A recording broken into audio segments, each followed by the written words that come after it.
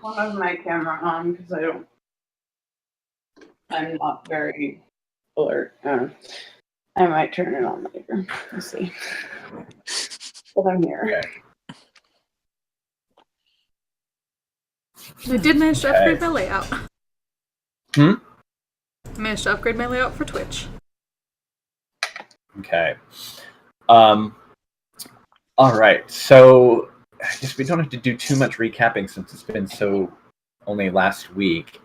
But basically, you set up an ambush for whatever was going to be coming up after Cairn.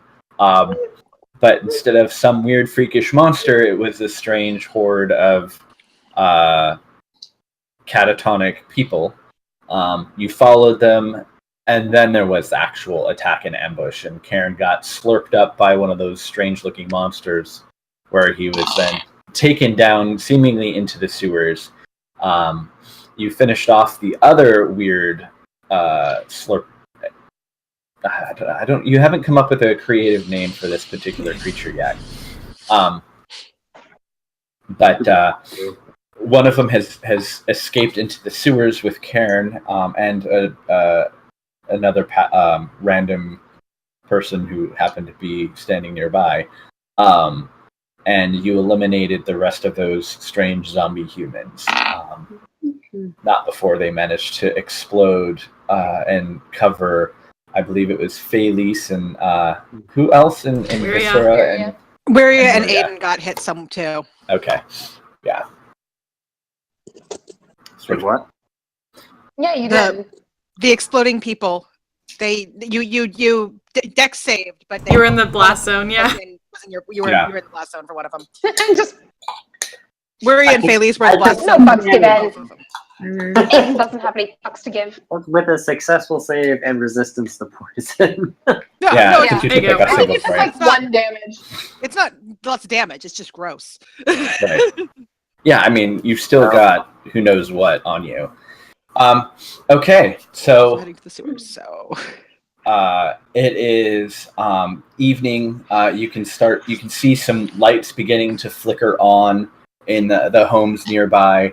We all climbed down the Yeah, we all headed down the sewer. Okay. Yeah. All right. So as you descend into the sewer, it is most definitely a sewer. Do we have any clothespins in our bags? I'm sure you can find something to makeshift a cloth or something. It's like bandana around the water on it.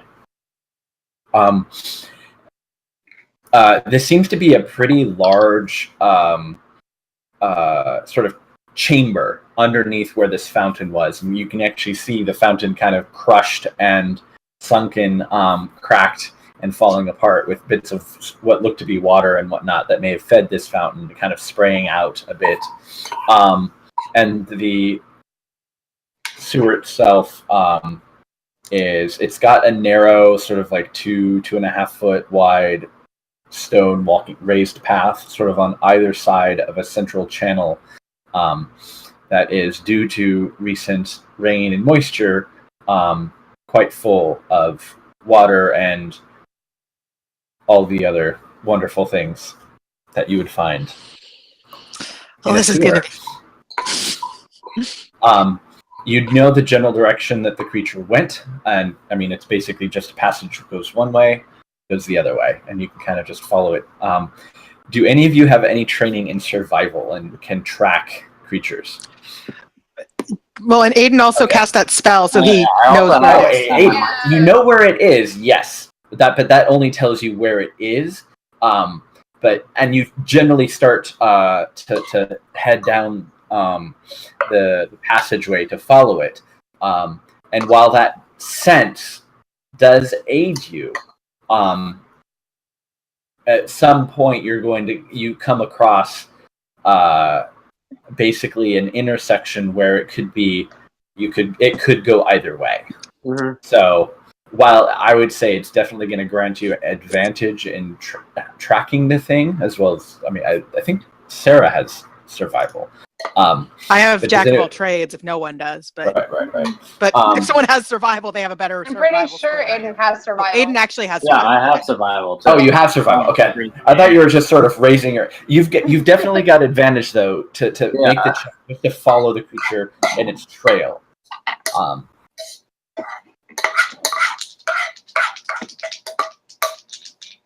Should I be rolling for that right now? Yes, please roll. Make a survival check.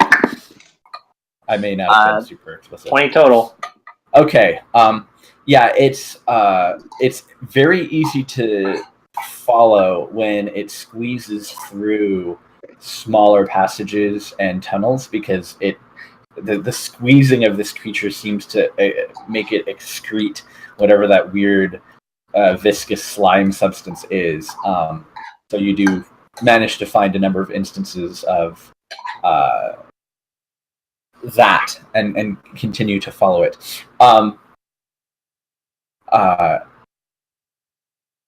Your general sense is that it's moving faster than you are. So it is increasing in distance as you continue to follow it. What's the range on that thing? As long as it's on the same plane, I know where it is. Gotcha. Okay. So enough, basically. Yeah.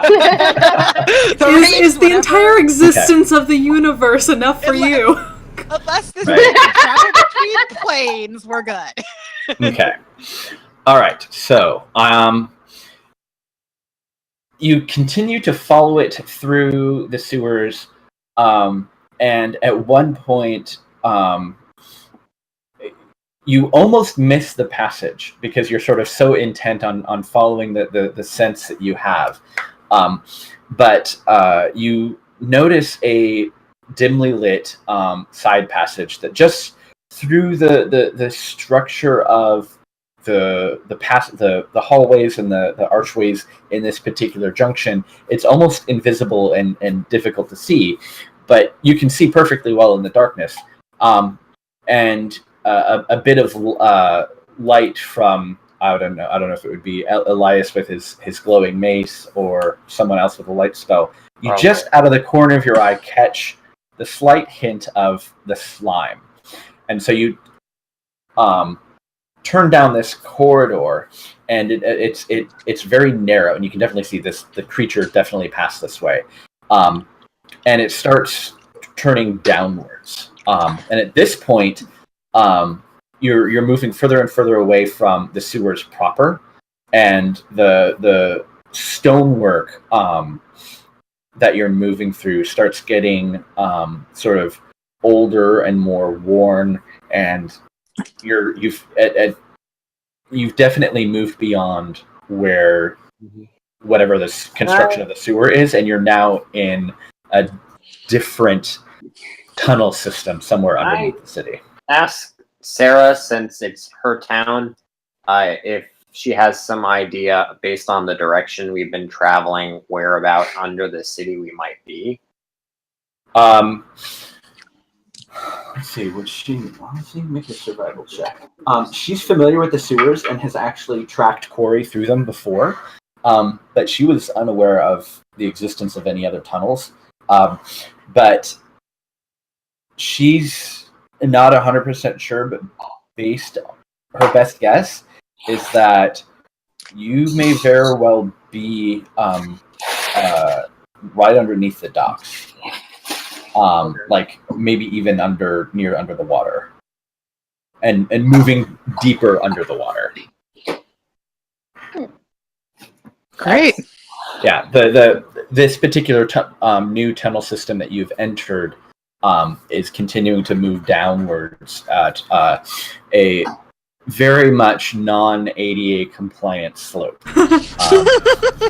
We should stop assumed so much, given Water breathing might. everything that came Water before. breathing preemptively might be useful. At least. Yeah. If that counts, Yeah, at that least. might be a good thing to have. I mean, if I can do it ritual, that would be better. But that will take Well, time. my spell only lasts an hour.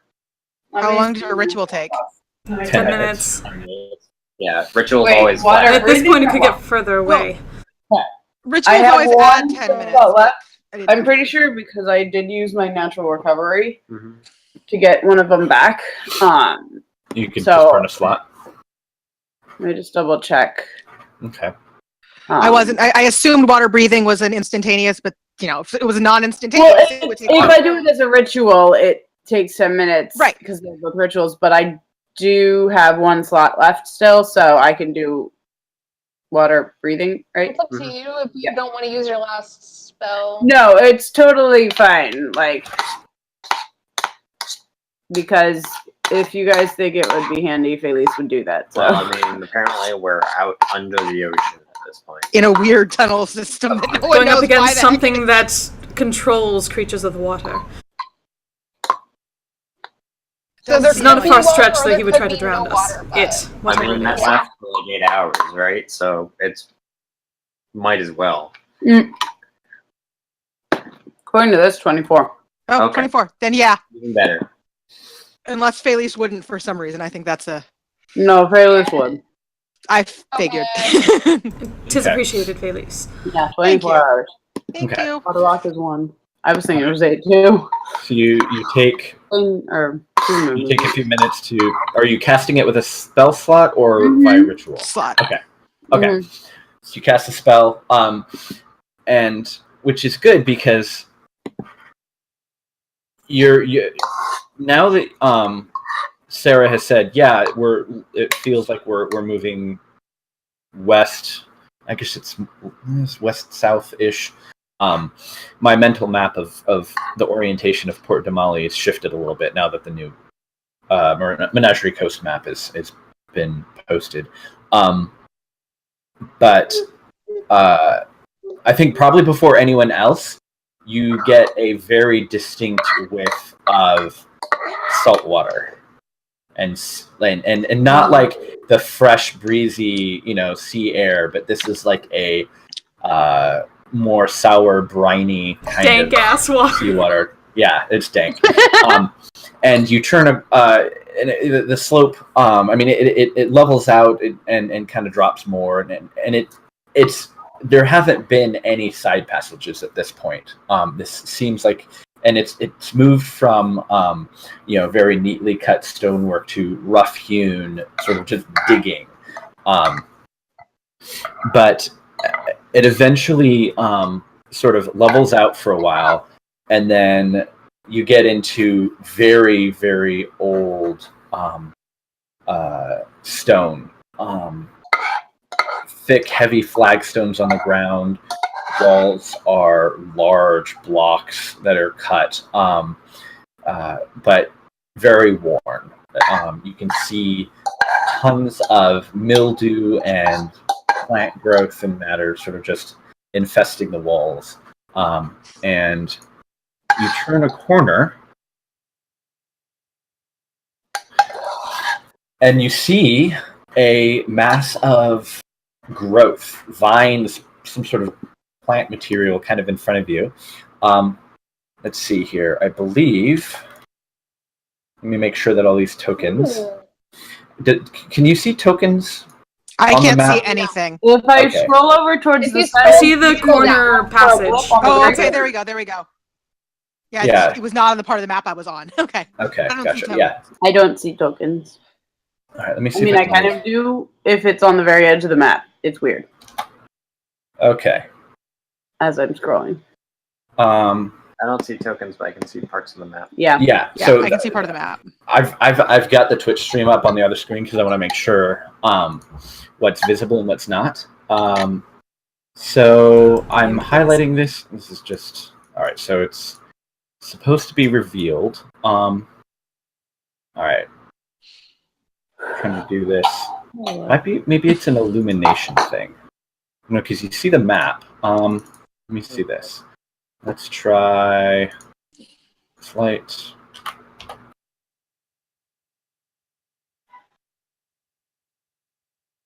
All right. Then I can probably turn my camera. Let me try this.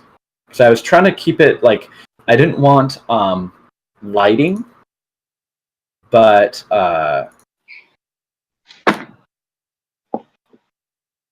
I'm trying to see if I can't. Okay, I can see tokens now. It also revealed a little bit more. gotcha. I still don't see tokens. All right, yeah, I have to give everybody's tokens the ability to see. Modern technology. All right, yeah, because I have my ridiculous dark vision. That's probably why I can see so much more now. Yeah. So it's mostly things. I think mostly fine. I might have to play around with this vision stuff a little bit more in the future to better prepare. Let's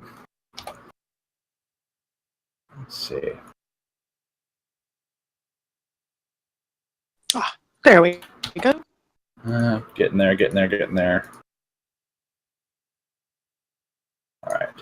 So theoretically, you can't necessarily see everything because there's like this really sharp bend in the corner and a huge wall of plants in front of you. But there's like temple stuff, looking things in front of you. Okay, so here we go. Are we essentially single file at this point, or is this like? Yeah. So you're going to need to be single file in some way, shape, or form because the passageway itself. I'm going to move everyone real quick. You see, is only kind of one person. So this plant growth that you see on the wall, it looks like this really thick and overgrown batch of Celtic that seems to just sort of almost be covering the wall like ivy. It's just so thick and heavy that it just drapes over and fills up half of the narrow passage. Felice, go ahead and make a nature check. Okay. Because a lot of this stuff you may have very well have encountered in the past. What am I looking at? But at this point, you're all wading through probably about an inch or 2 inches of just standing water on everything. Nice. It's more splashing. That is a 24. Okay. Yeah, you've seen this before. It's relatively harmless as long as you don't stand in it for too long. But it will eventually sort of very, very slowly wrap around any living creature that comes into contact with it and strangle it. Get a hell of a rash too. It's just terrible. Strangle plant. And Yeah, it's plants on the that wall, kill you. or is it Yeah. on the ground? And it's just That's sort of plant. growing on the wall, almost like ivy. You can move through it, but if you basically if you end your turn, it will have a increasingly stronger grip on you. So you just need to make sure that you move through it and not stand in it. So Okay, okay, good to know. say, So guys, the kelp on the walls is well, I would say it's not friendly, but maybe it's too friendly. Don't try not to like lean against the walls or stay too close to it because it might kind of grab you. But hack it through. Attack Thank you, kelp. Felice. Fun. it's like it's fine to. It won't kill you when you touch it. But yeah, don't become friends with it. Right. Stay away from the walls. Good to know. Can't say I've ever become friends with a plant before. It's not covering try it. all of the walls. I believe I've got like chunks of it on the map that sort of indicate hazard areas. Yeah. So as long as you're not, resting against the wall, you're fine. So move But forward yeah, cautiously. you can as you move through it, you can feel it, you're basically brushing past it, and you can definitely feel it sort of like moving against your chest, and it's almost as if you're walking by someone and they brush their hands over you and their fingers linger just a little too long, and just it's that sensation. Creeper plant, yeah. Do not approve. Yeah, I have my camera on now. Yay! Adventuring is not consent. Adventuring is not consent. Let's go. All right. Moving a little bit faster at that point. Yes. Trying to Aiden, keep close to the light, but also stay towards the front as best as possible.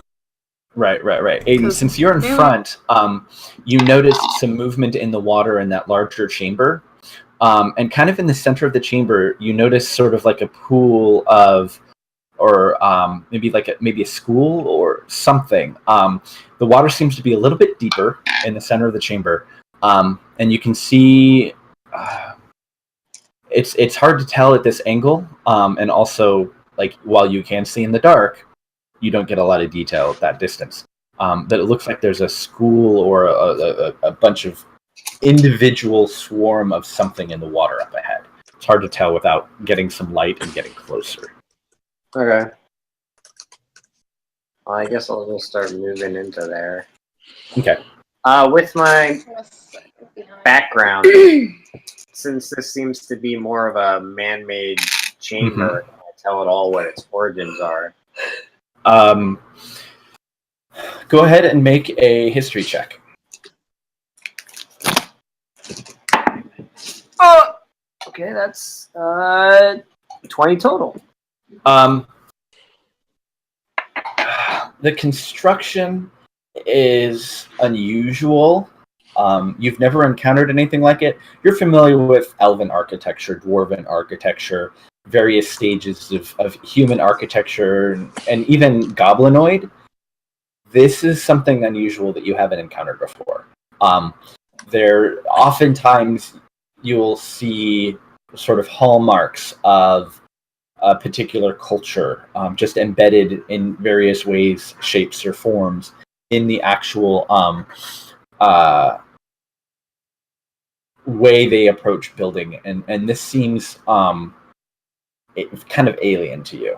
You're not quite sure what or who. Does it seem like at one point the entire structure was submerged, or does it happen to have it maybe sank and was more preserved in this way? I would. Was it all underwater at one point, or has it just not reached that point yet? Well, from what you can tell, and based on what Felice and Sarah had been saying, at this point you're underground, and it's under the water level, under the sea. You've moved under there.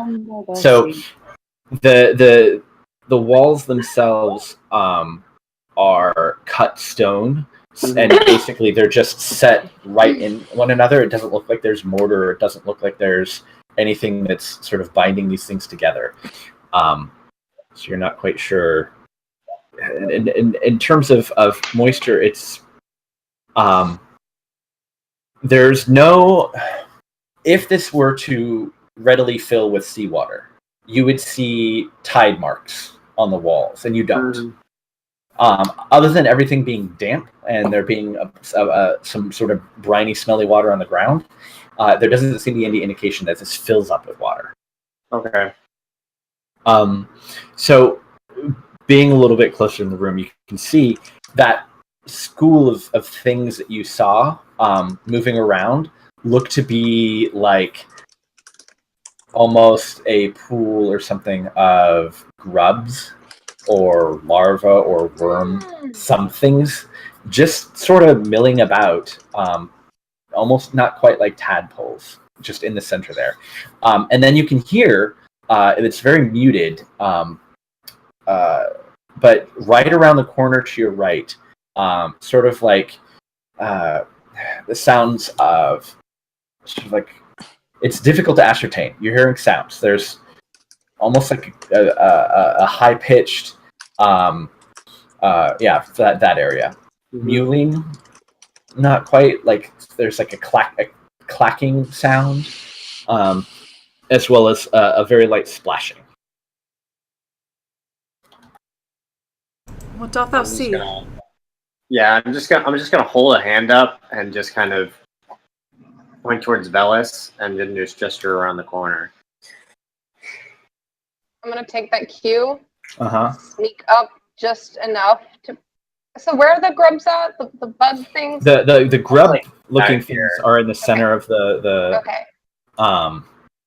Pool here. So I'm just gonna sneak like up here, just enough to peek, but not like stay in the wall. Just take a peek for a moment and then step back.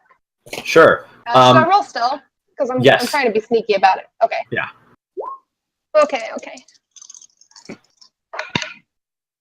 Yeah, that's really good. That's 27. Okay. Damn. I rolled an 18 and a 19. So you're not like spider climbing or anything. You're just being extra quiet. Yeah, and then just gonna look around and see what the sound is. So, despite waiting, waiting is not the right word. It's only a couple of inches, but you're not making any noise as you like very carefully and gingerly step through the water. And there's even very little ripples from your footsteps, and you kind of just peek around the corner, and what you see are a group of small versions of those creatures that you had fought just on the surface, but they're little. It's like a nest of a number of them, and so instead of being like the size of a person, they're all like the size of a small dog. And they're kind of like swarming around one another, kind of nipping at one another. They definitely seem to be infant versions of some sort. Step back and just to Aiden. Oh, it's a swarm of baby tentacle monsters. I love this place. Well, Joy. See, this is when we need Fireball for that. yeah, right? I don't know. Fireball in these tunnels sounds like an opportunity for disaster. Nothing that can't be solved by a fireball. Including your own life. I'm like, you don't need a view of this guy from me. I don't think so. Right. Well, lightning you do. So do we want to take them out quickly before they notice us, or do we want to just... I mean, do we have anything that can sneak out a bunch of them at once? I would imagine if we all turn to the corner quickly enough, we could take them out, but do we care? Are they just whispering between each other, or are they whispering to the group as a whole? The group. I'm including the group, yeah. Phyllis, couldst thou set up a barrier? Thou hast caused the earth to be... Couldst thou lift the earthen barrier? Make like a wall? Just wall them in, yeah. I mean, I can... There is no earth here. It's all stone. That's why I'm like, I can... The stone is earth, technically. Yeah, for old earth, it was like shaped stone is what I would need. Yeah, I was like, unfortunately, it's too hard here, though. Let's give a nod at that. She doesn't know that kind of magic. Like, she was around magic a lot, but she doesn't really know it that well. I normally could if it was dirt on the floor, but it's harder. They're baby ones. Shouldn't be too hard to take out, especially if we get to jump on them. I could try... They should not be allowed to get to the surface. I could try to hypnotize them. For what purpose? Getting past to stun them for a time. I'm just offering options. I guess, but yeah, Cortana has a point. Better to end them here before they make their way up above. No, I agree, but if we're concerned about defeating them all at once, if we're concerned about our ability to defeat them all at once, is the... Dost thou consider that to be a problem from what thou hast seen, Phyllis? I mean, is it worse? Phyllis is... Kristen stepped off. Yeah, he's peering back around the corner, double checking. Yeah. Understanding like as far away as you can. Cat. Like she says as she has her twin tails like underneath her nose trying to get out the smell. Yeah.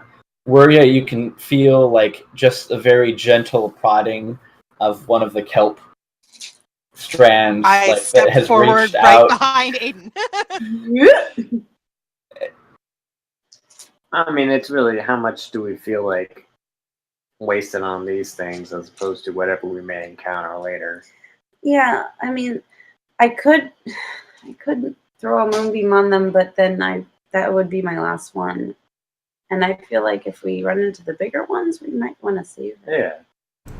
Do not waste thy. I mean, worst comes to assets. worst, just Cortana's, Velis, and I could just jump them and dice them up.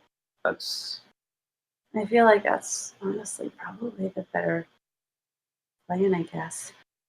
Understood. I shall simply need a light source. You can have a number of those. I'm assuming that since you encountered something that you've got any light sources covered or dimmed so that it's very unobtrusive. Yeah. Like, I don't know who actually has the light spell, so I don't know what... Elias has one. I don't know what Elias's cantrips are. Those weren't listed. Oh, let me get those. Elias has light. He definitely has light. Okay. He also Yeah. has Okay. Wiria also has light, so. Yeah, I was like, Okay. I know he's got light and Hold the Dead. Okay. Then, if we have a light source, she'll just need that on her blades right before we run in. Someone can cast light on your. Either Wiria or Elias can cast light on your blades easily. Or we could just No, sneak a thanks. little closer, and then as we're in position, just cast light on it. Maybe we'll blind them. If then Could be nice. Alright, well, let's just get this done. Understood. So, Yep. So let's sneak over by here and wait for Sure. the signal. Okay. So nice roll there. So you kind of all move at once, so go ahead and make attack rolls. They didn't detect your presence, so you all have the equivalent of a surprise round. Do we have advantage or? Yeah. So you're going first. You have advantage because they were unaware of your presence. They don't seem to like. They may not even have the ability to see. It's kind of hard to tell. These things are very underdeveloped. They're still baking in a way. 22.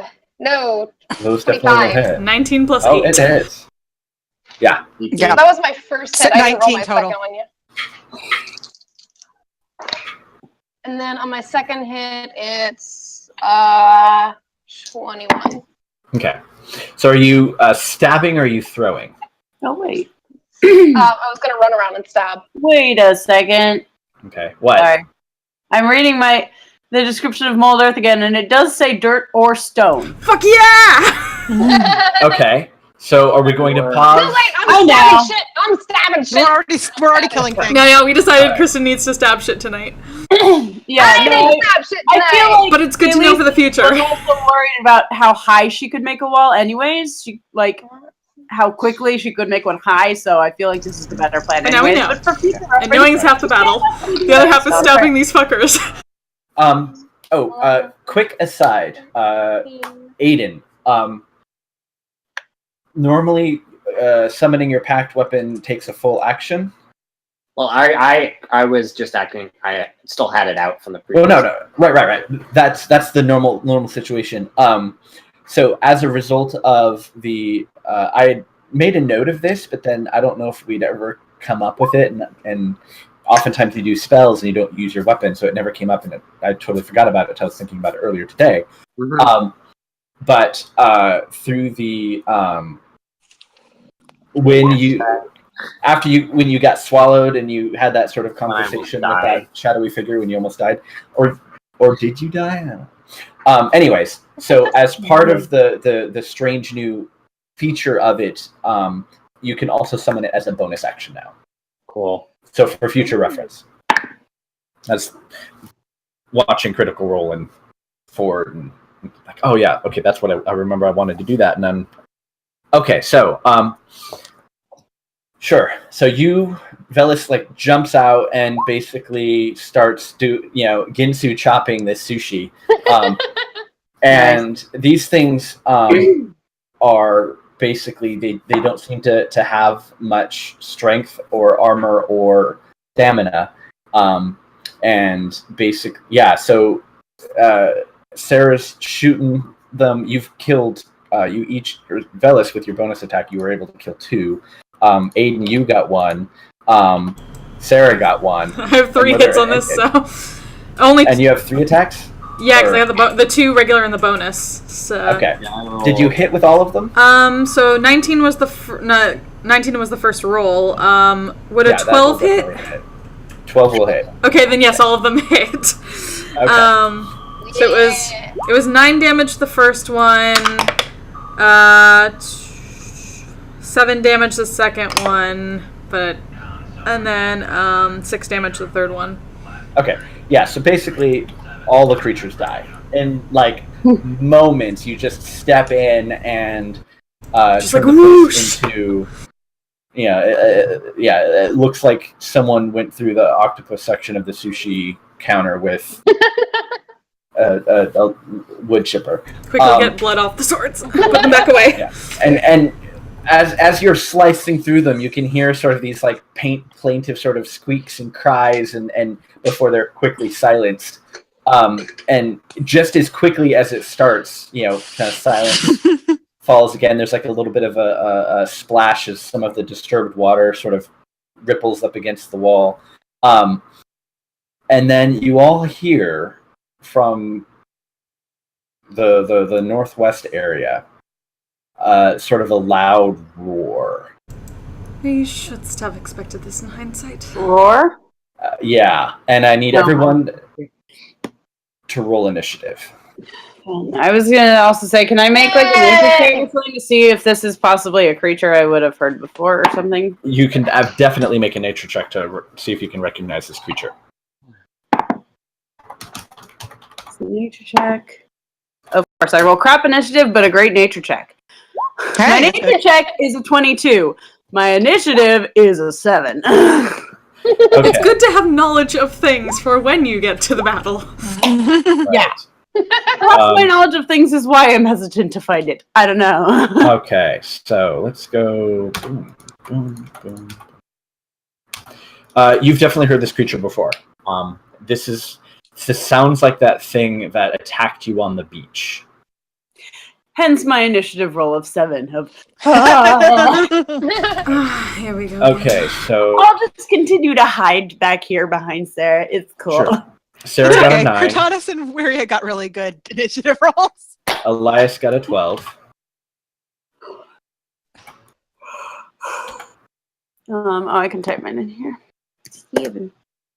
I mean, I did okay, considering that I literally didn't hit anything until the end of last game. I'll take that really sucked. I'm sorry. It was so bad! This time you are fucking up like tentacle babies. I was. You've already killed things. I think I mostly didn't roll over a 3 last time. I don't know what was up.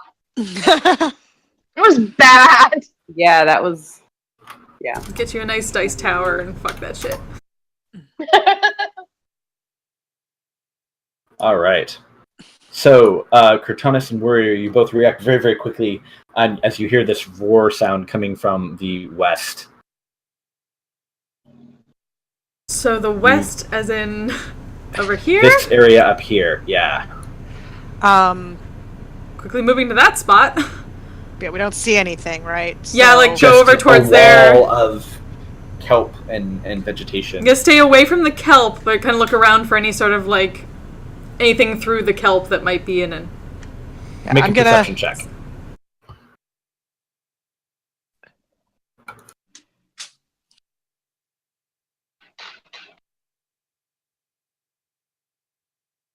$12. The kelp is thick.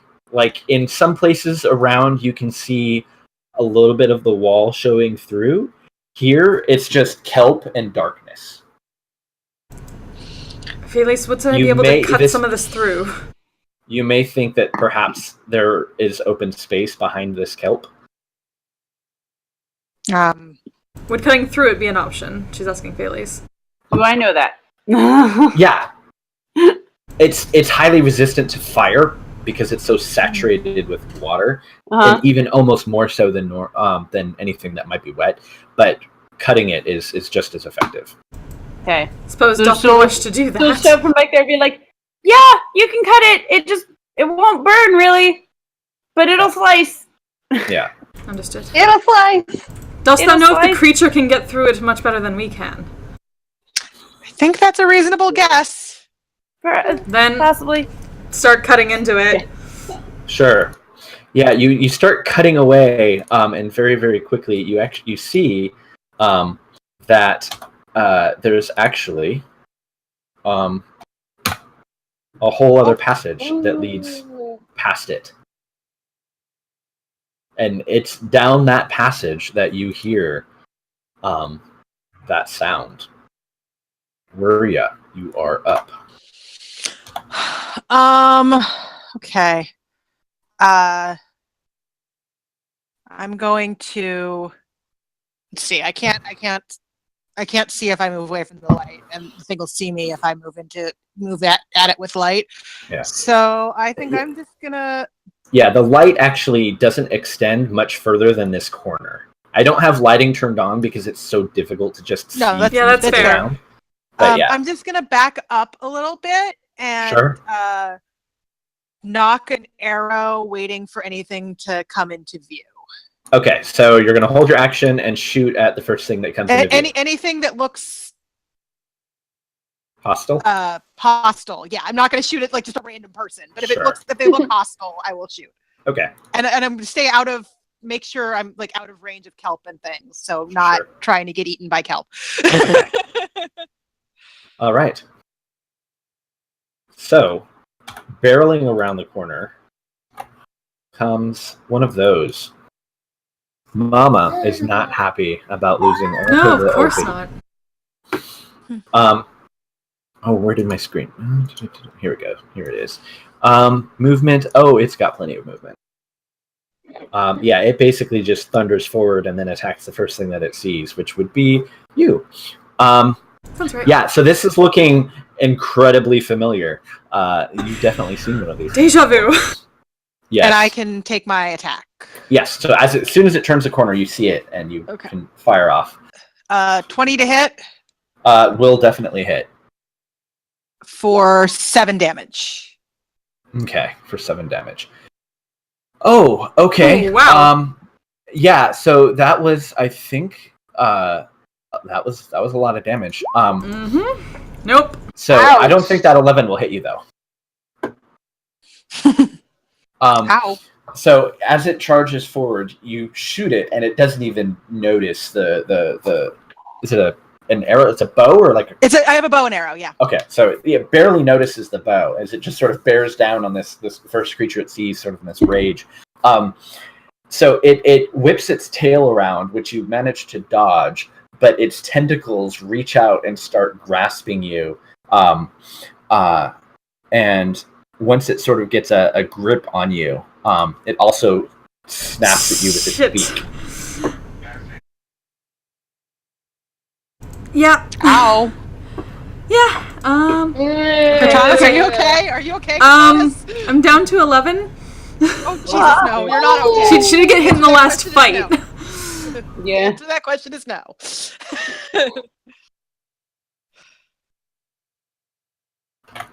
Are you gonna let my dice me? This is some deja vu right now. Yeah, this is like, oh yeah. You also remember that it tends to thrash in its death throes and can be particularly dangerous. Yes. And such. All right, that brings us to Velis. Yeah, Okay. you can see this thing basically got 2 of its tentacles wrapped around Cortanis. Kind of like that. It's just she just can't get the thing out. Okay. Adventure is our consent! I'm sorry, I can get right up on it. Oh, yeah. I'm gonna stab it in the tentacles. 'Cause that's a Okay. sentence. It is. Oh, that actually jumped out of my dice tray. Literally over the edge of the dice tray. That's a no. That's a 13. Okay. And then Yeah, this thing is thick and blubbery. I hit nothing. Yeah. We need to get you a dice rolling. Dice jail. Magic. I rolled a 3 and a 4. Okay. The same. Elias is up, and he's not happy about Cortanis being beaten. So I'd probably say, how bad is that? Cortanis is down to 11. You said, 11 right? out of 65. Ooh. Yeah. So I mean, But at you least guys are still have a controlling second Elias, wind. So, what would you like to do? Take at least a second level heal. He's got two second level slots. I had to go first level. She has second wind. She has potions. What would Elias do? That is fair. Elias would give you a bigger heal. Elias would give you a second level healer. Fine. Take the second level. All right. Okay. Yeah, totally. So that would be. You don't want me to roll for him? Yeah, who wants to roll that? Or what would be? What's the second level on that? Second level cure wounds would be 2d8 plus whatever his wisdom modifier is. Okay. Is it only wisdom modifier? Yep. Yeah. Plus 5. Okay, so 13 is not bad. So plus 13. What is that? Oh, boats in the background. Okay. All right. World of Warships.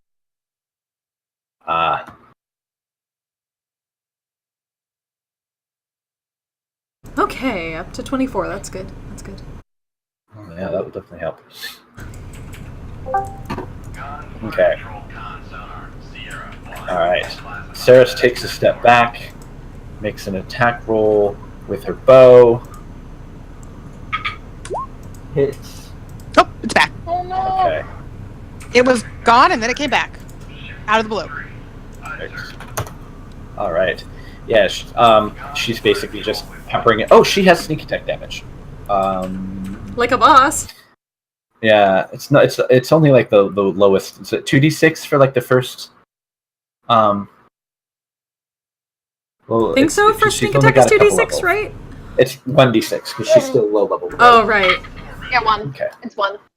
Oh. I'm sorry, I was zoned out for a second. I could have. No worries. No worries. Okay, that was a significant amount of damage actually. Yeah, that was like 14 points. Nice. Ooh. All right.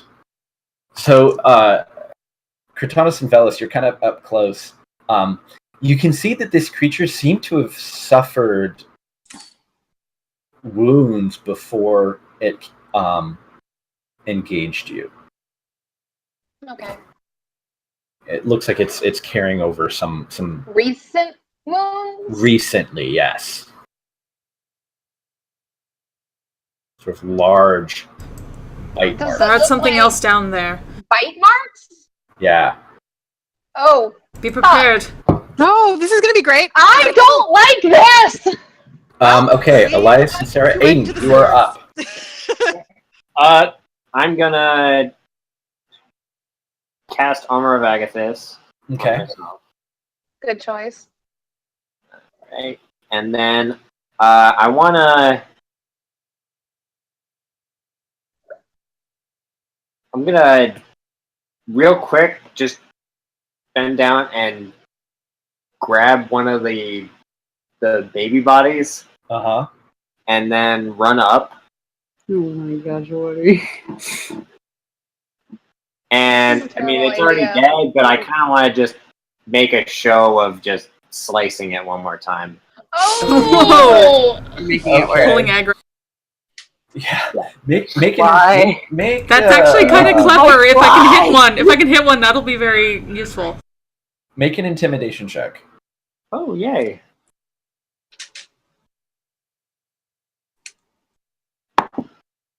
Uh, 17. Okay.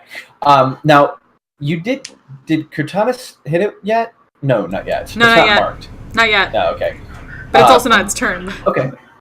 No, but you do that, and it turns and you can see it kind of like in the picture. It opens its beak and sort of snarls and hisses at you, and all the tentacles like fly out.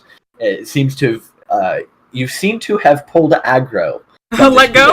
It let go of me? Yes, it technically wasn't grappling you. It was just Okay.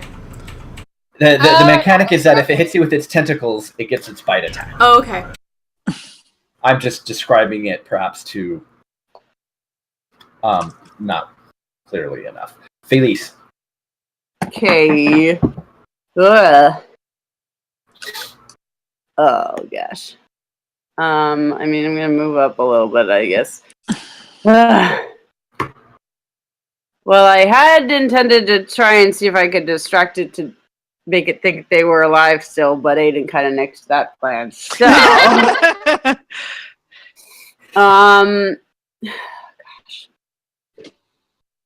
Yeah, I'm like, I knew what I was gonna do.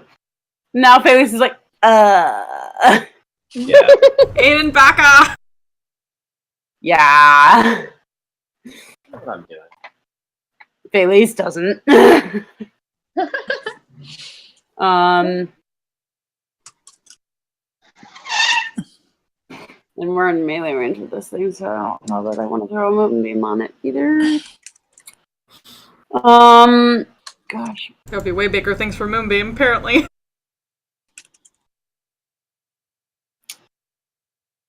So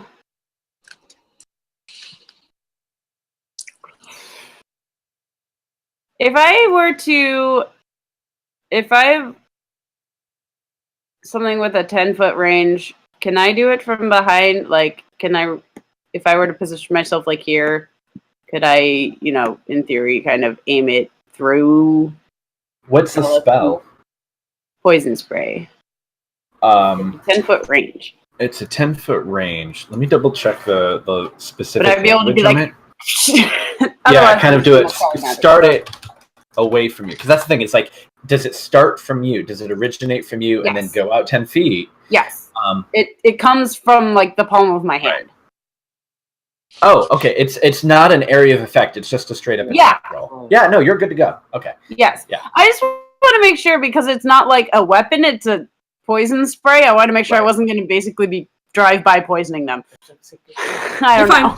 Yeah. So if the spell is a ranged attack, it's often going to just target one creature in range. If it's an area of effect originating from you, then you'd hit people. Like a thunder wave, you wouldn't be able to. I just wanted to clarify because I haven't used it much. But I'm just going to try and. I have no idea if poison even works on this thing, but we're going to find out. So she's just going to be like, "Ha!" And then, yeah. Does it add anything, or is it just? It's your spell attack. Yeah. So. No, it's it has to make a Constitution saving throw. Oh, it's a con save. Oh, okay. Yeah. Gotcha. It's not a spell attack. Let me get con save. Ooh. That's a success. Oh. Yeah, I think that's a success. That's a no. Yeah. I know. All At right. least it doesn't have a very good con. So it doesn't do anything to it. Sorry, Cortunus. Yay. It seems to have Turned into shifted to Aiden. Yeah. Well, but then I was gonna say, as soon as I'm done with that, she's just gonna like smack Aiden and say, "Why did you make it matter?" Yeah, seeing it turn away from her, like saying, "Thy opponent is me," and she's gonna smack it. I feel like you guys. So just slash into it and try to pull its attention again. So 16. That does not hit. Okay, next attack then. Third bonus attack. Come on, one more. We got this. Natural 20. Fuck.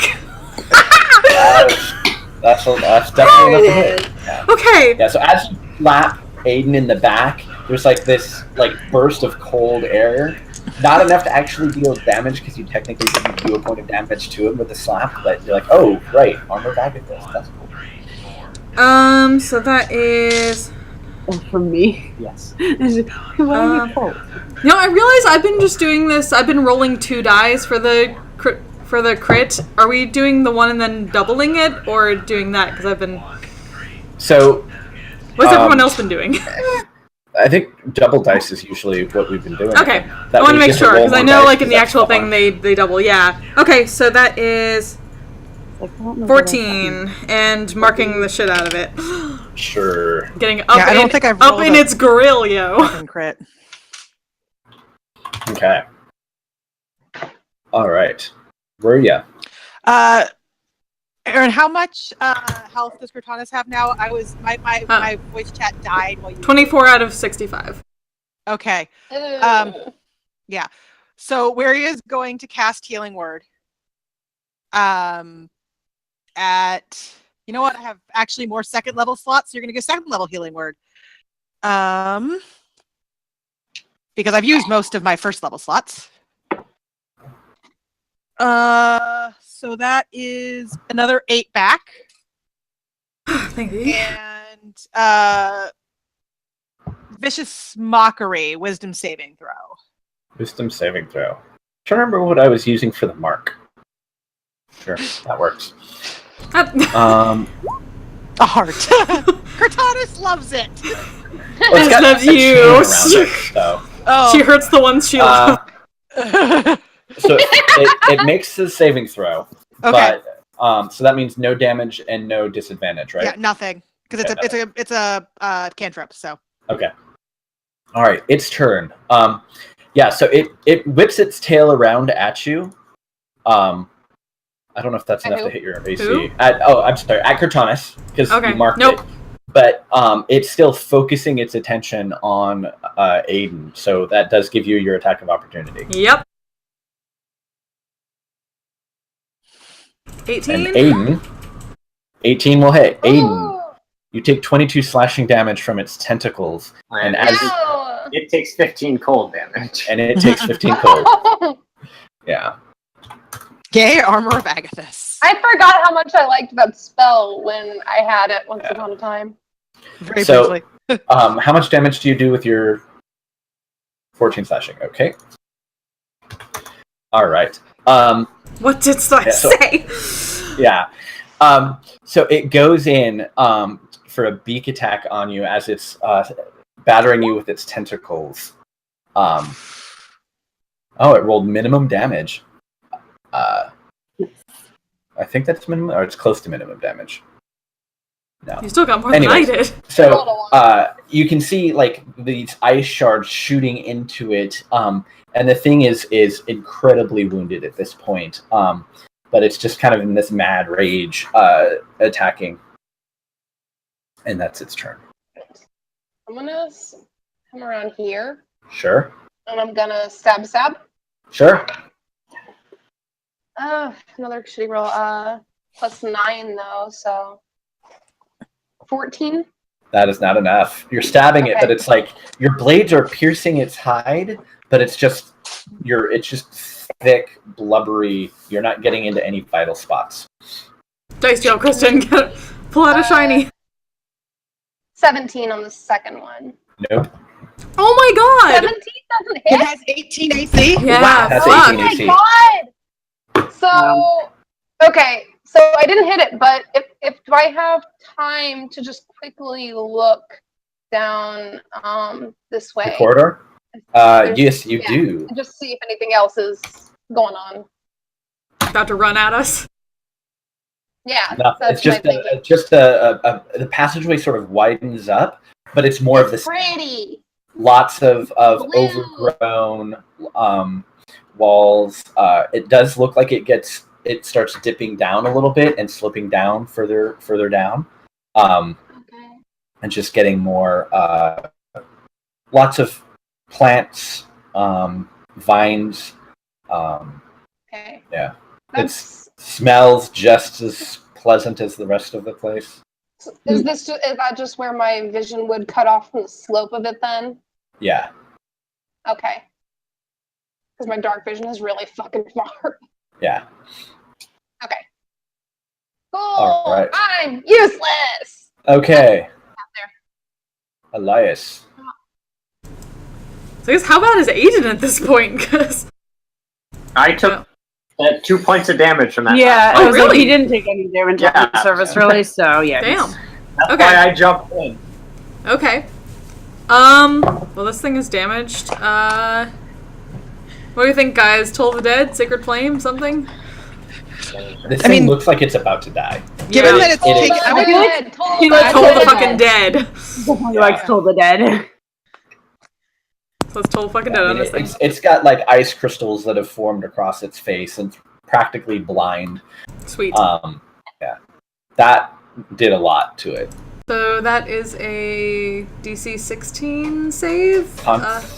Yeah, what's the Con? Toll the Dead con save? Wisdom? Toll the Dead. Wisdom. Yeah, so that's a whole lot of notes. So that's like 2d12, right? Yeah, it only had 2 points, so even if you roll snake eyes. Yeah. Nice.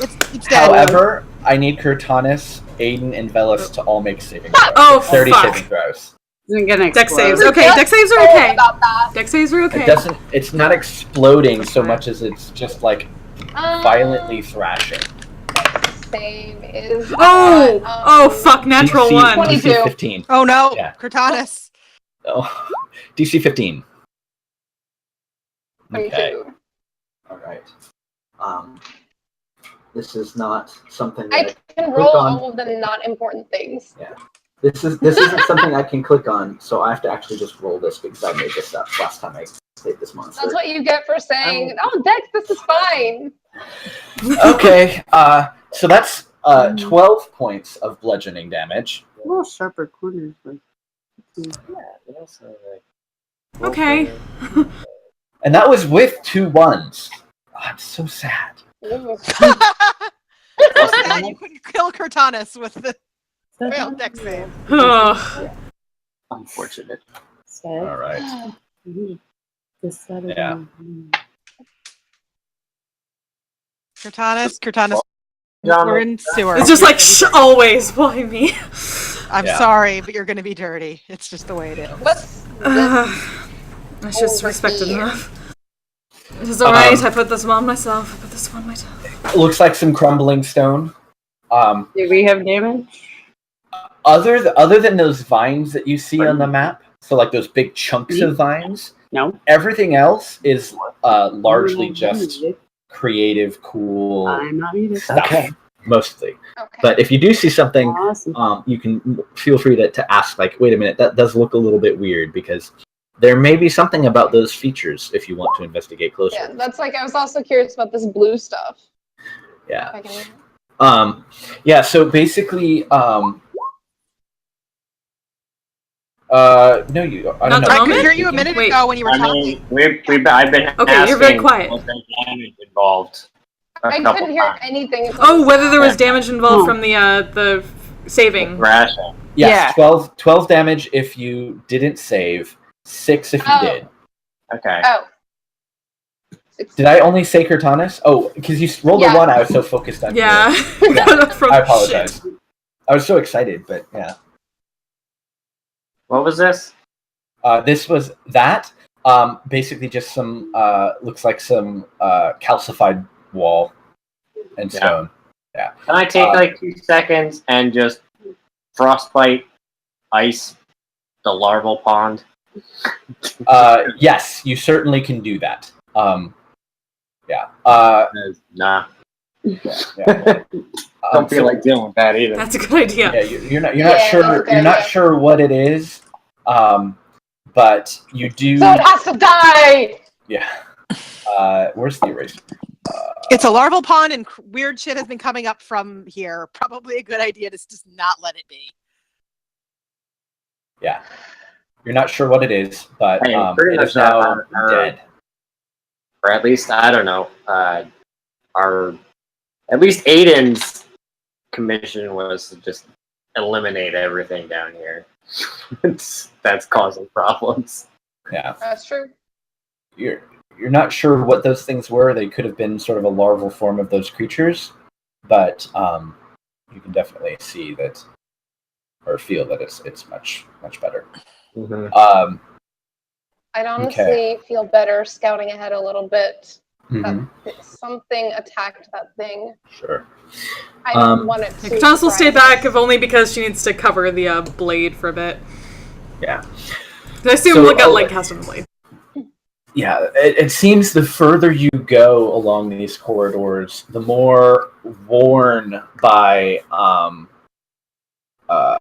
water or time or maybe just the pressure and of vines growing in and on so many things, this sort of strange kelp substance. But a lot of the walls are crumbling and misshapen and worn. I'll say while they're doing this, Cortanis will regretfully slowly reach into her bag and pull out one of the potions she was given. And just, like, pause a long time before taking it. Yeah. Should I roll stealth? Go ahead, roll stealth. Let's see. I'd say, Felice, go ahead and make another nature check, but with advantage. With advantage, you said? Yeah, and Elias is nudging you, Cortanis. Basically, like, nodding his head. 23. Drink that. Okay. So as you're sort of walking down this corridor,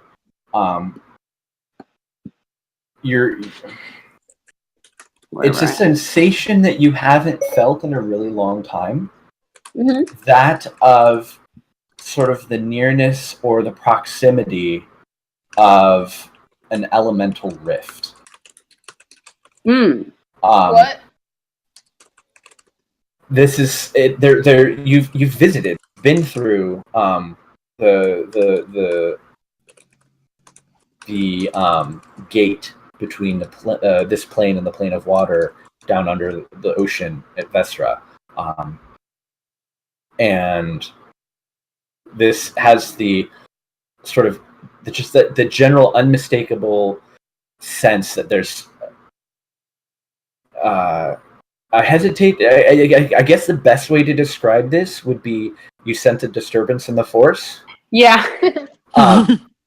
Most Ashari are highly attuned to the elemental planes, and as you make your way down this corridor, you just get the sense that you're approaching something that is definitely there is some connection or tie. Perhaps it's either an actual rift or maybe just a weak connection between the elemental plane of water and this area. But the seeing these creatures and this kelp, which often you don't necessarily see above ground and that sort of thing, it's kind of all piecing together. Like there's some elemental influences in this area. So if Bailey's on realizing this, she's gonna like do one of those like fast-legged like scurry things up to, because Velis is up front, kind of, right? Mm. So she's just gonna kind of go and tug on him and be like, Velis, be careful. This something's not right. Something's not good here. She's gonna also turn around and look and say, so I don't know exactly, but we might, I don't know, run into more elementals or have to deal with some elemental weird stuff. Felice. Words. Clarity. He just puts a hand on her shoulder. Clarity. So, you know that there's the elemental, like, plane of water, not that we're about to, like, just walk into it, but there's more of it here than there should be, kind of. Does that make sense? More 'Tis plain unusual. than there should be? You mean something seems to be bleeding over from another plane? Yeah, that. She's like, in her head, she's like, I feel Waria speaks Felice better than most. No. Yes. So be cautious of creatures from the elemental plane of water, yes. Good to know. Keep my eyes open. There's a unsteady, a lot of energy that I can sense from that elemental plane. The further we go, the stronger it seems to be getting. So we should be careful. I'm not sure what at least we're we walking have into. water breathing. I agree. Understood. That was probably a good choice, yes. Well, we have dealt with I don't know about the water rest of elementals you, before. but I don't want to go too far ahead. Yeah, I think we should I don't like the idea of walking into it, but I like the idea of knowing what's ahead before we all go running into it. So maybe about 20 feet. Yeah. Felice is gonna, knowing that all of this is up. weird, I was like, Felice is gonna try and keep up with Velis-ish as much as she can too, just because she has more, knowledge of kind of, Let's go about 20 feet up from the main group, but like staying like together, but about 20 feet apart. Mm-hmm. Okay. All right. So. Guess I'll just slide up there. Second. Right. We'll all slide up after. Yeah. Felice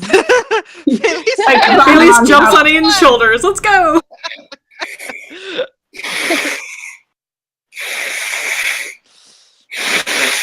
All right.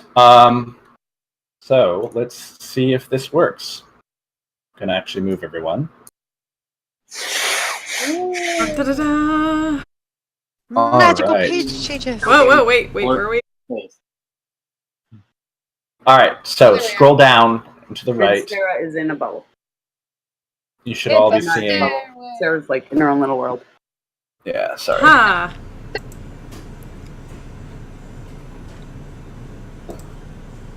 John can see everything. I can only see what I can see.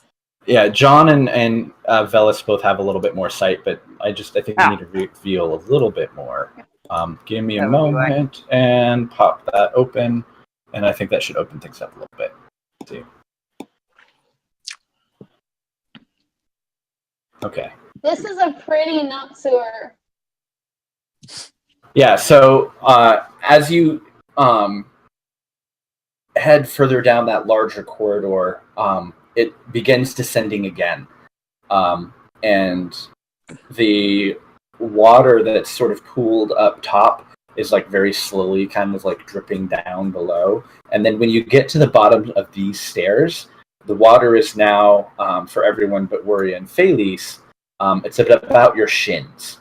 And it's cold, and it's dark, and it's very briny smelling. And for me, it's like my knee. I was like, for us, we're like, wading through. Yeah, for you guys, it's a little bit more.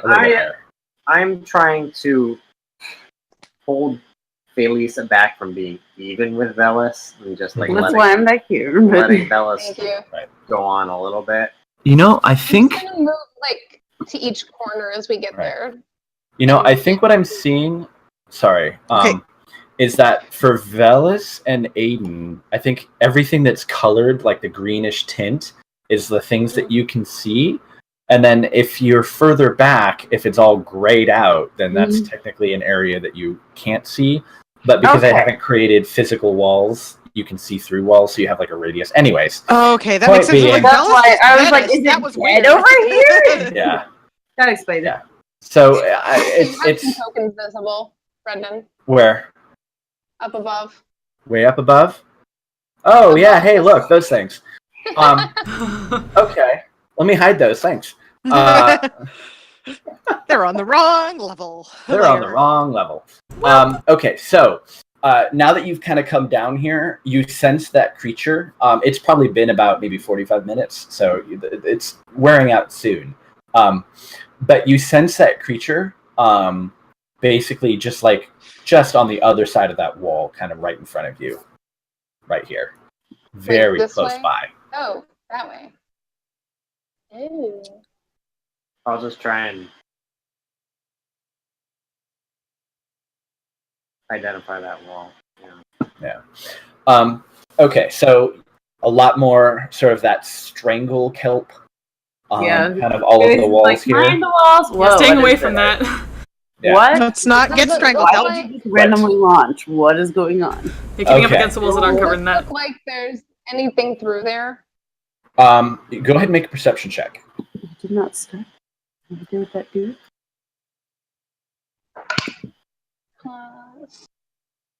Perception, 17. 17. you're kind of staring at it, and it looks like there's a pretty solid wall behind that. But what catches your eye is just to the left of it, sort of on the wall facing you. You can see it's harder to tell because everything's kind of in grayscale, and there's only shadows and stuff coming from the corridor from Elias and Wuria. But you get this slight hint of movement as emerging from the wall and the shadows in that bottom corner are these massive, large. Best thing you can say is it's like the strangle kelp, only thicker and larger and seemingly angrier. And I need you to make a dexterity saving throw. Oh, As these massive plant-like vines shoot out from the corner. 15? Yeah, unfortunately, that was not enough. Okay. And they shoot out and just sort of basically you're grappled by these plants that have suddenly emerged from the wall. I see that and run. You Can I hear run a up? very loud underneath. I can't see shit, but seeing Aiden run might uncover the blade. Do I know what this plant is? What this thing is? Or was it caused by somebody else doing that? Or you haven't. I'm just running up and hacking it. Sure. What you can see is you haven't.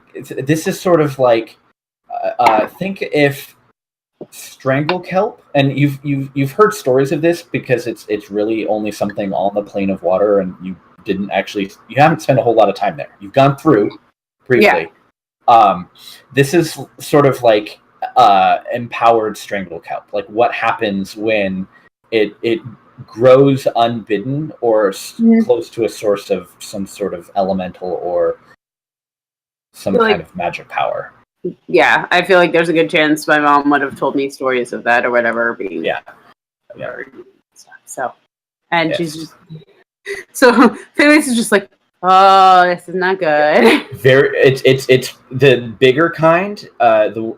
It's fire magic tends not to be used very much by the water Ashari, but this stuff it's completely immune to fire, and resistant to anything that's not magical as well. Great. All right, you're hacking at it. Go ahead and make an attack roll. 21. It's definitely enough. Go ahead and roll damage. Does your pack blade count as a magic weapon? Yeah. All right. Yeah. So, yeah. I mean, you're easily slicing through, but there's a lot of these tentacles, vines, kelp, strands. I'm gonna go with strands. Yeah. I can open up this. So even though you're cutting through them, there's still a significant amount that's actually latching onto Velis. So while it's not exactly super close to an initiative order, we'll just say that was your action. Cortanis, you're going to go up and cut too. Go ahead and make an attack roll. Yep.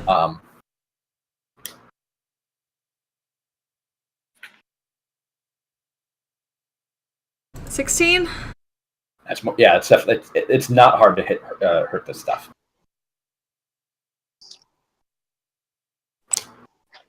12. But not magical. Yeah, so your blades aren't quite cutting through as effectively as Aiden's magic packed blade. It's cutting through it like they're not even there, like paper. Unfortunately, they're tough and they're resistant to yours. All right, Sarah's kind of gonna hang back, not get too close, and just kind of pull out her bow and shoot. But arrows don't seem to be super effective.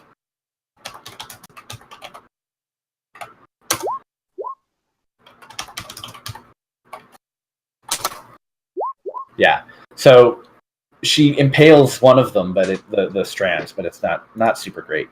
Wuria and Elias and Phades, you can all sort of take an action before it does something. Is that me included in that? I feel like this thing's not very Yeah, wise, yeah, so maybe yeah, a Toll the yeah. Dead is good. Fanny score you an 8. Can kelp strands be viciously mocked? Unless it's Here? specific. But here, Bad vine. Yeah. Bad vine. You go to your room and think about what you've done. I mean, It's not a creature. so it can't. Yeah, so probably. This is not. more like a. That'd be a rapier type thing for you. Yeah, or I could shoot it. I'm gonna stay back and shoot it because Sure.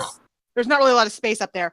And really, so just imagine a string of swearing in Undercommon Alexis the Cadence has never heard going on this entire time. 19 This is just like, I don't know what's coming out of his for mouth. 6 damage. Okay. But 3 because non-magic. Just like, Mhm. oh man. All right. I feel like at this point, Elias should just do like a Toll the Dead on this thing.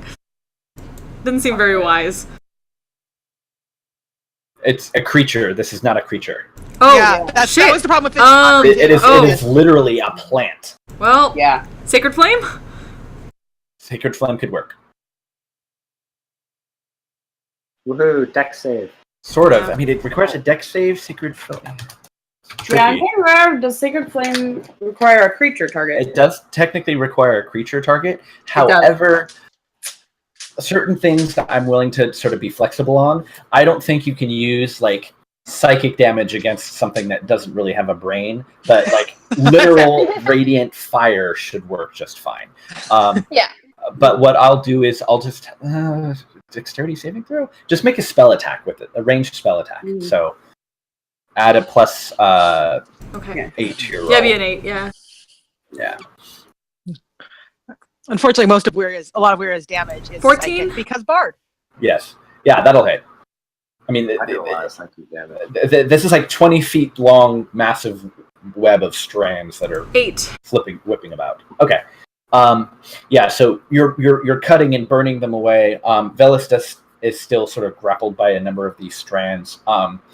Let's see. So I think everyone's gone. Velis, you'll be wait, hold up. Who?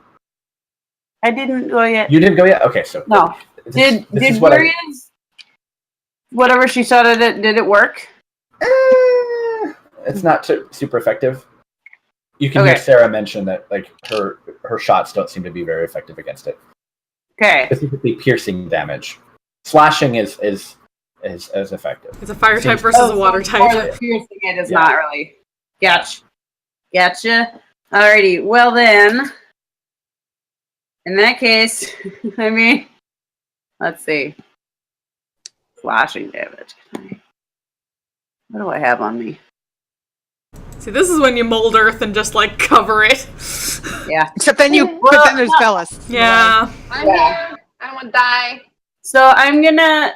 It's okay. I'm gonna grab some stones off of the ground. I'm assuming there's little stones, right? Oh, there's debris and crap Yeah. everywhere. Yeah, The biggest one I can hold reasonably. sure. No, I'm just gonna grab, the little pebble things and cast magic stone on them and Mhm. load one in and try and Chuck it. fling it at it. Sure. And this counts as a magic weapon, Yes. so it'll be more It effective. counts as magic damage with this magic stone. At least I believe it does. Magic pew pew. Yes. Um, And you get to use your spell ability Yeah. as your modifier for damage. Zoom type. I didn't pull out any d6s. It's kind of like a ranged shillelagh. Yes, that's why I have this and not shillelagh. Shillelagh is great. What's my spell? It is. Not Shillelagh. No, not 5 yet. Give me a sec. What is that? 4. So that's 9 bludgeoning damage that I believe counts as magic bludgeoning. Yeah. Um, You seem to sort of like pop some of those kelp. You know how sometimes kelp has those like bulbs on them, and this weird ichor just kind of sprays out on Velis and Aiden and Thomas. Mhm. Right. Kelpiker, great. Ugh.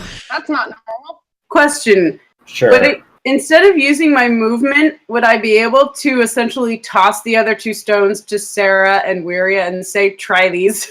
Oh, yeah, totally. I would say they're standing right next to you. You can just hold it out for them. You can still move. You don't need to spend your movement to do that. Awesome. I mean, I don't know how close I want to get to it. I might inch like a little closer. Right. Like that. Okay. But yeah, because I grabbed 3, so after launching one and seeing it work, I'm just going to be like, here. Okay. Check. So you guys, Sarah and Wiria, if you want one, you have a magic stone now. Cool. Wiria still has a slingshot, so. Cool. Yeah. Okay. So. And you can always just chuck it. All right. And you use my spellcasting modifier. Sorry. Okay. Yeah. Then. I just realized that I lost my HP bar, but I fixed it. All right. So I'm going to need Kurtanis and Velis. You're already grappled. No, I didn't attempt to advance that to restrain you. So make an acrobatics check, an opposed check to its I don't strength. trust Quick question, Brendan. I realized I didn't roll a attack roll. Oh yeah, you didn't. You just rolled for damage. Make an attack. Right. You have to hit a 10. Can you hit a 10? That's natural 20, actually. So it takes I take 9 points of damage. Yeah, because fuck it takes that shit. 14 points of Particular. damage, because the 5 I rolled would be doubled. Right. Yeah. This No. is what I rolled. So this thing is you're basically just like knocking a bunch of these strands down, and it's already like half the number of things that have come out. But there's still quite a few left. My acrobatics was a 25. Okay, yeah. So it starts like trying to wrap more of its strands around you and like pull you in. But strangely enough, with that ichor that kind of spilled all over you, you're able to like slip out of its grasp, and you're no longer grasped. Okay. However, Aiden and Kurtanis, what did you get for either a opposed strength athletics or a acrobatics check? Acrobatics is 12. 26. Okay.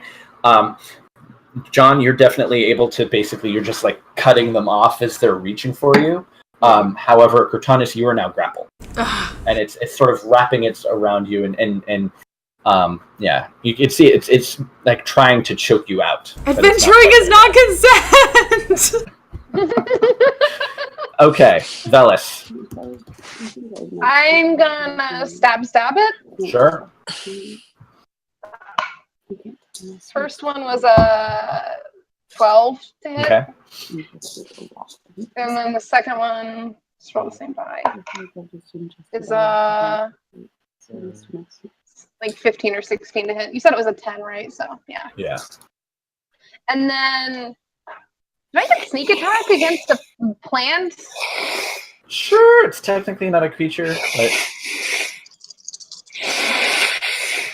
Sorry. I rolled 2 6s! That's always good. 17 plus 6. Yeah. So you managed to cut away everything that's like attempting to grab onto you, and really all that's left is what's kind of still holding onto Kurtanis. I didn't roll my second damage. Okay, go ahead and make... So my second D4 Sure. is a 1. Okay. All right. So... And then I'm going to... yeah, you can move because back you're a no couple longer... steps. Yeah, sure. Okay. So anyone else? We're not really specifically interested. I'm saying this is more as like it's a hazard rather than a creature. So Then kind of loosey-goosey. Yeah. So you just make it. Go ahead and make an attack roll. Its AC is 10. Go ahead and roll damage if you hit. It's not hard to hit. It's just 7. Do I get my full attacks or just one each? You're grappled, so your movement speed is 0 as long as your attacks aren't otherwise restrained from having. So 1, 2, and 3 hits. Okay. Oh wait, no, 2 hits. Okay. Is it just Kurtanis right now, or I was hitting it too? You were hitting it, right? Yeah. Yeah. So 21 total, but non-magical. Okay. With that damage from both of those, you manage to basically like cut enough away till there's only just a little bit left, and it sort of retreats back into the wall of sorts. And you can see it's colder, and that specifically in this area, it seems a little bit colder than it is elsewhere. Yeah. Godforsaken. Yeah. Great, kelp that attacks. Just what everyone wanted. Don't like this place. Aiden, you can see up to the north there. It's not no one else can technically see this, but because it's so dark. But actually, now that you and Velis are both around the corner, you can see what look to be weird, maybe sacks bound, sort of stuck to the wall, right up there. Are those people sacks? Those are people sacks. They're roughly humanoid size. What? What was that in character? Watching them, you kind of detect just the slightest hint of something kind of moving underneath the surface. Did you say people sacks? Because immediately looking in the direction of you said people sacks. Yeah. Oh, I'm gonna say, I think we found the captain. You think you found what? I would say this is definitely the area where that thing deposits what it spits out. That's pretty close. Well, what? Then move forward. We need to find that thing too. Agreed. She's just gonna move forward with the blade still lit for the moment. Okay. If I step up to here, I should probably roll stealth again. If you want to move quietly, roll stealth. If you're not worried about moving I'll quietly. stealth then. I'm also just keeping a wary. Because of the depth of the water here, because it's so high and because you're literally slogging through water, you need to make a stealth check at disadvantage. Oh, I'm just gonna re-roll because I've got to do a straight roll. Because you have advantage, so you would just have a straight roll, but everyone else it would be disadvantage. We're rolling, so if it's a straight roll, that's less than either of my advantage rolls are, but it's gonna be 18. Yeah. Okay. Stealth. What's my stealth? What's stealth for? Mine is stealth. Oh no! Mine that's an 11. Okay. So as you're moving through the water, Velis, you're trying to concentrate as much as possible on being quiet, and from behind you, it's just splish, splash, splash, splish, splash, splash. Can I just hold my hand up? Just everyone's sort of moving forward. I like how the tiny halfling who's up to her knees in water is stealthier than the human who's you are so deep in the water that you're just kind of you're kind of waiting. Yeah. Well, I think you'd probably be waist deep. Okay, waist deep in water. Regardless, I rolled an 18 stealth with disadvantage. Does that make sense? Because we're wading in water. And... Mm-hmm. You're not. You're actually disturbing less water. All right.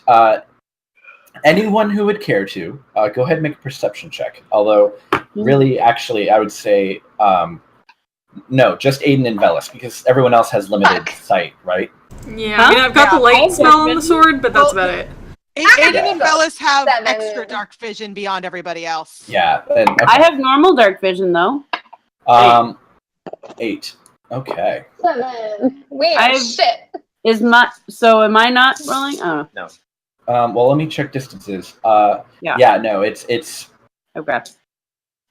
It's just Velis and Aiden can see so far in the dark that it's beyond what you can see. So, what did you two get? Terrible roll. And an 8. No, I'm just we're in a small window. Well, we had a 7 and an 8. All right. All right. I rolled a 10. All right. Okay, so you see more of these shapes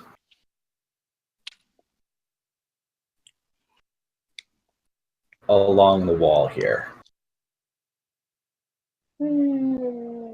So just interspersed, 5-foot intervals. And Aiden, you can definitely sense this creature is still right around that corner there, to the left of where the group is. This is definitely its lair. I want to take a look in those sacks and make sure that it hasn't turned them into more of those people that exploded back there. Okay. Have them explode behind. I'm saying this to the group. Right. Okay. I mean, I'd rather not have them come up and explode. If we need to take them out here, I'd rather do that before we get into. Well, Which is intelligent. It is right on the other side of the wall, so whatever you're gonna do discreetly. Do you want? Would it help for you to be unseen entirely? Maybe. Wouldn't hurt. All right. Wiria is going to, because knowing the thing's right on the other side of the wall, she would cast, get up to Velis. She has to actually touch it. And then cast invisibility. Okay. So you re-get advantage on stealth. Yeah. So I'm gonna sneak then up to here and just look closely at this and stuff. Sure. And all right. I'm gonna roll it. Oh, I'm so glad that was advantage because it was a 1. Instead, it's a 24. Okay. Yeah. It's good shit. Velis seems to actually, seemingly without sound, step around the corner past where most of you can see, kind of right there. And go ahead and make it. What kind of roll would this be? I mean, it's basically this large cocoon-like thing. Nothing like what you've seen, but go ahead and make a, I would say, an investigation check, sort of, to examine the thing. No? It's large. It's probably about. It's humanoid sized, so it could theoretically fit a human or humanoid creature. Fuck, we're in Killer Clowns from Outer Space. It's kind of like hanging by vines and other things from the wall. To anything? Like it's less like hanging by a single thread and more like an interwoven network of vines and kelp and other things that you're not quite sure what it is. It's very white. It's almost translucent in color, and you can see sort of these dark blue and green and purple veins moving throughout it, where it seems maybe the outer layer is particularly thin. And every once in a while you can kind of see it shift, or like something kind of like gently bulge against the side. Okay, so if there's like that network behind it, in theory these could be connected to something else. Yeah. What was that? It could be connected to something else. It's less of a it's not like a hanging lamp or something like that, but rather it's sort of a web of things. Okay. Yeah. So it very reminiscent of things in the Underdark, spiders and such, where you get that feeling that if you touch this little corner of the web, that whatever is sitting at the center of it will be aware of it. That is exactly what I was getting at. Yes, you have that feeling. Step back. But what it is or what's inside it, you have no idea. I'm going to very quietly step back and relay that information. What was that then? Don't touch them. Okay. That basically that it's not quite, but almost like a spider web. I think they're connected, and if we disturb one, we're going to disturb all of them, and probably whatever put them there. Let's be able to see all the strands. Like, is there the strands of this web expanding out, like where, like thin, would we actually be able to see them? Those of us who don't have Yeah, dark I mean, vision. you bring up Okay. the light and you can see it's sort of like just an interwoven network of veiny plants, weird tubules. Some of it kind of like just breaking directly into the wall. Are they stretching or out just across running the along it. space? Would No, we have nothing to, in the space. It's all like up against the wall. They're all sort of affixed to the wall in a way. Okay. So basically, don't mess with the weird cocoon things. Can I, from where I am, or if I come up a step or so, Closer, yeah. like, I think I can see at least one of these. Do they look like? I know she said they're like spider webs. Do they look to me like they would be from like a giant spider? Oh no, definitely not. It's Didn't think so. But... the spider web was a metaphor. Yeah. That, being a drow, that was sort of her expression of it. Being a druid, I'm like spider web. Yeah, no. These they look like cocoons. Okay. Something is likely inside going through some kind of metamorphosis. That's your best guess. You've never seen it. You haven't heard of this particular type of thing before. I mean, you've seen many creatures go through metamorphosis, but yeah, you've never seen this. You've never seen people metamorphosis. Yeah, I love people. I'm not speaking as Faye would say. Finger food. Even so. I'm a... Having advanced forward a little bit, that sensation of being near the plane of water of that disturbance is growing stronger. Yeah, I was gonna say I'm keeping not an eye out, but yeah, alert to that. So that's yay.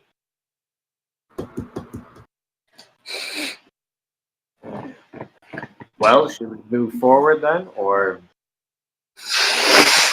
That seems to be all we can really do. For sure. Carefully. Okay. So go ahead and advance forward. And as you move into sort of this central area, if that's indeed where everyone is going, if you can, make a perception check and another stealth check, and then pop it into chat. I need to run and take a quick bio break, but I'll be right back. Stealth with disadvantage still? Stealth with disadvantage still. I still have advantage, right? Yes. Yeah, because it's invisibility lasts for concentration or an hour. So perception check and then stealth disadvantage, and I'll be back in just a moment. I figure we'll reach a more natural breaking point maybe a little bit later, but I need a moment. Yep. Well, or until you attack or something, then you won't have invisibility anymore. Oh yeah. Okay. So don't rage just yet.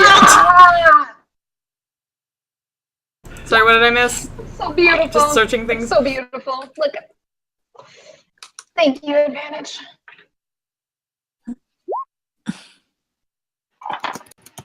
Are people moving forward? What are we? Yeah, we're moving forward to sort of the middle of the. I did not roll well. Here. Okay. And then we were supposed to roll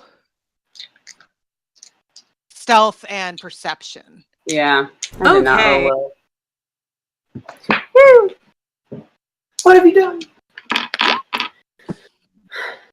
I've had far too much to drink. I gotta pee.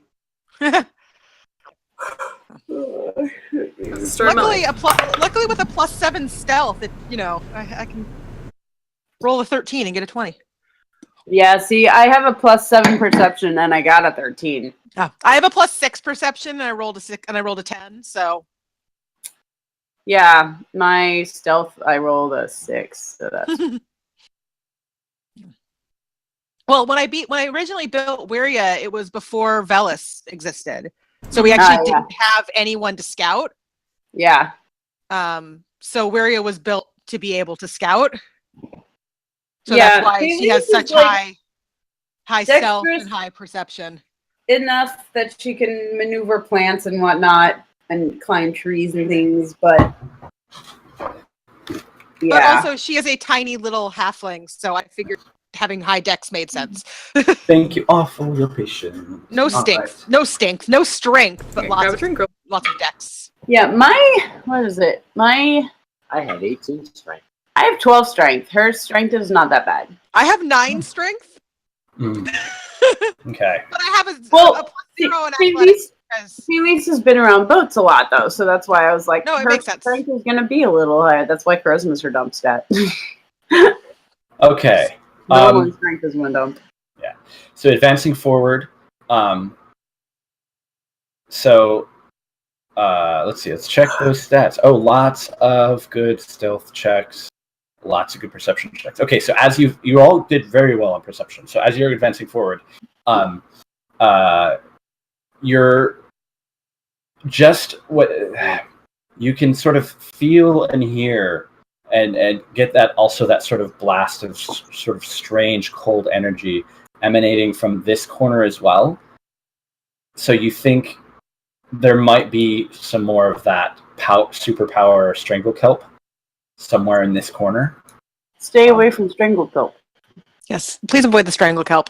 Yes, But also, most of you notice in this area up here, there is just the slightest sort of trickling of water coming down these steps and entering into the chamber, like a continuous, steady flow of water.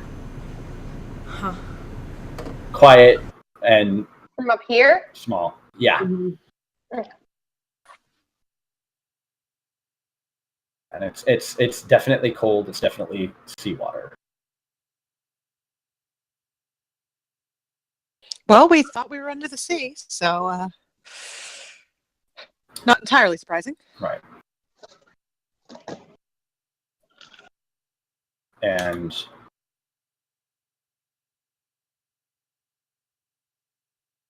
what would you like to do at this point?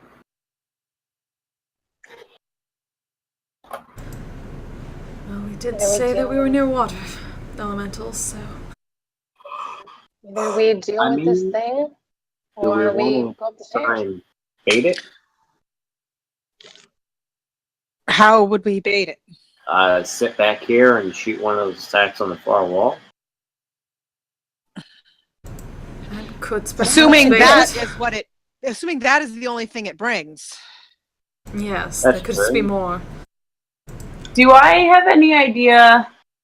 Vela said disrupting one would kind of disrupt all of them. Do I have any idea if that would also disrupt or cause anything with this sense of the elemental plane spillover that I've been feeling? Like, would that potentially make it worse, or is it? You have unrelated? no idea how those two things might be connected.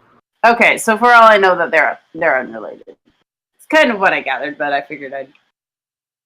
I mean, otherwise we just gotta walk in there. I think it's less a matter of whether or not we walk in and more a matter of which problem we want to deal with first. Or it could pull a problem Against towards our taking backs if we in went front of one us. direction. I mean, supposedly if we don't bother them, they won't bother us. But we do know there is something waiting for us around the corner. At that point, you hear sort of a splash. So very quiet, as if something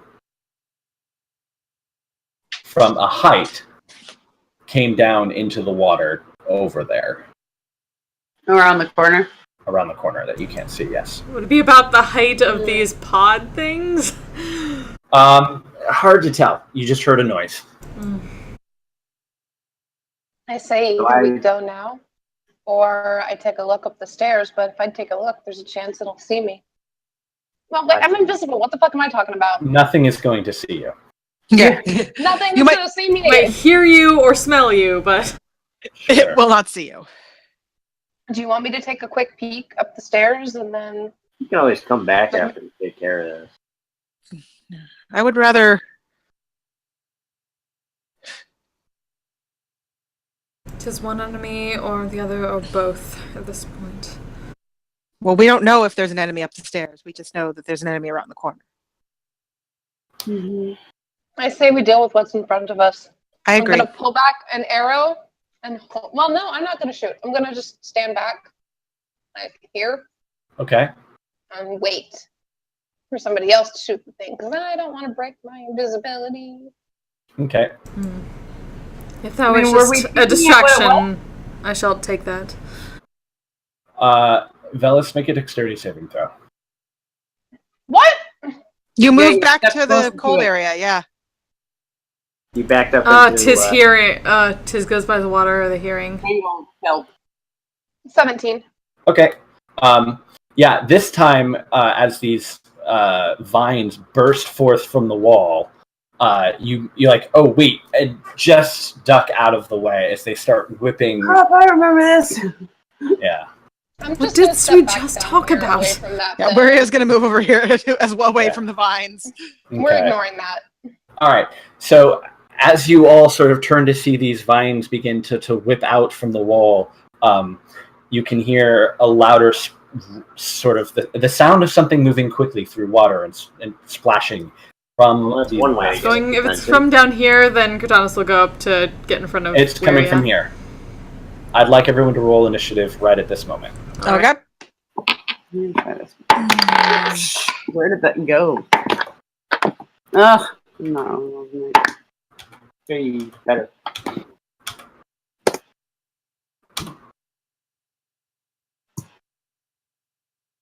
Oh, that's at mine. I was like, I didn't roll a 19. You bumped into my dice and it became a 19. Mm-hmm. I wish that's what I'd rolled. Clearly, all your rolls just need to involve John bumping into your dice. Clearly. I've been having a lot of weird rolls where it's like you guys were like botching your stealth rolls, but it was like natural one, natural one, natural one. Thing didn't realize that you were there for quite a while. But then, Velis like doing the things, definitely. However, well, yeah, if I hadn't triggered that, but they do have disadvantage on seeing me. Yeah. They do. Because I love that cloak. Yes. Right.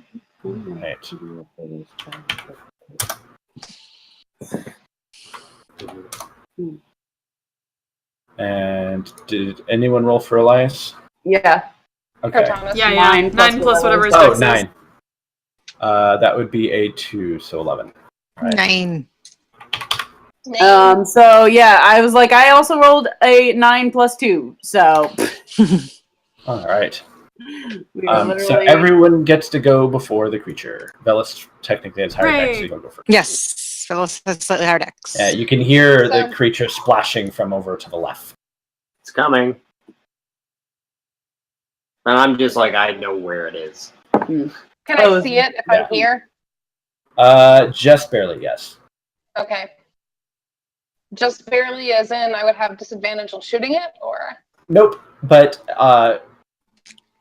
considering the what you're going to be shooting through, I would say it probably has at least partial cover, which gives it a +2 to its AC. Unless you've got sharpshooter or something that gets around that. I'm gonna pull out the bow and I'm gonna hold my action to shoot it once it's in range and would trigger sneak attack. So I think I get sneak attack. You're invisible and invisible. You're invisible. So that automatically grants it disadvantage on a bunch of things and advantage for you. So you'll get sneak attack. But it will know your as soon as you attack, you'll lose it. Yeah, you're gonna lose the invisibility. Yeah. Invisibility only stays through that. Yes. Yeah. All right, where are you? You're up. Okay, so I am going to hold. What do I want to hold? Hold a. I guess just a vicious mockery to start. Sure. For when I can actually viciously mock it. All right. Sarah's going to back up a little bit more and hold her action to shoot the thing when it appears. Aiden. Yeah, I'm going to hold an Eldritch Blast. Cortanis. Everyone's like... Yeah, so Cortanis is gonna move up here and hold for when it gets close enough to attack it. Okay. Felice. I feel like I'm going to follow suit with all of this. My main question is, has it been a minute since the last time I cast Magic Stone? No, it's probably been about... actually, no, I would say it's probably been a minute. Yeah, I was like, I feel like we're not moving super fast. No. Especially because you're trying to take time to stealth and Velis did the investigation. It's definitely been more than a minute. Magic Stone? So then I'm gonna... I guess I'll probably stay here, because... Okay. But I'll pick up a few more stones and cast Magic Stone and load one and hold my actual action until... Magic Stone is a bonus action? Yes. Cool. Almost like they planned it that way. And I know! What do you want Elias to do? And then throw it. Hold his action to blast the thing with something? Yeah, probably, let me think, probably Toll the Dead, maybe? If he waits till someone else hits it first? I was yeah. gonna say, As soon as, so the trigger is as soon as somebody hits this thing, you cast Toll the Dead. And damages it. Okay. Alright, so basically, it goes forward, and as soon as it turns the corner, it gets pelted with a dozen spells and attacks. Woo! And I have advantage on mine because I'm invisible. Yeah, so I'm just going to start sort of at the top left and move down on everyone. So, Cortanis, you can, let's resolve yours first. If you want to make rolls and stuff, that's fine, but verbally it'll be too much to hear everybody. So we'll just go down the line. Okay, so 16 plus 8. 16, that will definitely hit. Okay, so this thing is large and moves slowly. So that is 6 damage and marks it. Okay. I don't know if I get all my... I assume because I held my action, I only get 1 attack. Yeah. Okay. Unless you have multiple attacks from your thing. I mean, I have multiple attacks, but that's just normal. Yeah, that's fine. You can get those attacks. That's your action. What you can't do is spend a bonus action. Oh, okay. So 2 attacks. Yeah. Okay, that was better. So 1 more. That is 7 more damage, and that's it. Okay. Total. What's the total damage? So it's 6 and 7, so 13. Okay. All right, Phyllis, you're next. You Does definitely 18 get hit? sneak attack. 18 definitely hits. Yeah. Not great. For 5, 15 damage. okay. I feel like I did not hit it. I don't know what it's supposed to be. Okay. Oh, that's not. It's got 16 armor class. Just for simplicity's sake for communication. Who is next? That would be going down the line. Where ya? Wisdom saving throw. Wisdom saving throw. All right, that would be a no. Yeah, no, that fails. Disadvantage on its next attack and psychic damage? Yes, so all right. 5 psychic damage as she sings, "You're ugly, and I don't know why you eat people, but we are gonna kill you." So I have a question. Is this its turn right now? Technically, it is just before its turn. So actually, I was hitting it before its turn? Oh, assassinate. No, so assassinate. That's what I was asking. It was taking it in the middle of its turn because it was taking its movement. That's true. That's what I thought, but I wanted to. Yeah. That's like I thought so. It was weird. Assassinate's one of those weird things that I haven't figured out the trigger for yet because it doesn't come up very much. You just got to be able to go before them. Like if you're in the same position that Vax is in, then you get your Vax damage. Aiden, Eldritch Blast damage attack 23 and a natural 20. Nice. Wow. Fuck So this that thing. is, Ian was still asking 20 those questions total so damage. late in the game. How much damage total? 20 total. 20 total damage. That is a significant amount of damage. Okay. That's 2 blasts because you're 5th level, right? Yep. All right. Okay, Felice. I didn't missed it. I rolled a 9 to hit it, so there's that. So it comes around the corner and she's like, "Blah!" Forgot how scary it looked, I guess. Yeah.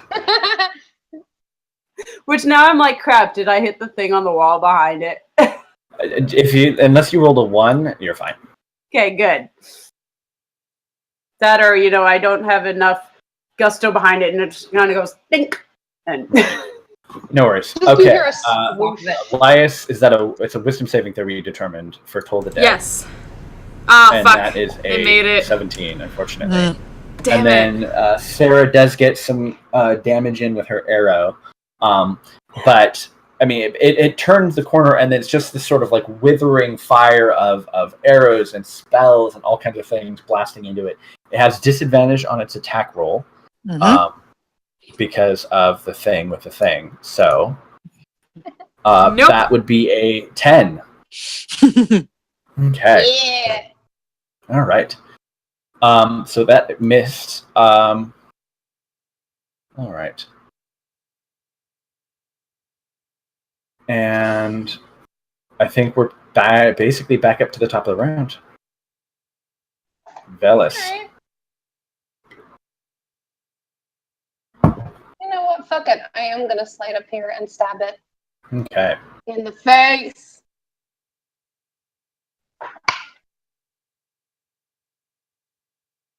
No, on the first hit. Yes, on the second hit for Okay. a non-natural 20. So more sneak attack.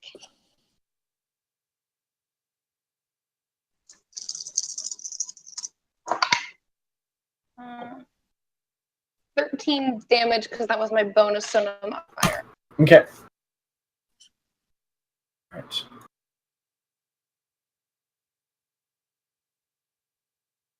And where are you at? Okay. It's gonna. You know what? Vicious mockery again.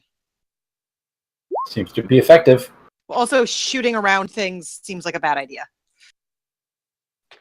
Okay, so that is 6 damage Okay. and disadvantage again. Okay. Yeah, it was not expecting this, and it seems to be acting a lot like a cornered animal almost. yeah, you are. And Weirya just continues her song about how they're gonna kill it. Right. Okay. Thank you, Sarah Wyrya. fires. Oh no, Sarah! Sarah shoots her bow and completely misses the creature, and basically just whacks one of those pods. Oh, crit fail. Oh. Yeah. Katana's just like, standing between them. While you're standing between them. Yeah. Oh, gosh, that's a real crit fail right there. Katana's just like vaguely avoids like arrow right by the ear. Yeah. So it basically just pierces right through it, and you can see this tear. It just sort of starts collapsing in on itself, and this weird sort of embryonic-like fluid just kind of starts pouring out. And inside, you can see emerging is this strange fish-like creature. In the Just sack? kind of, yeah. Oh. From the thing. Oh. What? Yeah. It's like this weird humanoid fish creature. Oh, fucking And it Loon kind son of of Fish Man! And it just kind of falls out into the water. And it looks like it's mostly formed, but it seems dazed for a second. Well, you That wanted looks to like kill a shit, fucking Velis. No. All right, Aiden. Velis didn't want to kill shit. I wanted to kill shit. Okay, you wanted to kill shit. Yeah. I assume And you Velis can wanted to see kill shit. now, like, there's a sort of a ripple effect in all of those sacks that you can see, where they're sort of, it's like a wave of they all start reacting and shuddering, but nothing else seems to happen. Aiden, what are you doing?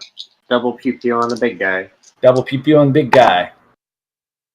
Yeah, so that's one's a 16 and one's a 26. They have 16 armor class, so it'll hit. Oh. Roll damage. They both hit? Yeah. Alright, so 10 total. All right. And yeah. Okay. Cortanus. Yeah, this fish creature is sort of like getting up on its feet, and it's standing a little bit dazed, but it's kind of like blinking its really wide fish eyes, and the blinking is actually sort of like it's like it covers it, these weird translucent eyelids, and it's just kind of like looking around, and it seems to sort of be focusing on you and Velas. Yeah. So she's gonna take her first couple swings at the big guy, and then go after the small guy that showed up because whoa, no. Okay. Ooh. Okay. So the first one was a 12, the other one is a natural 20, and then there's an 18 plus 8. Okay. So the 12 will miss the big guy, but the natural 20 will definitely hit. So we'll double damage. Sweet. And then the other one, he seems to be, it seemed to, you hit him, definitely hit him. Cool. Yes. Okay, good. So the first one is 15 on the big guy, and then a 12 on the small one, and mark them both. Sure. And just staying up in their grills. Yeah. How much damage on the small one? Small one was a 12 total. Okay. And 7 plus 5. Gotcha. All right. Felice. You can hear as she like cuts into it, you hear this like weird like gurgling sound from it. Pulling into the flying fish man.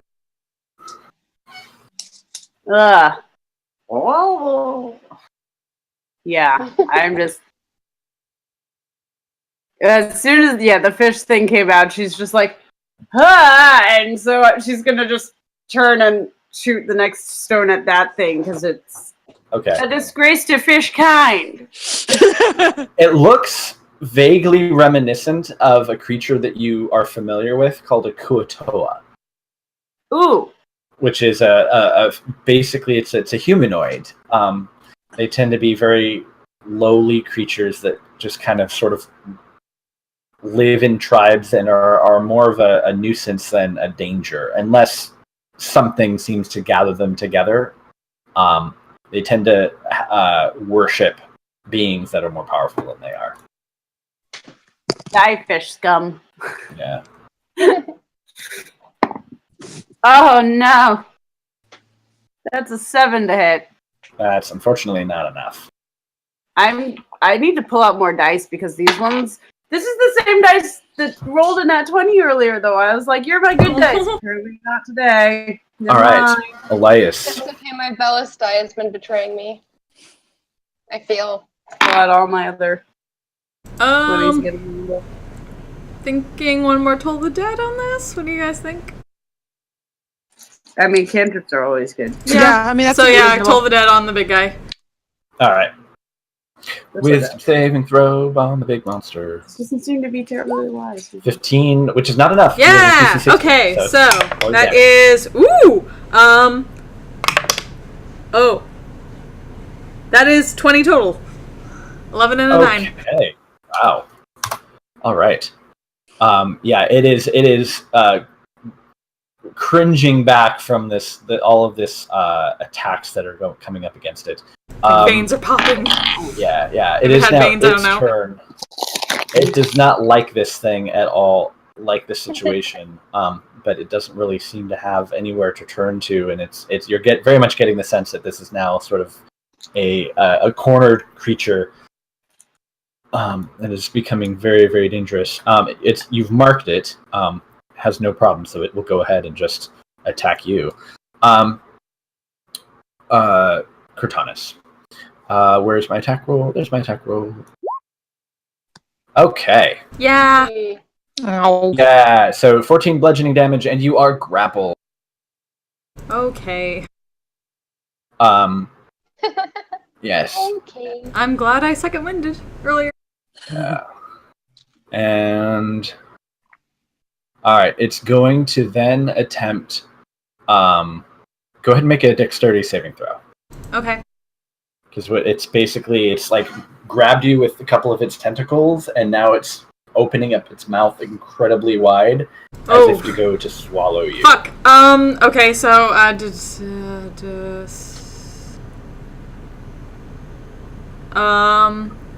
15? That's enough. Yeah, so you manage to sort of like lean back just far enough as its maw kind of clamps down in front of you, and you can see it sort of reflexively start swallowing. And yeah, it would have just swallowed you whole. Oh gosh. Yeah. Okay, Velis. I'm gonna stab it All right. in the eyeball. No, I'm not. I'm gonna try that Got again. a couple of them.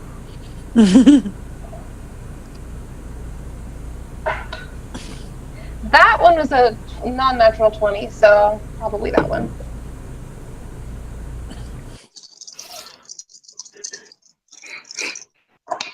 And then my sneak attack rolls are terrible tonight. Well, other than those 2 6s. Yeah. Well, yeah, but I rolled a 3, a 2, a 2, and a 1, so that's 8 sneak attack eyeball damage.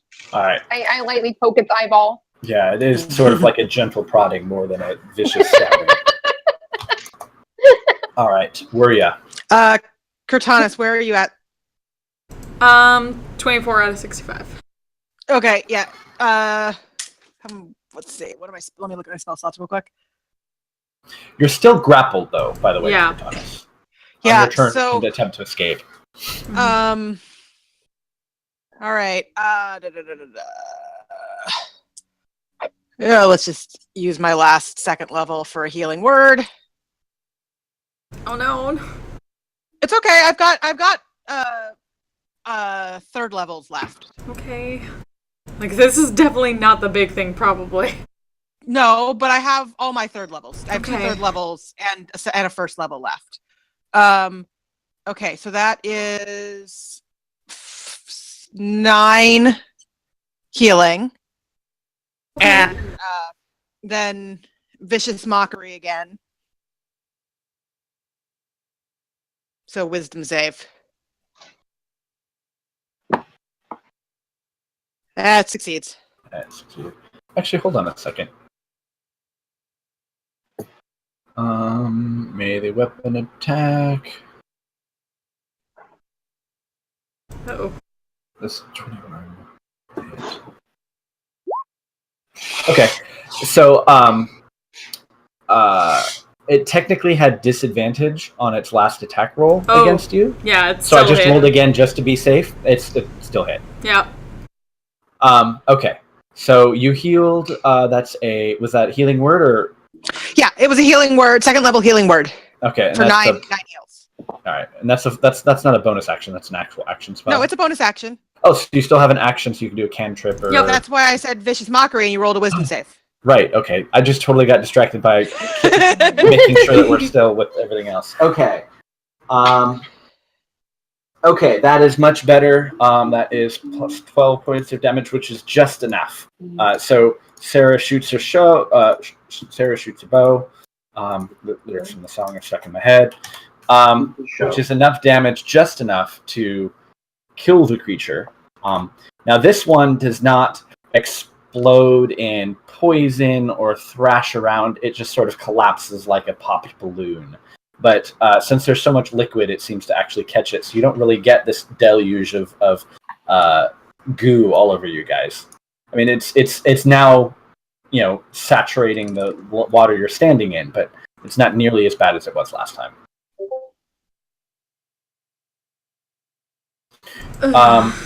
Okay. Aiden, there's that one creature still standing, and it looks like it's sort of like looking around as it's getting beat on, and all these things are happening around it. Yeah, pew. All right. Natural 1 and 19. Okay.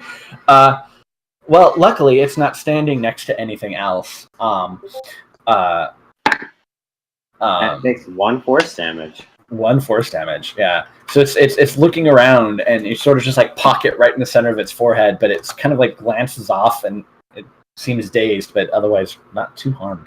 Cortanus. Yeah, let's just deal with this, shall we? Sure.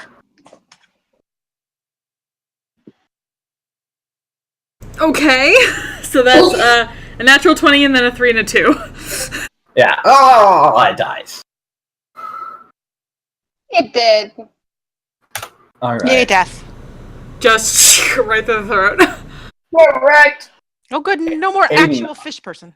Off to your right side, you see those sort of tentacle things. Not tentacles. They're vines. They're not tentacles. They're vines.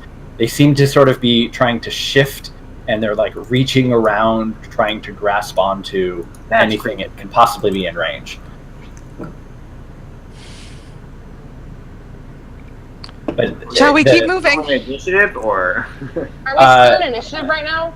At this point, no. Run Things start to quiet down a little bit. Do we see the other things moving at all?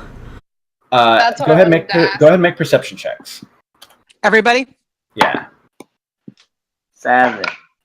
16. New days. It was good and then it wasn't. Perception. 10. No. Perception, I think that's a 13. Yeah, that's a 13. Hey, we're perception buddies. Hey! I trusted Keelan when I shouldn't have. As you're all sort of standing around, Elias kind of cocks his head to the side. He's like, I think I hear something. It sounded like shouting or something. And he kind of points off to the north over here. All right, Jonas is immediately like going between that way and like trying to get. Well, we have kelp. Killing that, trying to like slash at that kelp in the meanwhile. Sure. So you take a few moments and just hack your way through. I would say with the amount of damage that you can put out, it takes you a moment or two. And you can do it in such a way that you're not surprised by this stuff and it doesn't actually grab you. Yeah. Just saying, Kurnos just whittling on this thing. I think we've thrown out surprise, so shall we? Let's go. Yeah. This is what we can do. Let's go! Sure. Is this like a wall, or is there like a passage? I mean, I'm assuming it's stairs, so it goes. Yeah, it's stairs that kind of just goes to what looks to be like an alcove. Okay. Okay. Anything in the alcove? You make an investigation check. Investigation? Yeah. Don't I have? I want to investigate for Dungeon Delver feat. There's something from Dungeon Delver, right? What do you got? 18 investigation. Well, I was better. thinking I don't 13. have Delver feat. 16 investigation for me. Gotcha. Okay, so as you step up to this, you can definitely sense. Okay, there's something behind this wall. It's very clear. Then there seems to be water kind of streaming in from around a couple of different things. And after a couple of moments, you're kind of all sort of like looking around escape room style, like, where's the thing that does the thing? And you see sort of a hidden, looks kind of like a wall panel of sorts that looks like it could be pressed. Shall we press this? Yeah, I'll take that. I press it. Oh, I'll do it. Velas presses the wall panel. Velas is gonna. Yeah, we do water breathing, so. All right. If it floods us, we'll be fine. Yeah, okay, good. Okay. You can breathe, it's true. Right. So you push it open, and sort of where it's sort of rounded, they sort of rotate backwards into the wall. Hold on, let me see if I can do this and go to front. I think that should work now. I'm looking at the Twitch stream to see what it is that you guys can see, because what I see is slightly different. There we go. Yeah, so they basically just kind of like rotate and fold back into the wall, and as they do, this sort of like wave of water comes pouring down. I'm going to need everyone to make a dexterity check. Saving throw check. I'll say, actually no, this isn't going to be dexterity. This is straight up strength check or athletics. Athletics, because okay. It's a wave of water coming at you. You're going to have disadvantage on this. One, because you're small. Felice, Yeah. you're not going to have disadvantage. Yeah, I was like, it's water. Come on. Yeah. So Felice is like, bring it to me. I rolled a 16 and a 17, so I get a 16. Okay. I rolled a 14 and I have a -1. I rolled a 19 with, what is this, a strength? Strength, athletics. Yeah. It's athletics, right? Because if it's strength, So that's a 20 total for me. Okay. I'm a fish person. Right. So, did anyone get under a 12? No. No. Oh, did we roll for Elias? I don't know. I did. No, I won't. You don't trust me. And Elias. Oh, Elias made it just barely. Yay! Sarah Yay, was Elias. not at all expecting water, and she basically gets knocked back and sort of like prone. And Sarah. yeah, the level of water in this room is it's about 2 feet high, significantly higher than it was in the last room. Even though with it's like pouring out, and the water is it's almost shockingly cold. This is Felice. This is depths of the ocean cold water. So Weary is up to like here in water. Yeah. I'm trying to like pull up Wiria a little bit. She might start swimming for the I think Water Walk would have also been right? Yes, Water Walk might have been okay. You can see were friends. on a raised dais in front of you. You can see Cairn on his knees. We can. Sort of his head, yes. His head kind of pulled back. There's a humanoid that's sort of got him by the hair. It looks like a tall, vaguely human, except their face is got these like long sort of squiggly tentacles coming out of it.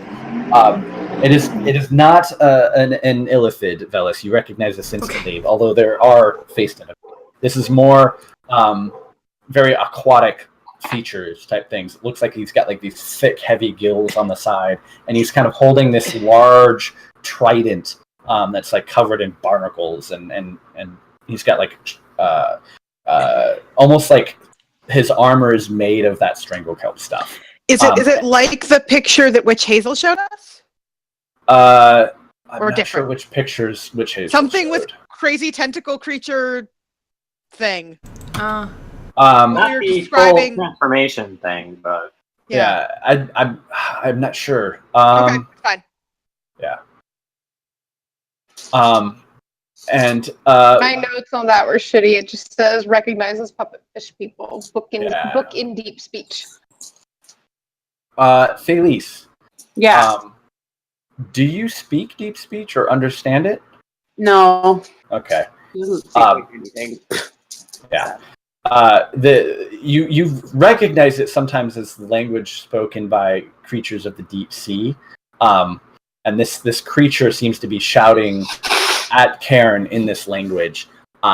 He's kind of like there on his knees, sort of prostrate before it, and the creature seems to be angrily yelling at him, and he seems to be sort of like shaking his head no, as these doors open, and he sort of turns and looks up to all of you, and then just kind of like angrily throws Cairn to the ground, and raises his arm and starts incanting something. You're not quite sure what. And we'll have actually we'll say we've got everyone in initiative already, so that's nice and convenient. I will just add them. All right, so hold on. Let's go back to the top. are we just keeping the same roll? Jesus Christ. Yeah, I'll just keep the same roll. That's fine. Unless you want to re-roll. I mean, I don't care. maybe. Well, yeah, we'll try, maybe. Let's re-roll. Yeah, let's do it. New one. Okay. Okay. Go I ahead feel and like- re-roll Oh initiative. no! That's okay. Well, My I just 17 rolled an even better was 9. initiative. Oh, I rolled much better, which makes more Oh, sense. worse. Because I'm like, Karen, I feel like I would not be at the bottom of the initiative order. Yeah, for I'd this. probably just jump on this shit. Yeah. Right. Ah, okay. I'm super low on initiative, so I am grabbing some pizza. Okay. So, question. So the water's like 2 feet deep. You said, if you get up to like the stairs area, it would be shallower on the stairs, right? Yeah, actually, so that center area is probably like 2 feet above the water level. Okay. Sort of the center 3x3, and then those stairs around it are shallow. Okay. And it's sort of like sort of lapping up against it. And then the where you're standing, it's about 2 feet deep. Okay. Yeah. And Felice, since you're kind of like standing there almost right in front, you just get this overwhelming sense of power. Like there's something here that is unseen. Does it feel similar to the sense of like the elemental power I was feeling earlier? Okay. And like it's very focused on this dark corner where the water is almost black and the wall seems almost black. There are very, very faint lights kind of around the room that illuminate it all with very dim lighting. It seems that there's some sort of ritual happening. Karen seems to be in the center of what seems to be a ritual circle. And you can kind of see light glinting off a number of figures or implements or something on that raised dais. Yeah, there's something is definitely going on. Was everyone able to adjust their rolls if they decided to re-roll? I can't adjust for Elias, but yes. Okay. Did someone roll for him? I think I rolled. I did, but Aaron said 17 plus Dex. That's better than what I rolled, so I'll let you have it. I love my dice tower. Okay. All right. I can't wait to have my dice tower. Okay. Wuria, you act first. All right. Oh, and if there was boss battle music, it would cue right now. Yeah. Oh shit! I'm glad I saved my action surge. I vote we find that isn't there like a heavy metal version of 25. So I'm gonna get up on the stairs. I am Murloc. Not literally neck deep in water.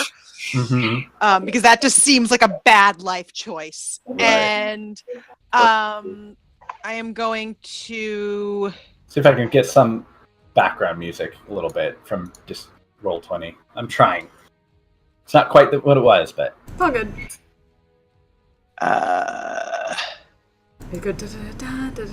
Is the okay? No, it wouldn't be. Okay, so I'm just gonna, I guess, viciously mock the tentacle creature. Sure. What's the range? Oh, you moved up. Oh, you moved way up. Okay.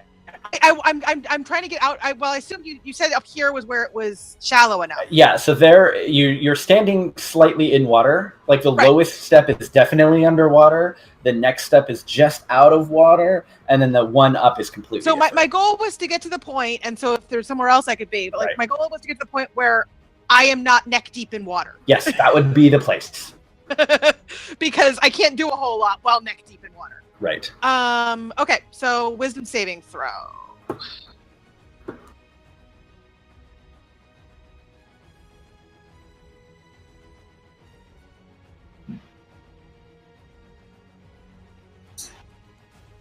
Where is the thingy? Hold on, just give me a second. Wisdom saving throw. Yeah, it succeeds. Okay. Yeah. I can't do a whole lot else. As you approach it and you're shouting at it, it hears you, but it just sort of like shakes its head at you and it says something in return, but neither of you can actually understand one another's language, but you're both sure that it was incredibly cutting and emotionally wounding. Aiden. So basically, tentacle bard. Yeah, so I'm gonna move up to about there. Bonus action, Hexblade Curse. Sure. And it's just straight up, he's just cursed. There's no saving or anything like that, right? He's cursed. Okay. And then I will double pew pew. Double pew pew! And Hexblade's cursed. Does that make him disadvantage on a particular check? No. It just gives you extra damage? Yeah, it's different than Hex. Oh, okay. Yeah. So, yeah, that's a 23 and a natural 20. Oh! All those natural fuck yeah! Jeez. But I rolled crap on the natural 20 dice. So, 13 plus an additional 6. So 19 force damage. Okay. Right. Yeah, the bolts slam into him, and he's just sort of like standing there. You can see it pains him, but he's intentionally like taking it to the chest without flinching as a way of showing power and strength. But yeah, most creatures probably would have withered under those hits, but he is tough. Cortanus. Okay, so I'm gonna 5, 10, 15.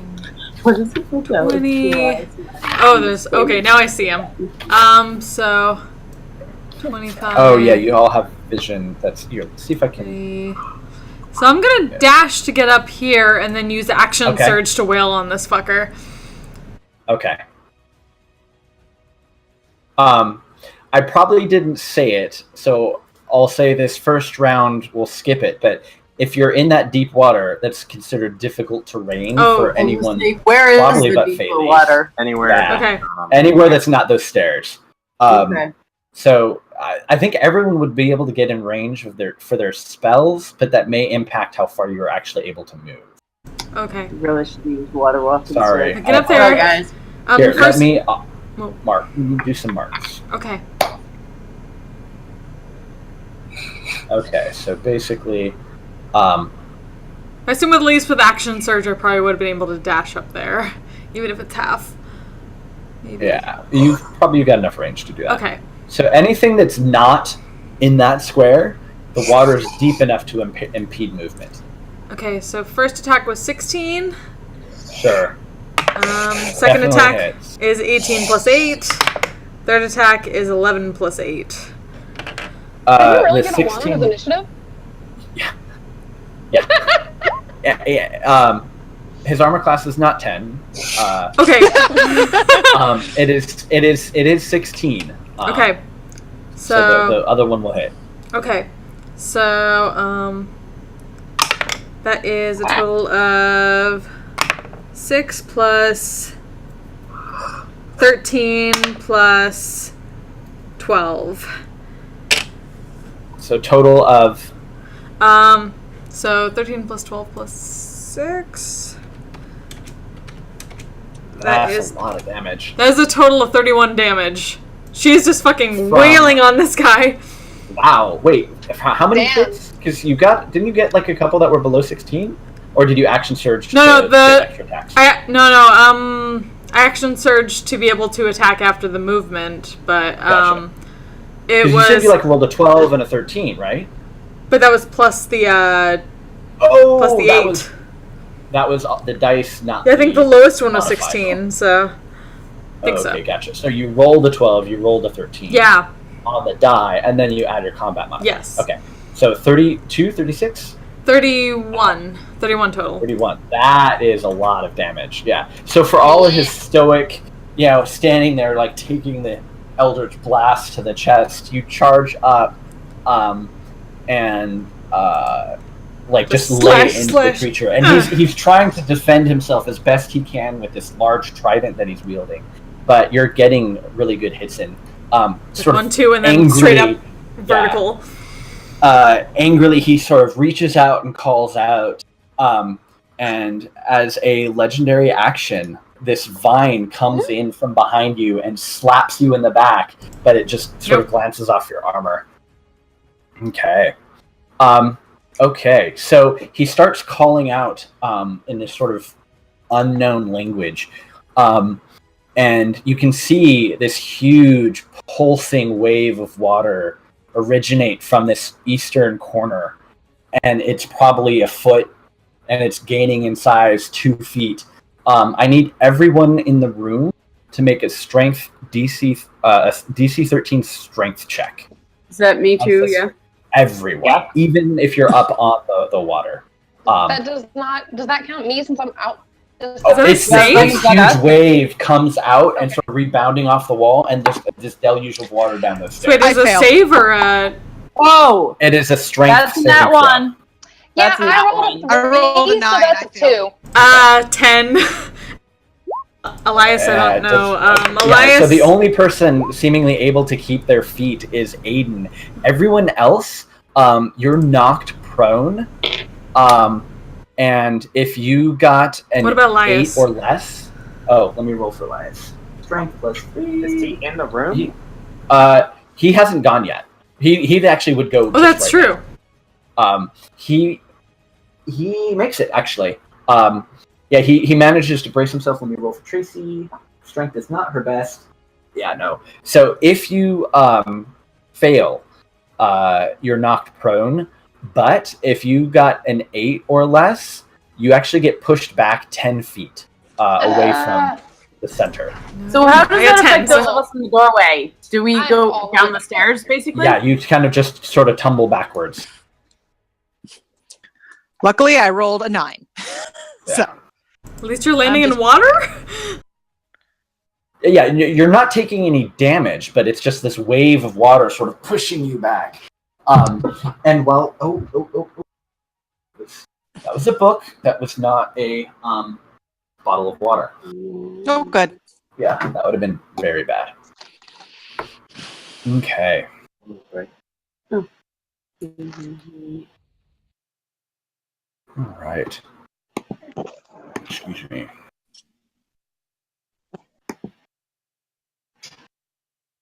All right. What else do we have? Okay, so now it is Elias's turn. He sort of Cortunus, what did you end up getting For what? on your, Oh, your 10. strength check? 10 total. 10. Okay, so you're sort of knocked. It's you're not knocked. Game mechanics speaking, you would be considered prone, but sort of like you've lost your balance in the waters. Is what it is. Actually, no. You are prone because there's actually ground for you to be prone on. Everyone else is kind of just in the water. Okay, so Elias actually, I think, was like one of the few people besides Aiden to keep his feet. And seeing you just standing up there, he forges his way forward 5, 10, 15, and that's about as far as he can get through the water. Anyone want to cast... I'm assuming that he would advance forward and he would cast a spell of some kind. Does anyone... I feel like this would be good for a spiritual weapon, do you think, guys? Yeah. Yeah, spiritual weapon up in this guy. All right. All right. Happy bird. All right. Yeah, bird someone frog. go ahead and make... All right, spiritual weapon. Spoopy burb friend. All right. Melee spell attack. So that's a 1d20 plus 8 versus this creature's armor class. That's a 14 plus 8. That will definitely hit. All right. This thing appears. This ghostly specter of a raven starts trying to peck at his eyes. So that is a 5 plus wisdom. 5 plus Force wisdom. Damage. Oh, force damage. Okay, so that's 10. All right. Oof. He is taking a beating. Yay, Spoopy burb. Spooky barb front. All right. Felice. Sorry, I'm fucking sorry.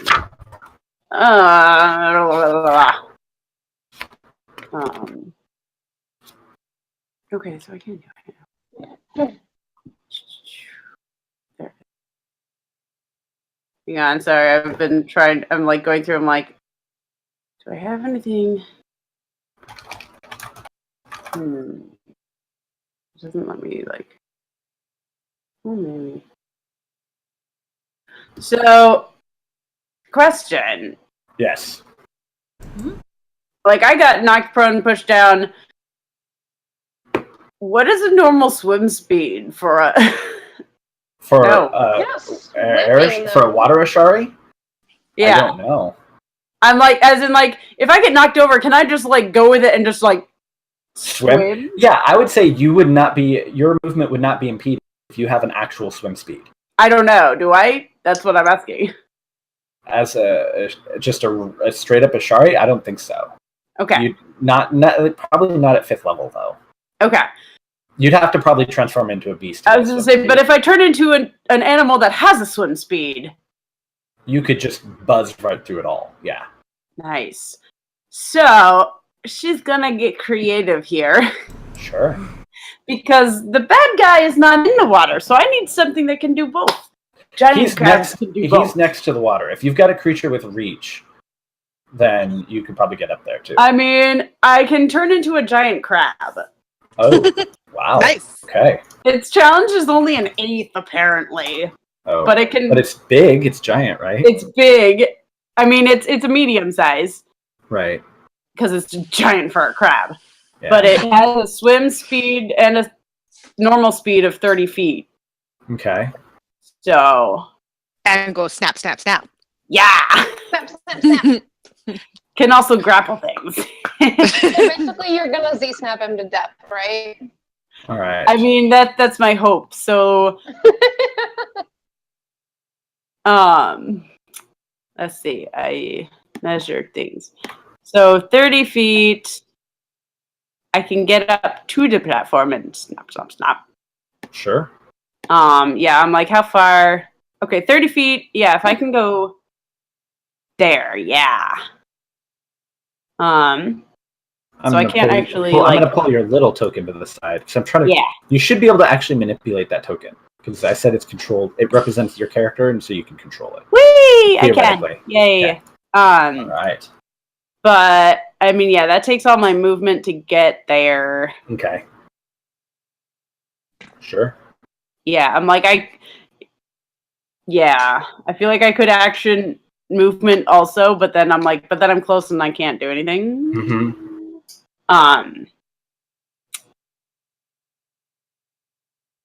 So Okay. yeah, I All stay right. there and I snap menacingly. Right. To the little crab.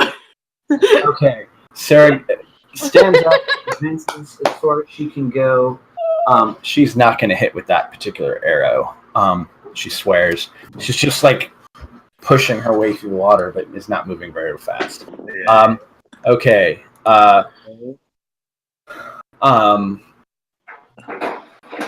Cairn sort of, now that the thing is not seemingly on him, he kind of like scrambles back on his hands and knees a little bit. But those of you near him, he's not looking at the creature, the humanoid. He's looking with immense fear over at this wall. Ooh. Also, if there was any ritual, was there like a concentration thing for it? Was it in the middle of a ritual? You're not sure. Okay. You could. You are not in a state right now to make that judgment. You are in the middle of swinging your blades. That's fair. It's the thought bubbles up in the back of your mind, but then you push it away, focusing on the task at hand. Mm-hmm. Velis. All right. So, question about this. So I'm prone. It's going to take 15 feet of movement to get up. Yeah. I have 15 left, but it's halved. Do I only get one square? I don't. There's not like a 7.5 foot. Yeah, it'd be like a half a square kind of thing. I would. Yeah. I mean, you round it down, and when you got halves. Okay. So then I'm going to take my bonus action to dash for another 15 feet. Just get here. I'm going to take my bow and shoot at him. Sure. I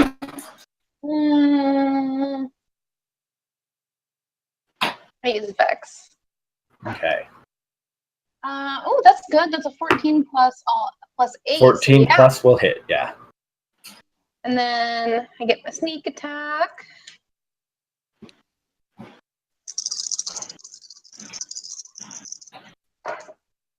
Oh! 12 plus, let's see, that's 15, 20 plus 6, 26 damage. Okay. Nice. Oh, yeah. A pew pew.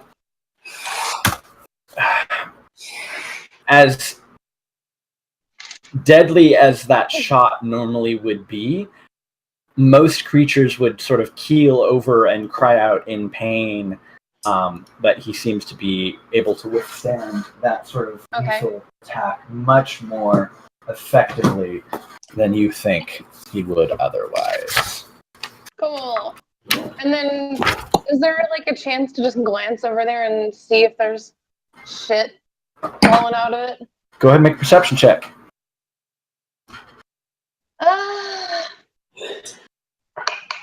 With the bird. Oh, I'm alive. 22.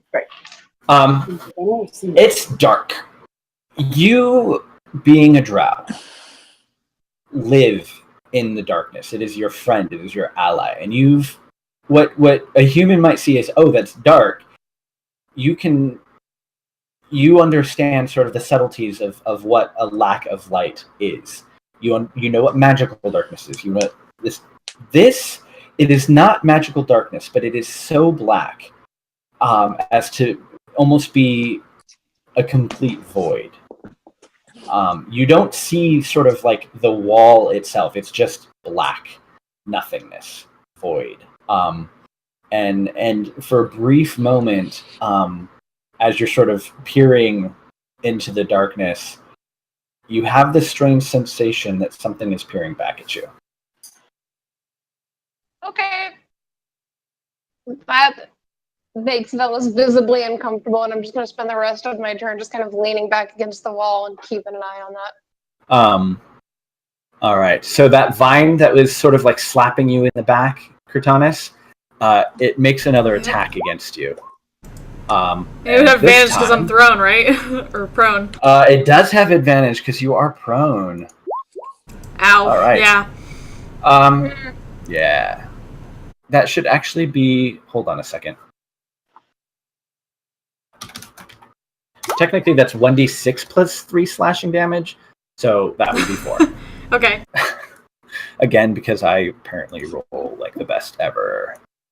All right, let me see if I can adjust that really quickly. Target 1d6. There we go. That's better.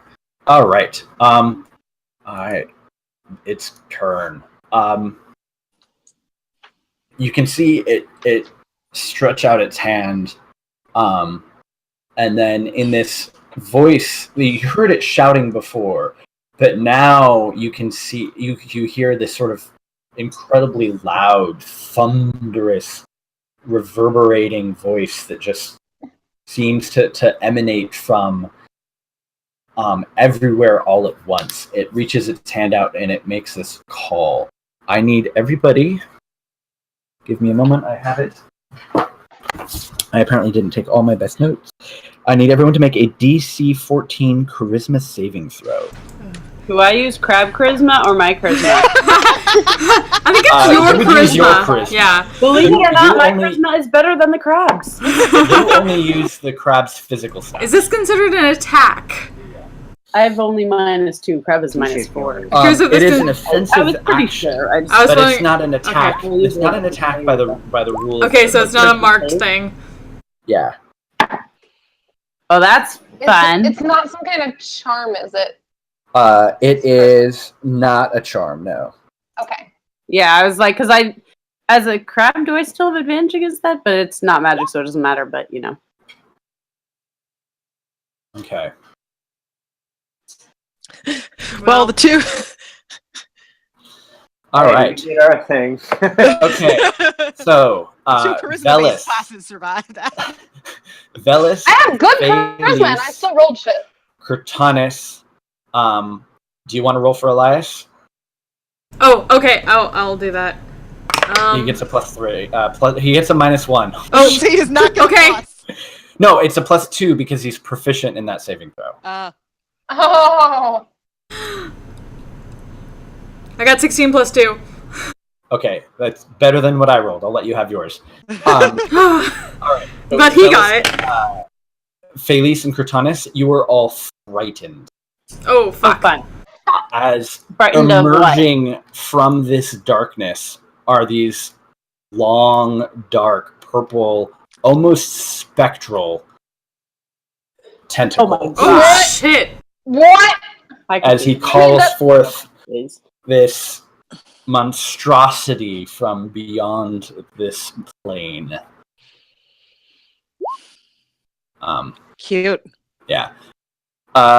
And then he makes an attack roll against Kurtanis because you're prone. Yeah. And even with advantage, that would be a 15. Nope. Fuck. I'm not sure why I'm rolling dice. I should be clicking. Just I like have better luck rolling with my away. clicking. No. Yeah. Your clicking has been kicking my ass. Yeah. Nope. Okay. All right. Wuria. Okay, You're so Wuria's gonna stand up. Is the trident, this thing has metal? It is definitely metal. Okay, then I'm gonna cast heat metal at 3rd level. Okay. And so tell me what he needs to do. So he doesn't have to do anything except that he Basically, he either chooses to drop it or he takes damage. yeah. Oh. Well, he takes damage either way. Okay. So any metal object cause the object to glow red hot. Creature in physical contact takes 2d8 fire. Well, 2d8 plus 1, so 3d8 fire damage. When I cast, and then until the spell ends, it takes more damage if he doesn't Drop it. drop it basically. Okay. There's a lot of words there, but that's basically the gist of it. Gotcha. All right. So that is how much damage? 18. Oof. Wow. Yeah. So it starts heating up in his hands, and he begins sort of just not incoherently, but sort of just screaming and yelling. So he'll take a legendary action, and as it's you can see it's burning his hands, but he'll sort of angrily point the thing at Felice, the giant crab. I need you. His trident. I need you to make a.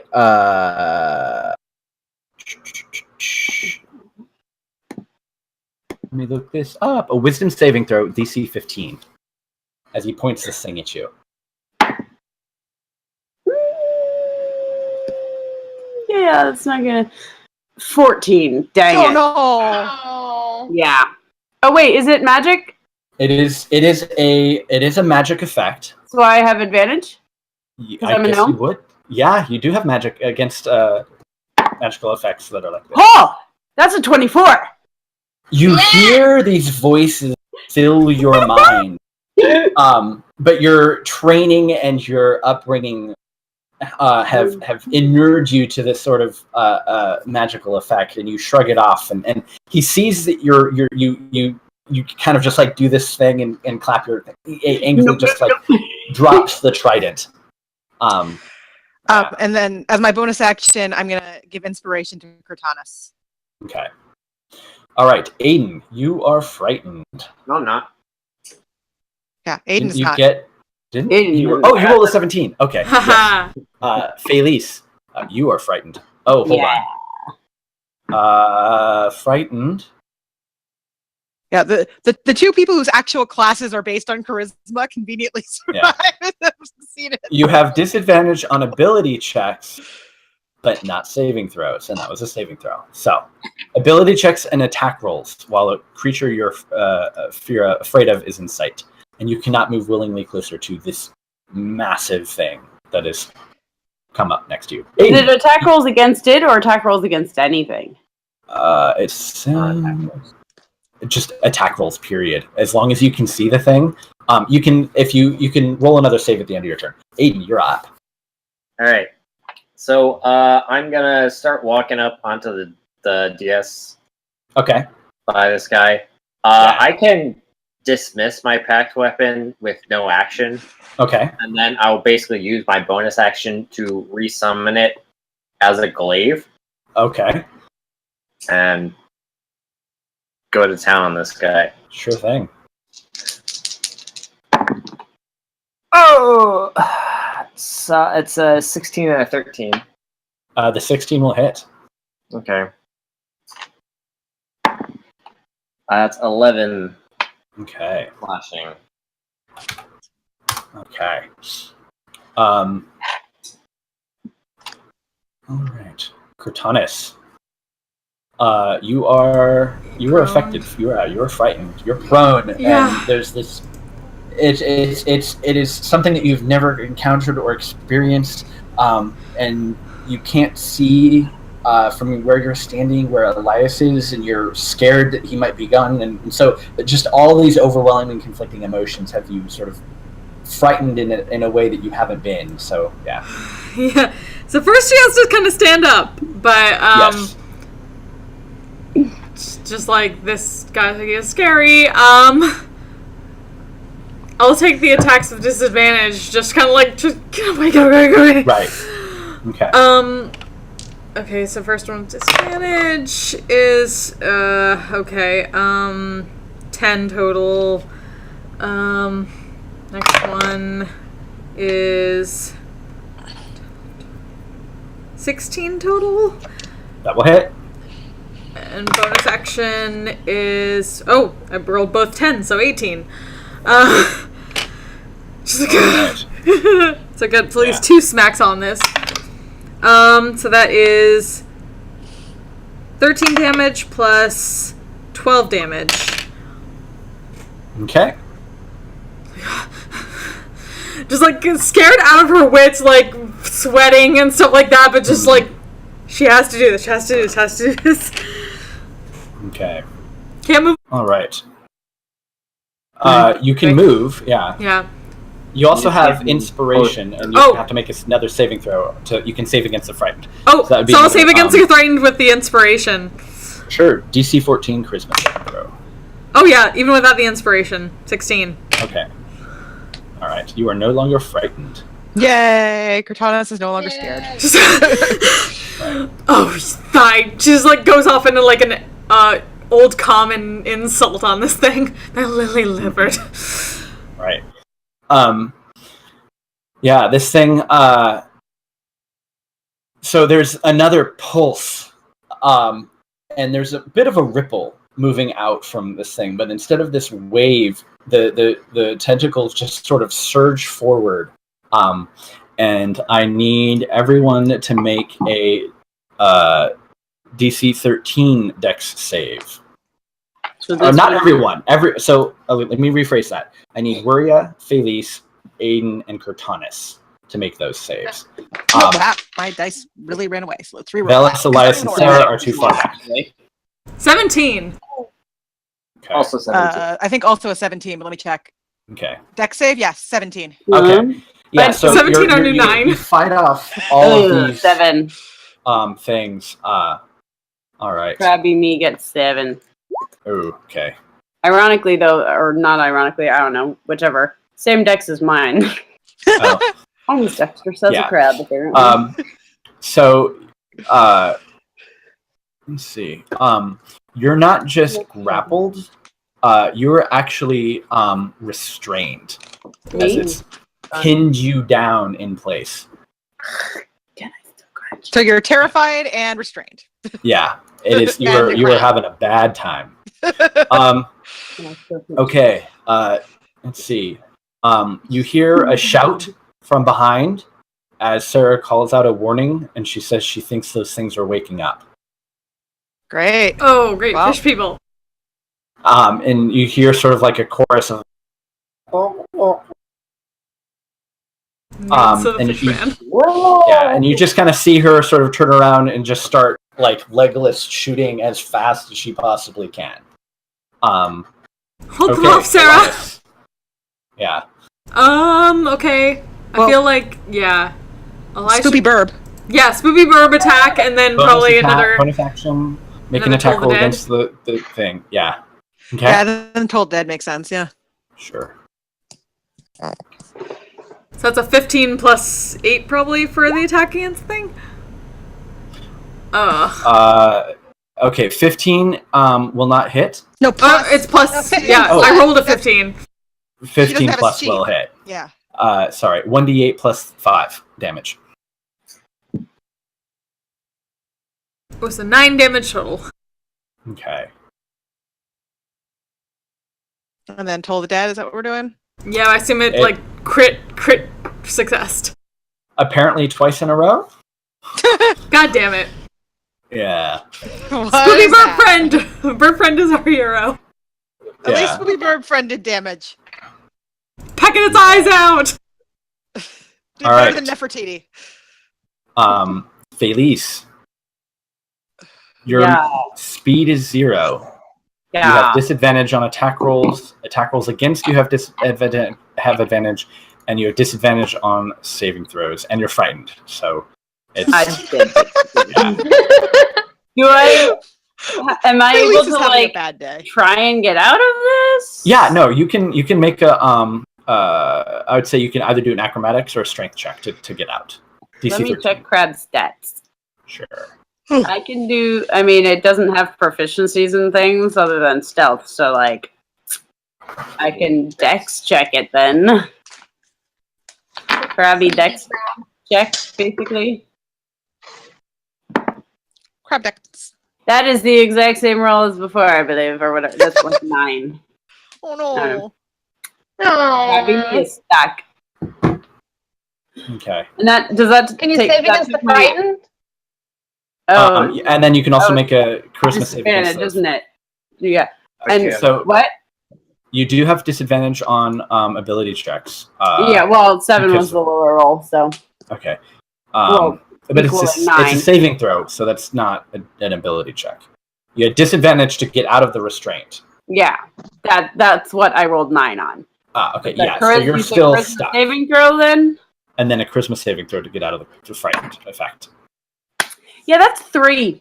Oh no. Oh, Yeah. Felice So is not having a as good you're night. stuck and you're just you're kind of like trapped, this vine just sort of like it's seemingly ineffectually beating or attempting to beat Cortanis, turns around and just whips at you.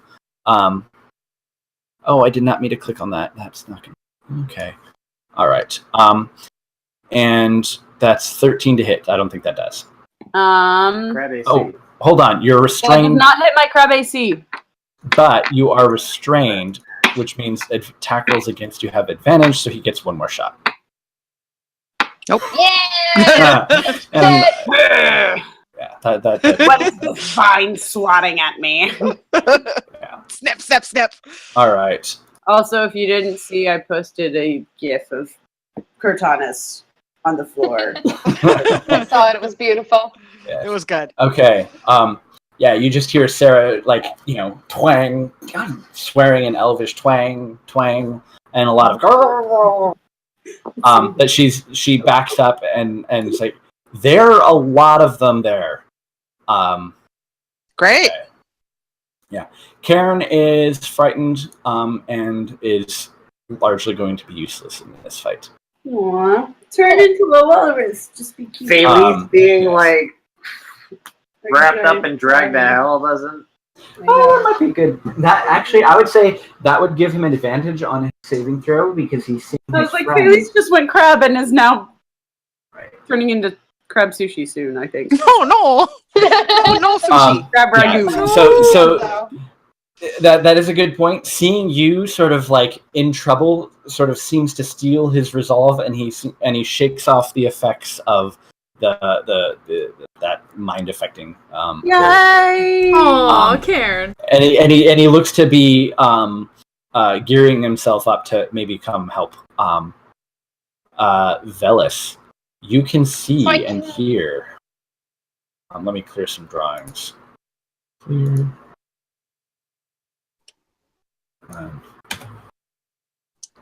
Okay, so this is 1, 2, 3, 4, 5, 6. All right. This is how we die.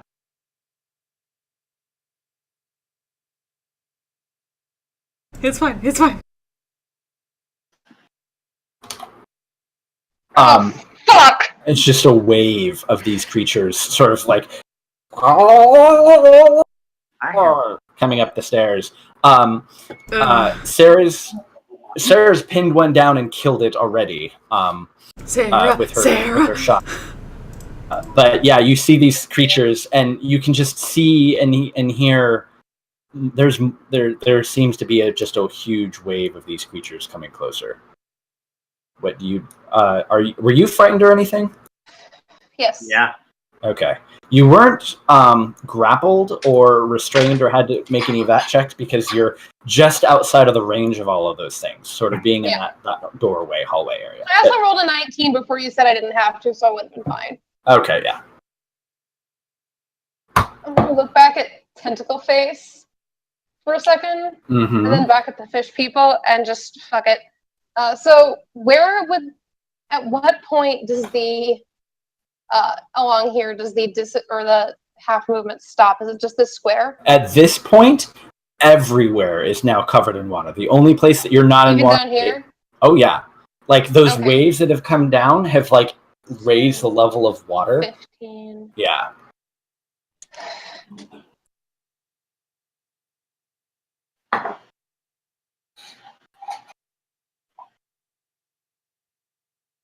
I'm gonna go ahead and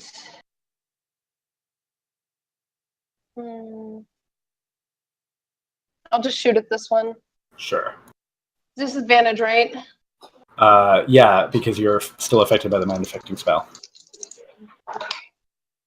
Nope. Okay. Roll a 3 and a 1, so even with the +8, it doesn't matter. All right. What's their AC? It's low. It's 13. Oh yeah, I didn't make it.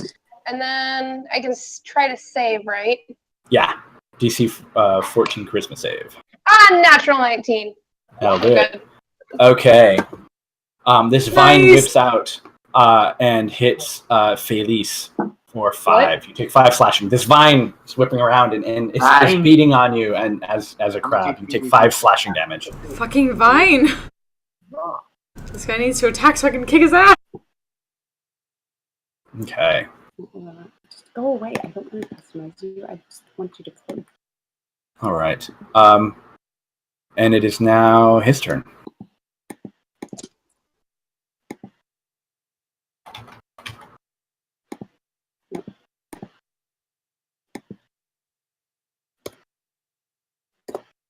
Come on, search, go.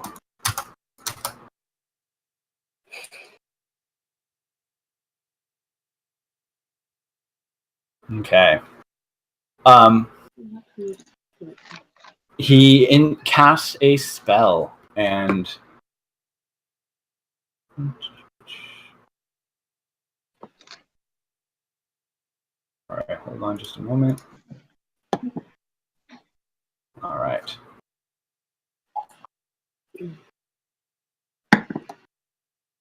Seeing all of you and hearing those creatures come up,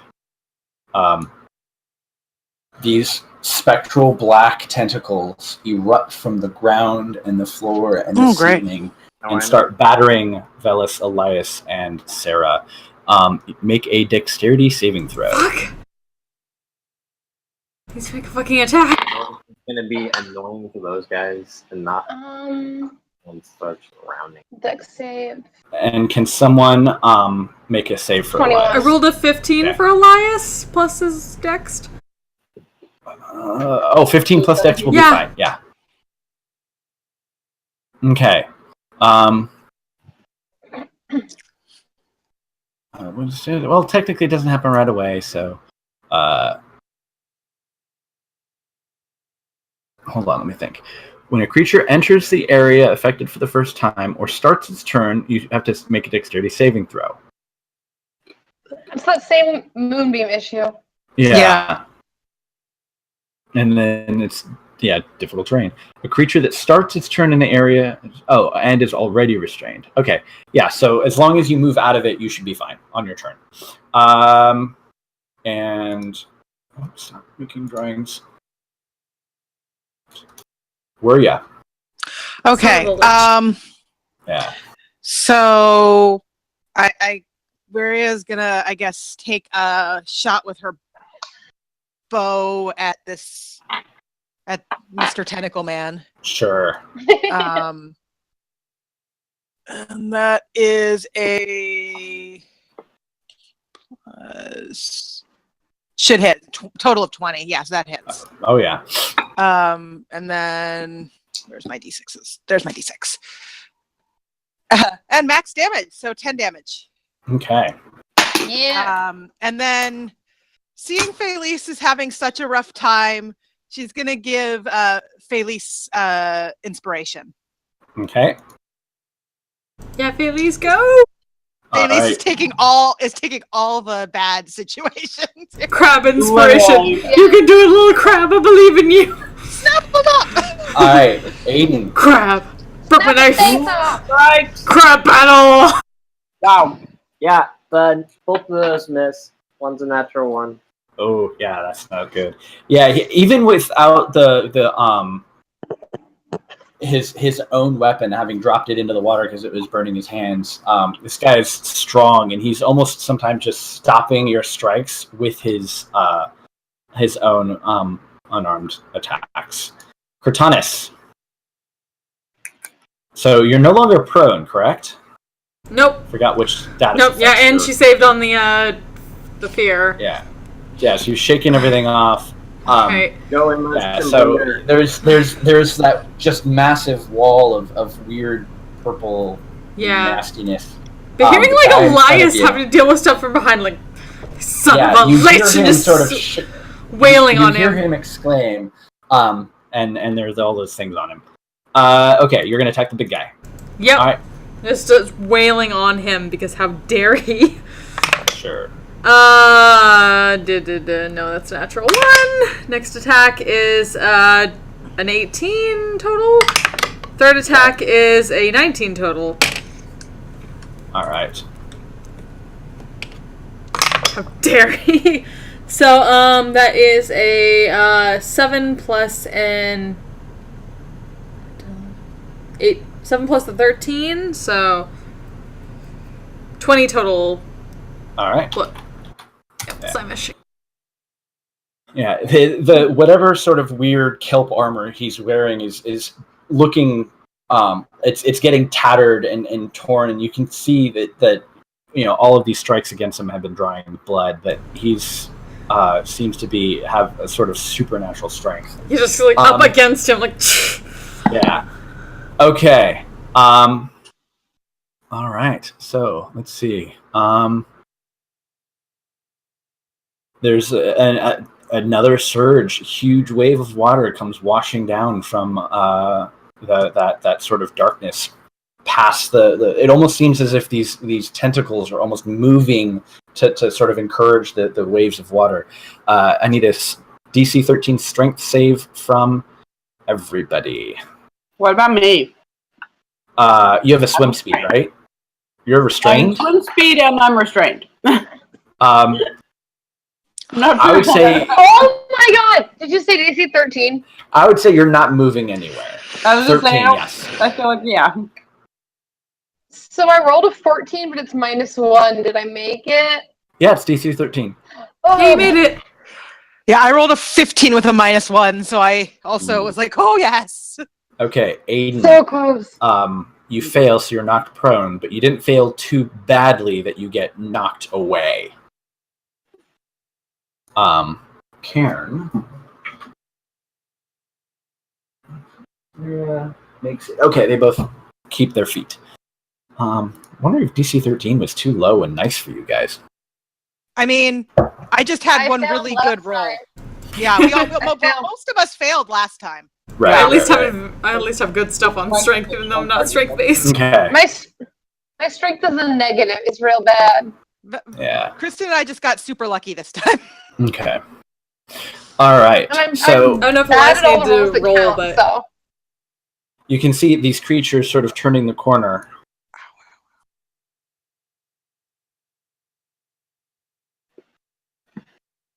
And they're sort of standing back, and they open up their mouths, and these weird sort of bony protrusions kind of basically just spit out. And I'll just do, well, shoot. Because there just happens to be just enough of them. We'll do 3 attacks against Velis, Elias, and Sarah. Are any of you prone? No, I don't think anyone got knocked down. That's all the thing. Okay. All right, so this is against Velis. So 17 and a 23. Oh, why is it a natural 20? And that's a total of 10 piercing damage against Velis. My AC is 17, so yeah. Okay, cool. That's 17. Yeah, I think the 6 and the 5 and the 10 are not enough to hurt Elias. That's just 4 piercing damage. And then against Sarah, an 18, a 15, and yeah, those will both hit, so she'll take 11. Not a whole lot of damage on them so far. All right. And then you can hear additional and you can see sort of shadows in the lights of effects. There are these creatures. There must have been a lot of those sacks. I can't see any of them. Fuck! That's a lot. That's so many. Okay. All right. And now it's Elias's turn. He already did his save for the spells. But if he doesn't move out of it, he'll take damage. Okay. Shit. Where is his? Shit. Is he going to move into the room, or is he going to be moving towards the horde? What is his?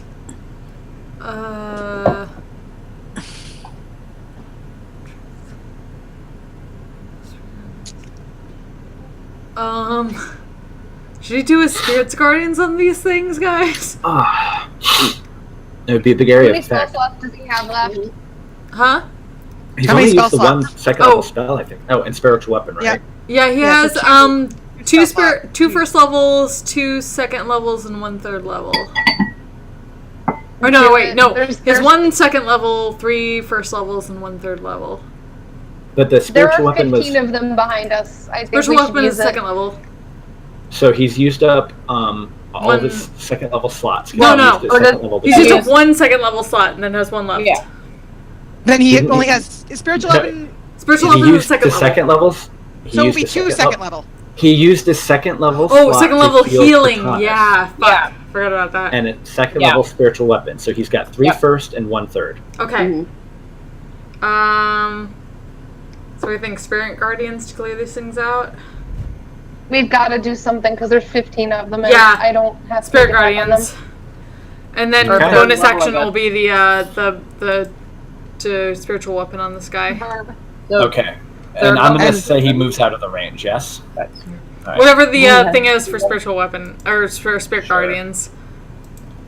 Well, at third Hold the level door. it is It's a third level spell, so there's no Yeah. increase Is it to it. normal? I was thinking Yeah. second level. That's why I was. Yeah, it's a confused. third level spell. So Right. Because I've never used second level spells. Oh, it's around him. So he'd have to Yeah. stay. yeah. Are you going to move out of the spell effect? He can I'd say- choose which ones get They're hit by gonna spirit come guardians. closer. Yeah, you can designate any You number designate- of friendly. Yeah, however number of Creature. friendlies, so he can choose the party to say don't touch them. Yes. Right. I'd say stay there, and then even if they don't take Yeah. damage yet, They'll When take they it get- eventually. Yeah. yeah. Fully done. And in fact, maybe Elias could even step in a little further and get some other shit if we need to. If that doesn't work, Okay. it's gonna be good. Yeah. So just spirit guardians the hell out of the bunch of Right. minions. All right. So at the end of Elias's turn, that whip comes around. It's actually going to try and go for Aiden. The burb makes an attack though for a bonus action. Oh yeah, yeah. Burb friend goes and makes a 15 plus 8. So 15 plus 8 will hit. 6 slashing damage against Aiden, by the way. and then that is How much a damage from the burb? 4 plus however much. So it's a total of 9. Okay. And burb friend go. Okay. Yes. Go, bird friend. Felice. Okay. Crabby. I mean, I'm restrained by this thing. Can I just try and You can try and get out of it, and then you'd be able to take... I would say that would be like your move... half your move to break free of this thing, and then you'd have half a move and your action. Okay. So DC So I will 13 try- strength or acrobatics.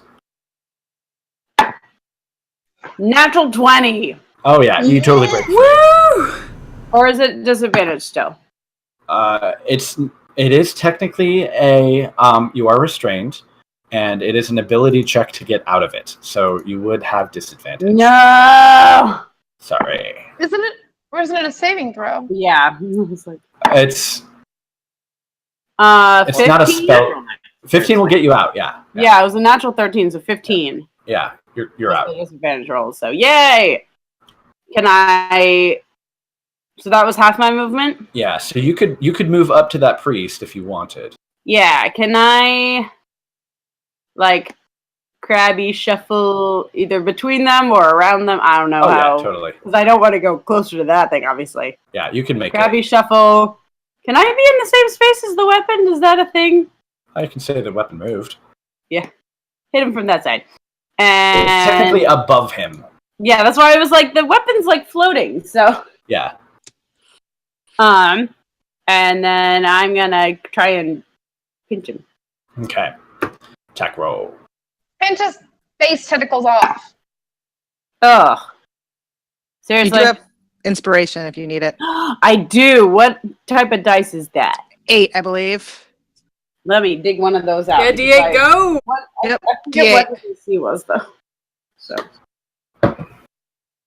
So if you want to use it, you can use it. yeah, with that roll, Its armor class is 16. yeah, with that roll, I rolled a 4 and it's got +3, so I'm like, yeah, that's not. 7. Yeah, but remember you do have a D8. Yes, Yeah. I will grab that out.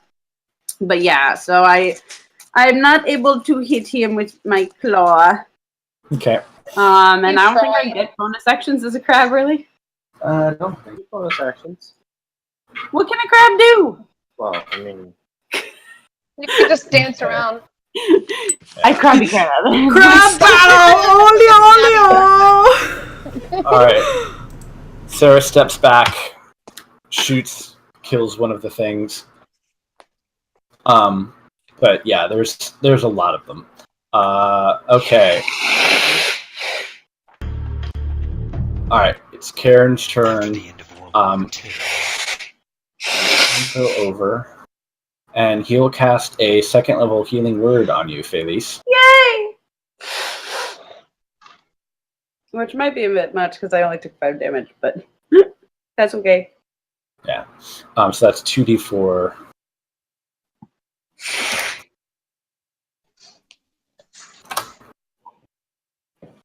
Do you add your modifier to the roll? for healing word, yeah. Oh, he rolled a 5 for actual roll, so you're full. Yay! Yeah, I was like, if he fills up the crab, does it like spill over into me? Because that'd be No. I don't know if I don't think it does. Yeah. All right. That Velis. All right. I don't like where I am. I'm not feeling very useful trying to pick off this horde one by one. So I'm going to just go ahead and try shooting the big guy here. Okay. And we're going to see what happens.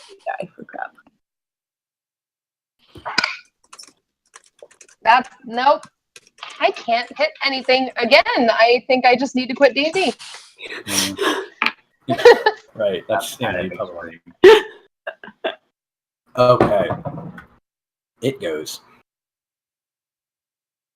Right. Yeah, it's kind of looking between Cortanus and Aiden. On the ground. It's you're prone? Yeah. Oh, I didn't, Yeah, he got that's right, knocked you got out. knocked down in the last wave. Yeah. Okay, because the wave comes after your turn, so you hadn't had a chance to get back. Oh, then he sees that you're down and vulnerable. So And then I'm gonna attack its ass. Oh yeah, you get a pre-attack, right? Yeah, because if it tries to go for anyone but me, I'm gonna kick its ass. Yeah, it's gonna go for him. That's such a handy feature. Yeah. So it's a 17 plus 8. Oh shit. So he reaches out and Damn. with this sort of What is that? incredible loud cry, he. Oh no! He did not have advantage on that because like my thing gave him disadvantage on anyone else except me, so it was straight roll. So he would have rolled a 10. Fuck him. Okay. And I attack him for I didn't realize it gives him disadvantage. Yeah, disadvantage on anyone except me. So it would have been a straight roll there. And his first roll was 10. An attack roll. Yep. So it's still a 10 plus 5. Is that enough to hit you? No. Even with your AC? Yeah. So you can see, like, in slow motion, you see him sort of, like, coming down, and his fist just, like, there's this wave of spectral energy coming at it. Out. And Cortanus... No. Yeah. How dare they push! Yeah, so you see this ally of yours that's on the ground and vulnerable. And with this shout, you get an attack roll against him too, right? Yep. Which I rolled a 14 plus 8. So you know that this would be a mortal strike against Aiden. And as you cry out and strike back at this priest, the carvings on your blades begin to light, starting from the hilt and growing out. And you can see waves of energy coming off of them, one of them being this sort of golden radiant light, and the other one sort of a flickering shadow. And with your strike, you do 14 plus 1 additional damage from each blade, which is enough. How do you want to do it? Oh shit!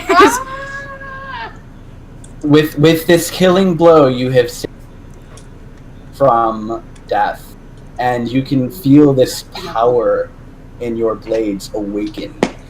Wow. How do you want to do this? Oh shit. So I'm ready for him. You're freaking welcome, buddy. So when he goes after Aiden, she just kind of like slides across, like dives down between the two, gets in between, pulls her blades like in an X formation against his neck, and just like, I guess if it's like lit up, just kind of strikes out against, like takes its head clean off. Just yeah, like whereas before your blades were having difficulty piercing this creature and getting through his armor and his defenses, it's clean. It is as if it were through nothing.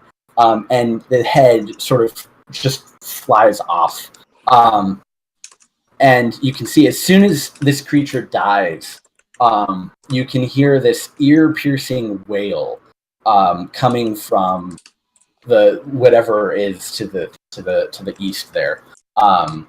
And it falls over, and at that there's like this sort of wave of ripple coming out from that dark source, and at once you can hear from down below just this weird cry, this gurgling cry from all of these creatures, and Velis, Elias, and Sarah all see them like as one just turn and start.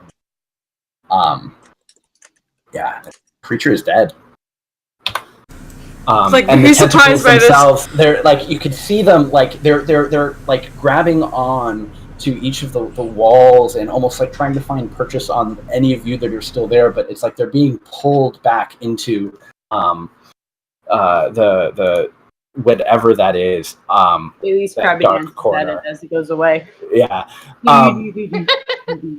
And you can see sort of like there's this sort of sound where it's like there's this vacuum, and you can all sort of see this pull, like a sort of a burbling under the surface, as whatever force was pushing sort of water into this chamber now seems to be drawing it back out again. And you can see the water sort of beginning to rush out of this chamber, and pulling it actually a lot of the strangle kelp and whatnot is getting washed away and pulled in along with it. And after just a few moments, you're all sort of left standing there. The sounds of sort of water, wet and dripping, but quiet again. And then Karen says, "You did it!" And he runs over and like picks up the crab and is like tossing the crab up in the air. I was just very confused by like the slight glow that came from this because she's not used to that. Yeah. You have never seen these do this, and the glow is persisting. One is it's each carved letter is sort of glowing with an inner light. One of them like a bright like almost like the sort of light of dawn, and the other one it's almost seems to be drenched in shadow. Because probably in that case the left one is probably light and the right one is probably dark in that case, from what I remember. Yeah. So I guess it all depends on, I guess, if you're facing north or south. West and east, light and shadow. Yeah, west. West would be light. Shadow. Oh, west would be shadow? Really? Yeah. Okay. Yeah. Rise and fall. You know. Yeah. Well, okay. So the way you described it is that you use one for attack and one for defense. Yeah. Right? The western one is defense. Western is defense? Mm-hmm. Okay, then the west is the light. Okay. And the east one is the dark. Huh. Like extremely, she looked extremely confused by all this, because that has like never happened to her before. Aiden's just gonna kind of get up slowly and look at Thomas. Yeah. You right there? Yes, that all right. I'm just like very slightly perturbed by this. Thanks, by the way. Of course. Is everyone all right? It's like looks around. I think we all are okay. Can I see? I mean, I'm still a crab at the moment, at least. Right. In his tossing, does Karen still look like strange? Yeah. Yes. He still seems to be afflicted with whatever that is. But it's hard for you to tell because you're a crab. Yeah, I was like, Phineas will eventually drop crab form. Drop crab form, hopefully not midair, you know. Right. So you sort of like come to the ground, and you can see. I think probably for the first time since you've seen him again, he's genuinely smiling. And while he does still sort of seem to have this, very odd discoloration, I think you can see for the first time, in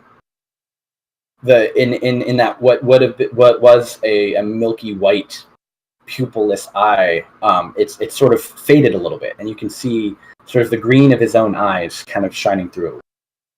And Felix is just gonna look at him and say, "Karen, you're okay," and just give him a big hug and like kind of sobbing, ugly sobbing. He's crying too and shuddering. He looks to all of you and he's just, I can't thank you enough. I don't know how long I would have been able to deny him. Was this creature the him, or what that you spoke of before, or something else? No, it was just one of his priests. So he wanted me to sacrifice myself to open the portal and bring the beast through. But I knew that Felix was coming, and I wouldn't willingly do it. So he needed a willing sacrifice. Done, then? How are you supposed to know what's done? He Karen says that he needed a willing sacrifice. And Karen Whether or was... not he needed a sacrifice, how do we know that his thrall is done? We're also gonna check the body of this creature, like... How do we know that this won't happen again? I don't know. He needed a willing sacrifice from a creature that had been imbued with his power. Felix is just gonna look at him to say, "Would it be all right if we kept an eye on you at least for a few days to see if you start getting better, or to?" Does he look any different than when? Yeah. His eye seems to have cleared up. Go ahead and make a medicine check. I mean, you're all drenched and alternately covered in like blood and viscera and gore. Can I make a medicine check too? Sure. Blood.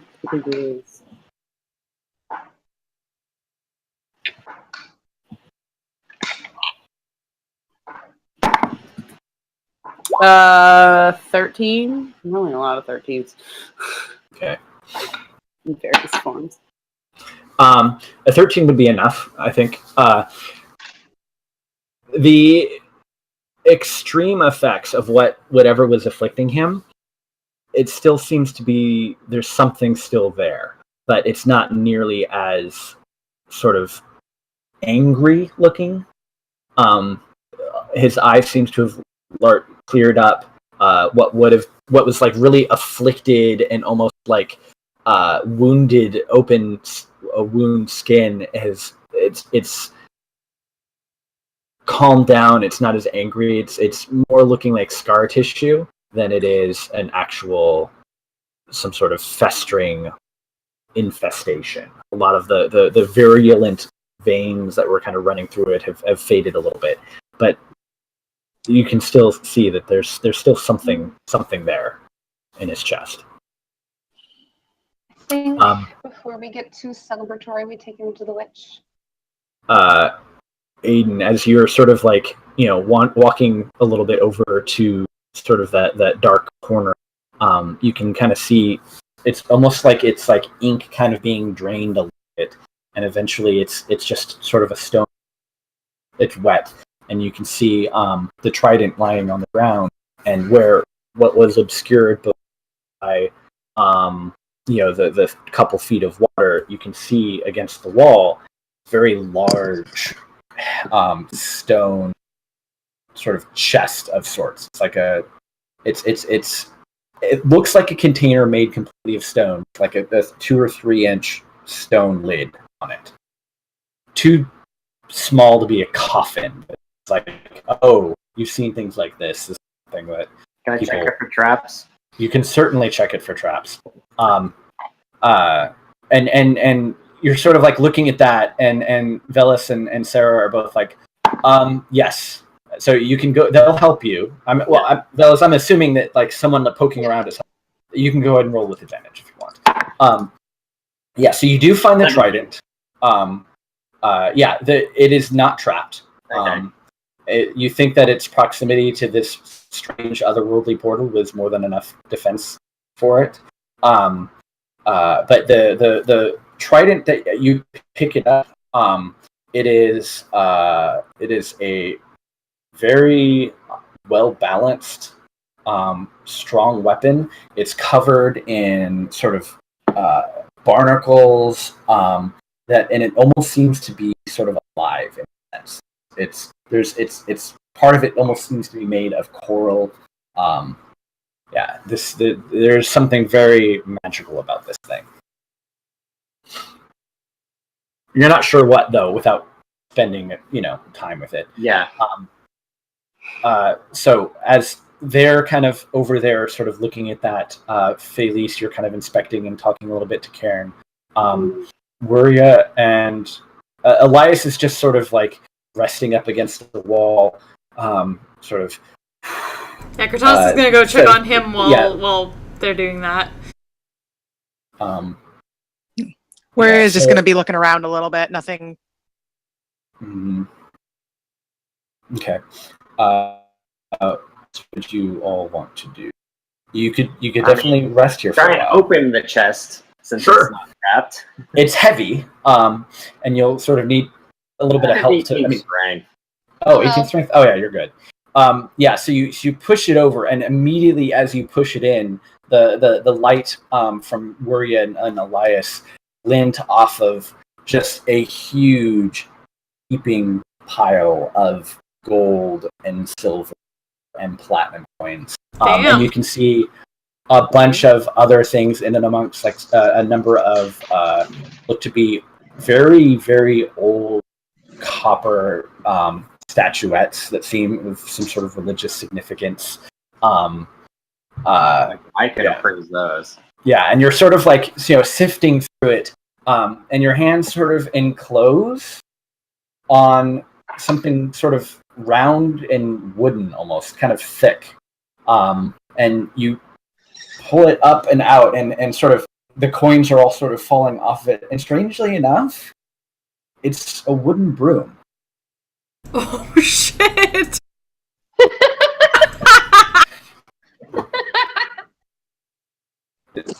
Of all, like you see, like treasures and jewels and a number of pearls, and then just this sort of old wooden broom kind of buried underneath.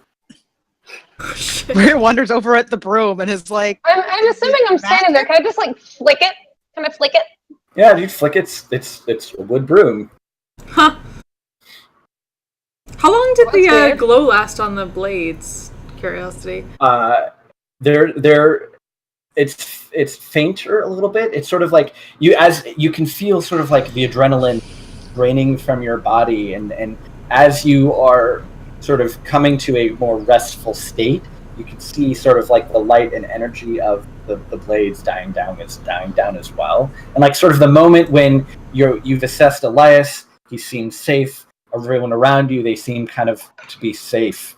The glow sort of dies down a little bit, but you can still feel sort of like a thrumming power in the blades. It's gonna be assessing that while people look through stuff. I was gonna say, what do I sense in the way of the elemental type? Is that diminished also with this guy dying? So it is no longer as strong as it once was, but you get the sense that the barrier between this place and the plane of water is there's a connection, a sense of a connection between this place and other place on the other side, but there is no longer. Okay. Well, I don't suppose anybody knows what's up with this broom.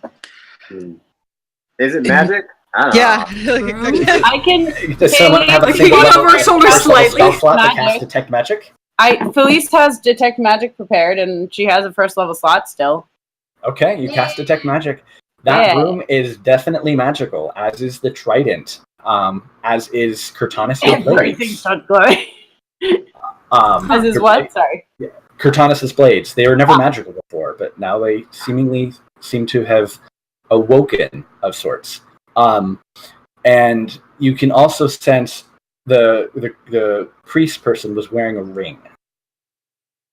I will walk over and see if I can find it and just It looks it's a plain opal ring made almost from it's carved from a single piece of opal in the shape of a number of waves. You say waves?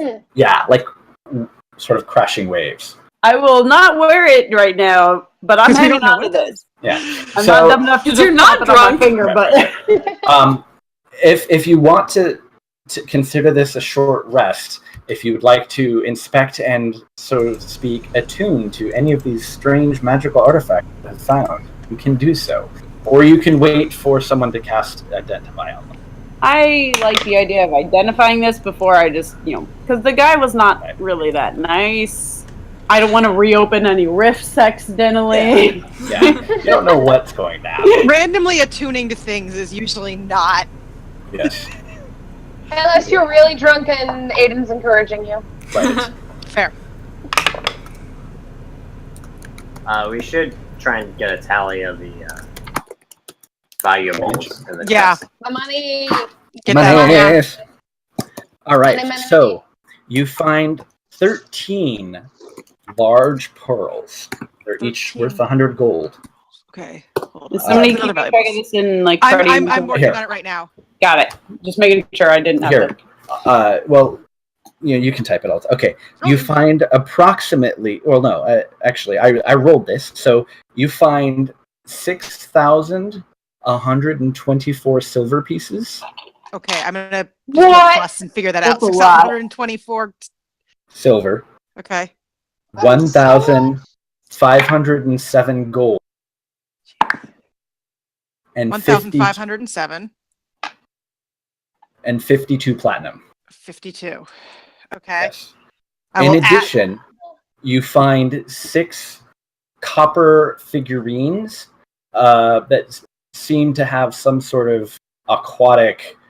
They're like different aquatic creatures. Yeah. Dailies like stills. Yeah. Dailies Those security. are each worth about 20 gold. It's like pure copper. If you find someone who's particularly interested in this type of thing, it might be worth more. But just I was gonna say, and detect magic didn't find anything magical about them. They're just How much green. were the pearls worth? Each of those 100 gold each. 100 gold each. Okay. And then I'm assuming that you're going to sort of focus a little bit on these Cortanis. I'm calling her by their character name for a while. Anyways, I don't know if that's going to actually work as an active link or not, but I put it in the funny chat. This is a. Oh, good. We're holding on to at least one of those pearls for when Weria gets identified. Did that pull up a page? It worked for me. Okay. That's So, not hoping, but- I would say, like, you're not quite sure what these are, but after a few moments, Weria, you remember this story of these twin elven heirs of the first sort of great elven dynasty. And they were sort of inseparable, a brother and a sister. And they each wielded these sort of powerful swords, one of light and one of darkness. And you've heard just stories, long ago that this is like, very much ages and ages past, before the calamity.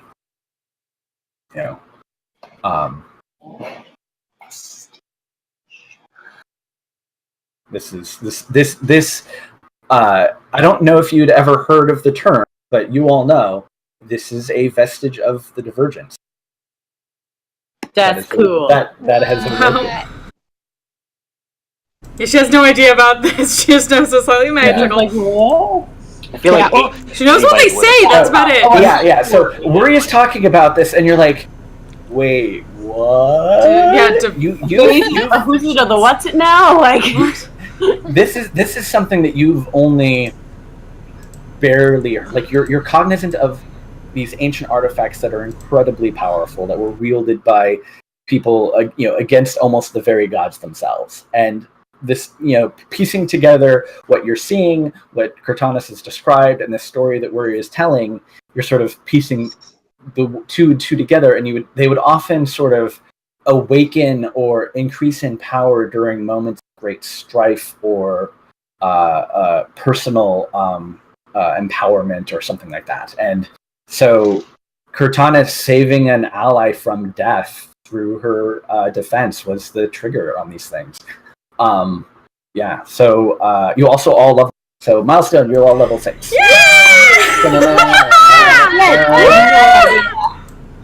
But yeah, so these count as magic weapons +1 to attack and damage rolls. Oh shit! And then on a were you able to read the Just link now. I sent you? I'm reading now. Oh, okay.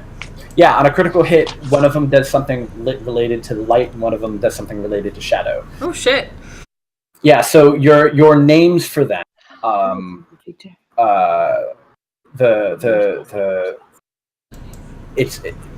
That's what informed this. So that's why I was sort of asking those questions. So Thorn, Yes. Dawn Thorn, East, West Thorn, East Thorn, kind of thing.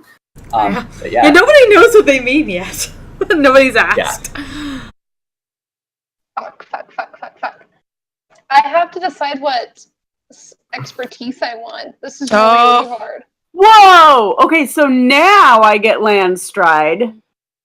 That's cool. All right. I gotta choose would've been handy between last investigation, perception, and thieves' tools. Yeah. So, And I don't know which of those. Oh I my want. gosh! Can we just talk about how everything I get from this level would have kind of come in handy just now? Like, Right? really? Like, Like another It was on feat. purpose. I'll post it. Are we wrapping this session here, or Yeah. are we? Well, I mean, If we want to I can talk. pop back to. I can pop back in a little bit, but I need to check in with Tracy. She took Noah to a classmate's birthday party at Chuck E. Cheese. Nice. And I need to check in with her and sort of relieve her of parenting duties for a little bit and just see if she's okay. That's fair. That's fair. But if anyone has any questions or anything, I'll probably be popping back online in a few minutes. Okay. Yeah, you Nice. know. But That I'd would've say been we'll handy. just sort of wrap it up and end it Maybe. here for now. We can talk about things.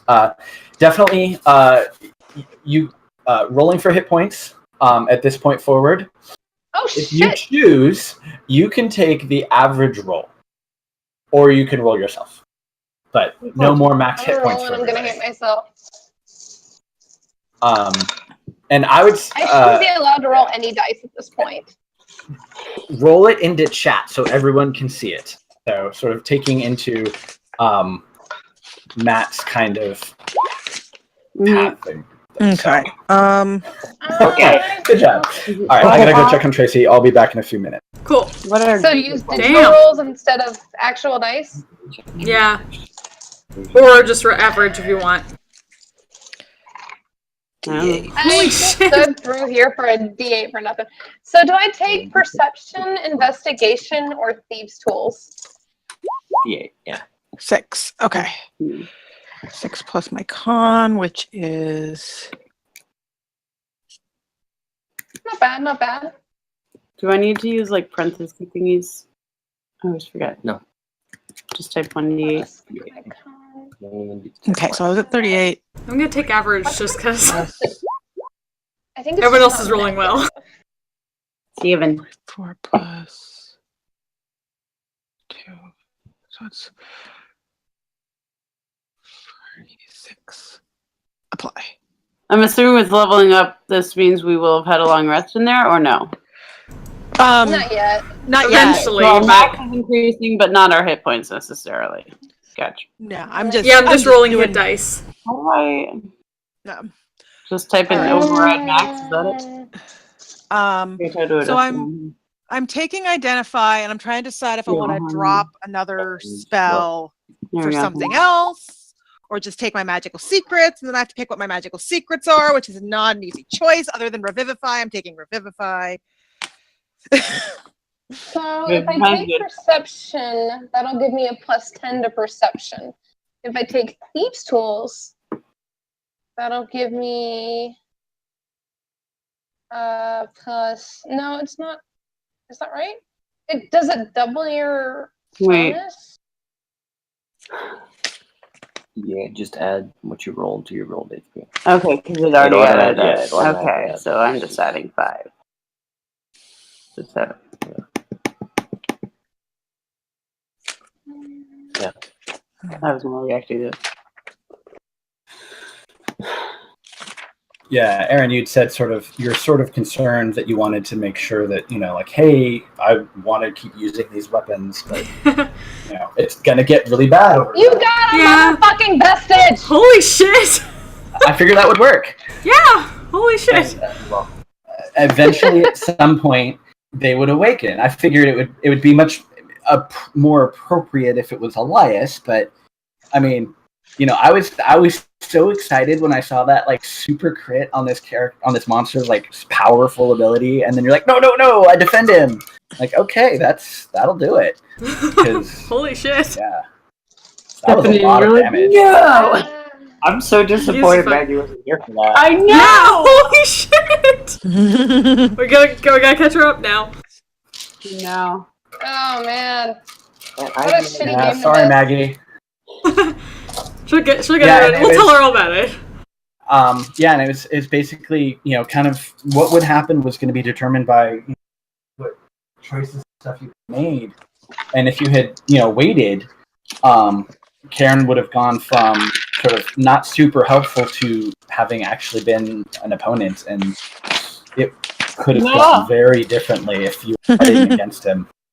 Oh, damn. And Phoenix is just here like, see guys, I knew we didn't have to kill him. Sobbing. Phyllis is still not convinced of that.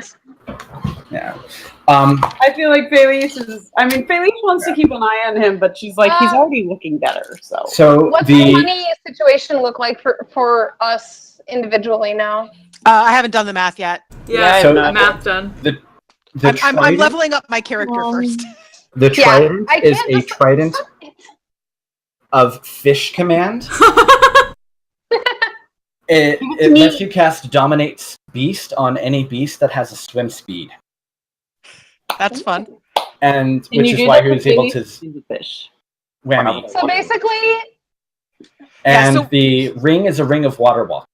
That's what Okay. it's Ooh. So yeah, The we're- coinage The one I and had? the magic items were all things that I rolled.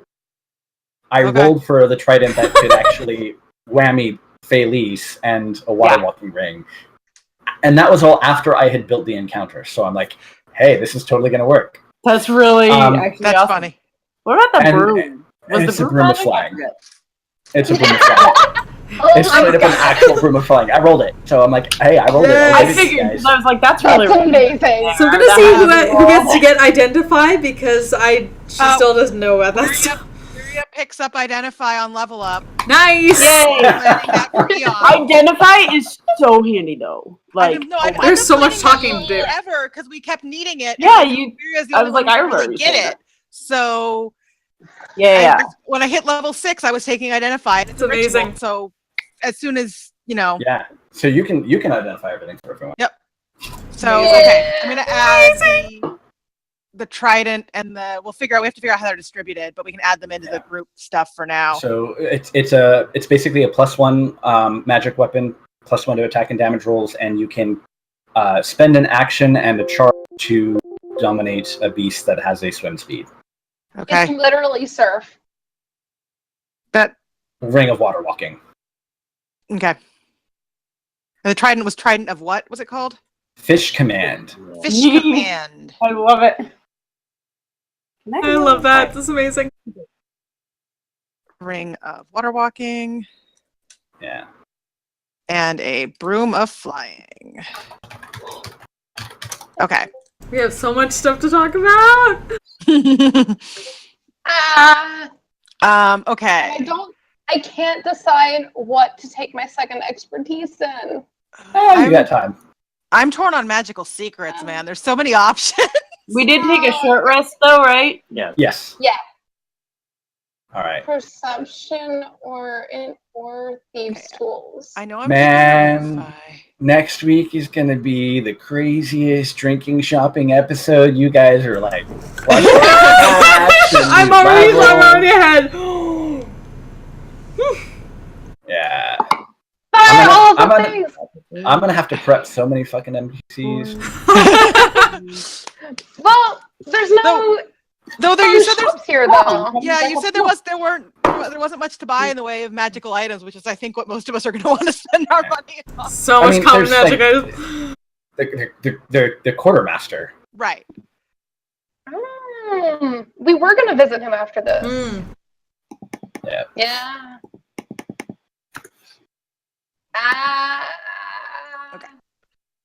Okay. So that was the first fight we've done with like legendary abilities and lair actions and stuff, wasn't Yeah, it? wow.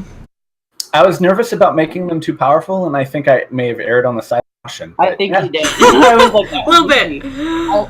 I really thought we were going to be like dying. I took a lot of. I was down to 20. Right. So like, Yeah. I feel like if it had dragged much longer, we would have been hurting. Well, I think we got lucky on a few things. Oh too. yeah. Mhm. a lot of the lair actions were specifically about debilitating. So not a whole lot of damage, but a lot of preventing you from being able to move. And I think I waited too long to throw the horde of little guys at you as a distraction. Holy shit! Yes, you have the best bitch. It just like let me find it and add it when I typed it. But now I can't do that. Of what? That's just your inventory. You have to go to. There we go. Thank you. Never mind. Oh, I put it in the wrong thing. Okay, general chat. Hey, yeah, water rocking. In case Maggie checks. What did I want for my second magical secret? I have no idea. What Does the ring of water walking not require attunement? No. Nope. You can just hand So it around. good. That's so cool. Give to Velas. Oh my gosh, Salty stealth over the water. I kind of love I it. need to figure out what feat I need because I need a feat like now. Fuck, there's too many good ones. I figure out after a spellcaster, I might do the Mage Slayer. Mage Slayer, baby. Ooh, Mage Slayer. Even more opportunity attacks. Yeah, fuck that shit. Oh shit! This It's that or Sentinel. Yeah. It's like, Sentinel would I feel like Sentinel kind of overlaps what you already have. Yeah, that's what I was thinking. The only thing it does is it keeps them from moving. Yeah, being able to zero out their movement speed really lets you lock down. Like it once you get into melee that with is something. a clutch for bow. Yeah. Because the That thing has is, been it's so like clutch for bow. it's when you make an attack.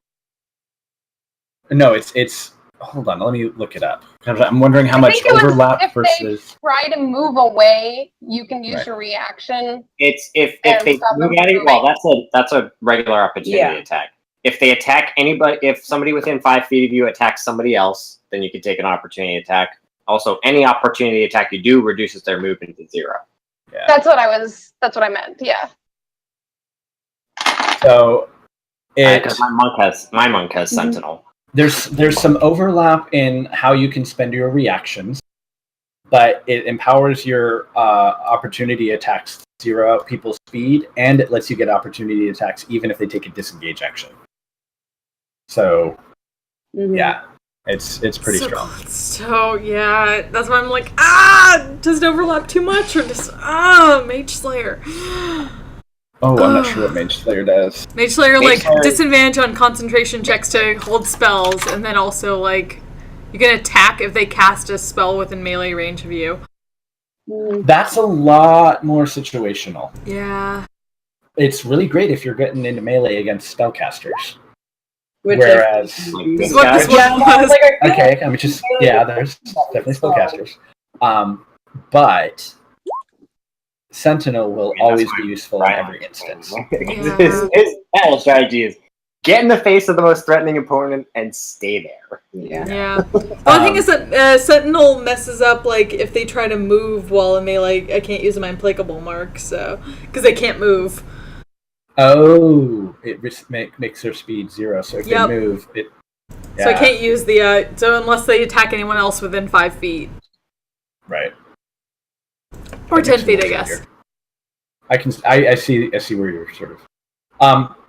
So with the Pact Blade, it already counts as a magic weapon. Yeah. But it doesn't necessarily have a bonus to it, right? Yeah, it just counts as a magic weapon, whatever form I summon it in. Okay. So because I was looking at it, and you kind of like a little bit different than, like, you're not literally consuming the blade, but you can sort of convert your Pact Blade into, or something like that. It's not really something that Ford makes a lot of use of. Right. But like with the flavor of my weapon, it makes a lot more sense. I can shift around the form of it. Yeah. But like, if you consumed the trident of sorts, Yes, then it would basically be the trident. But you would be able to have the +1 to attack and damage, which you don't have right now. I would say you could still form it into whatever you want. But the question is, do you get its special ability or do you just get the bonus? I don't know how. I'm not 100% sure. Ford took the bonuses from. It would have the special abilities as long as I don't then like do it with something else. Then it would basically change over to the other thing I did. Gotcha. Okay. Yeah, it's basically I'm using the trident, but I'm using it as whatever form the pack weapon Right. comes in. And then if I wanted to change to a different weapon, I'd basically be giving up the trident and using that one instead. Gotcha. Okay. I just figured I don't think anyone else is going to make use of a two-handed polearm, but you could consume it to get its abilities, at least, to power up your attacks. So, guys, we were splitting party funds in half and then dividing it between everybody. Is that how we were doing it? Yeah, We're going to divide it in half and then divide half among the party. Okay. The total amount, half goes in the party fund, and then half gets split. Yeah, I was just making sure that was my my recollection was correct and not wrong. Okay. What are you doing? 1,200 and 28, right? Where are you going?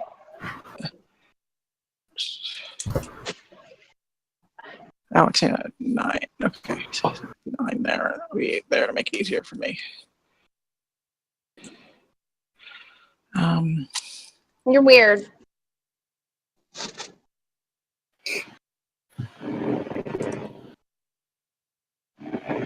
So I'm not dividing one copper in half. It's okay. Okay, so Can you not do this? 4, 5, 6. We have 7 people in the party, right? Yeah. Okay. I'm still trying to decide what I want for my second magical secret. So while I'm doing that, I'm doing math. Okay. Okay. So.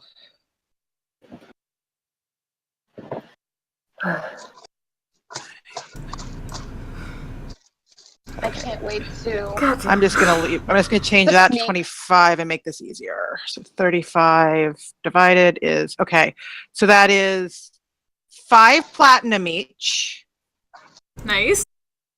I'm rounding to make it to make things divisible by 7, and then just putting the whatever the balance is in party funds. Mm-hmm. Yeah. Okay. Platinum, you said? Mm-hmm. 5 platinum.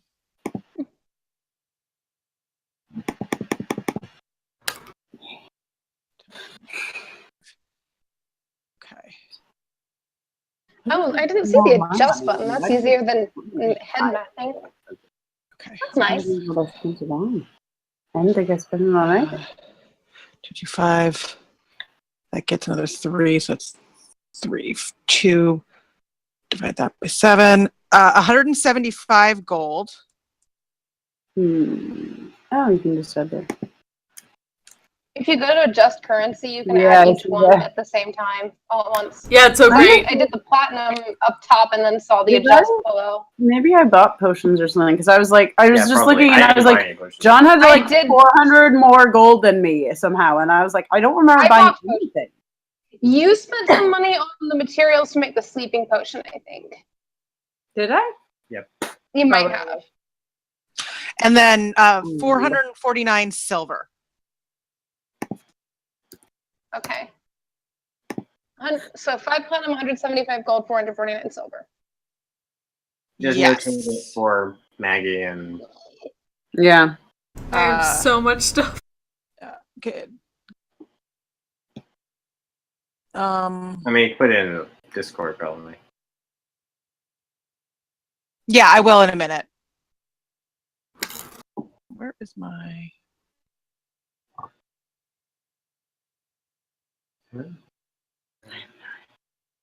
Okay, so I got. I'm not sure. It's getting really loud, and it's 11:30 at night. Yeah.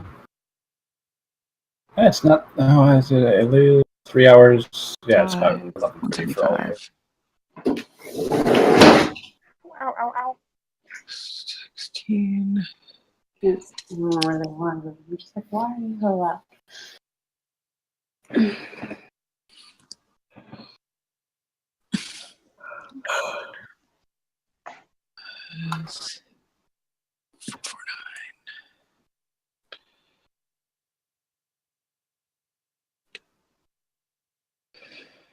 Man, I have advantage on so many things now that it doesn't show me my advantage on charisma against magic.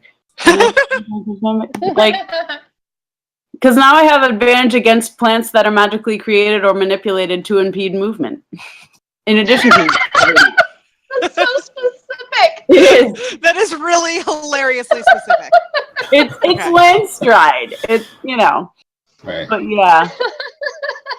Yeah, and so it takes up like forever because like in the little box it just says like advantage against plants that are magically created or, and then it cuts off.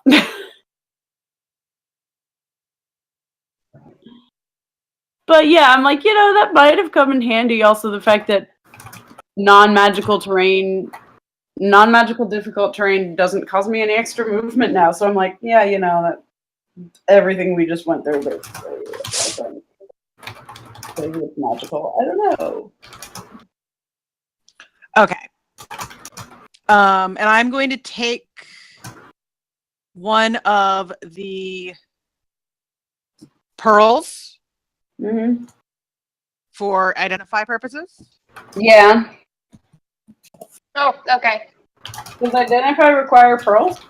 It requires a pearl. It does not consume it. A pearl of 100 gold, worth 100 gold. It does not consume That's convenient. Oh, that's awesome. Someone just gets a hold of pearl. Make it into a little necklace, and then you'll just have your little Beautiful identify. pearl. That's awesome. I totally believe that. Yeah, I can only imagine what that looked like. As that's I might commission that with someday of the that event happening. What? That was a pretty badass moment. We have such a What? talk coming at this point. Yeah. Because you probably know more than she does. Oh, man.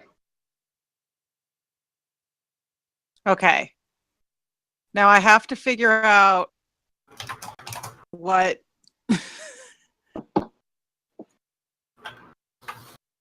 I'm taking as a thing.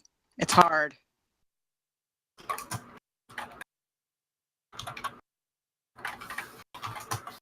Just It's a so pearl. hard. Yeah, I'm like, wait, do I have spells that require a pearl? Looks through my I don't know, maybe. You've got 13 of them. I know! That's what I said! 12 now. I took one. 30. Where the fuck is she? How do I edit you? Yeah, I don't know. Oh, edit. Okay. She might have just crashed as soon as she got home. It was a long trip. Yeah, I mean that is entirely possible. I feel like she does that a lot, so yeah. Yeah. Okay. Well, I'm looking at like my ritual spells because I'm like, Oh. I just use a focus most of the time, so I'm like, that requires a yew leaf. Oh, custom items. I want to. How do I inventory? I feel like something. Oh, there it is. Okay, cool. I haven't turned off the stream yet, but I'm sorry for anyone who's actually watching the stream. Oh, she's I'll online. also tag. It worked. Oh, she's alive! Watch her just pop into the voice chat and just go, what?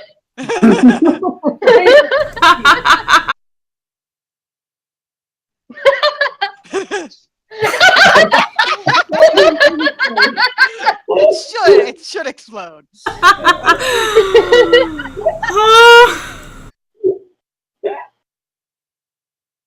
Wait, my god. It says there's 3 people watching my stream and I don't know who the fuck it is besides maybe you and me at Brendan, but whoever the third person is, I'm so sorry. Yeah. Hi, person. She's like Maggie, like go watch the VOD. Just go watch. The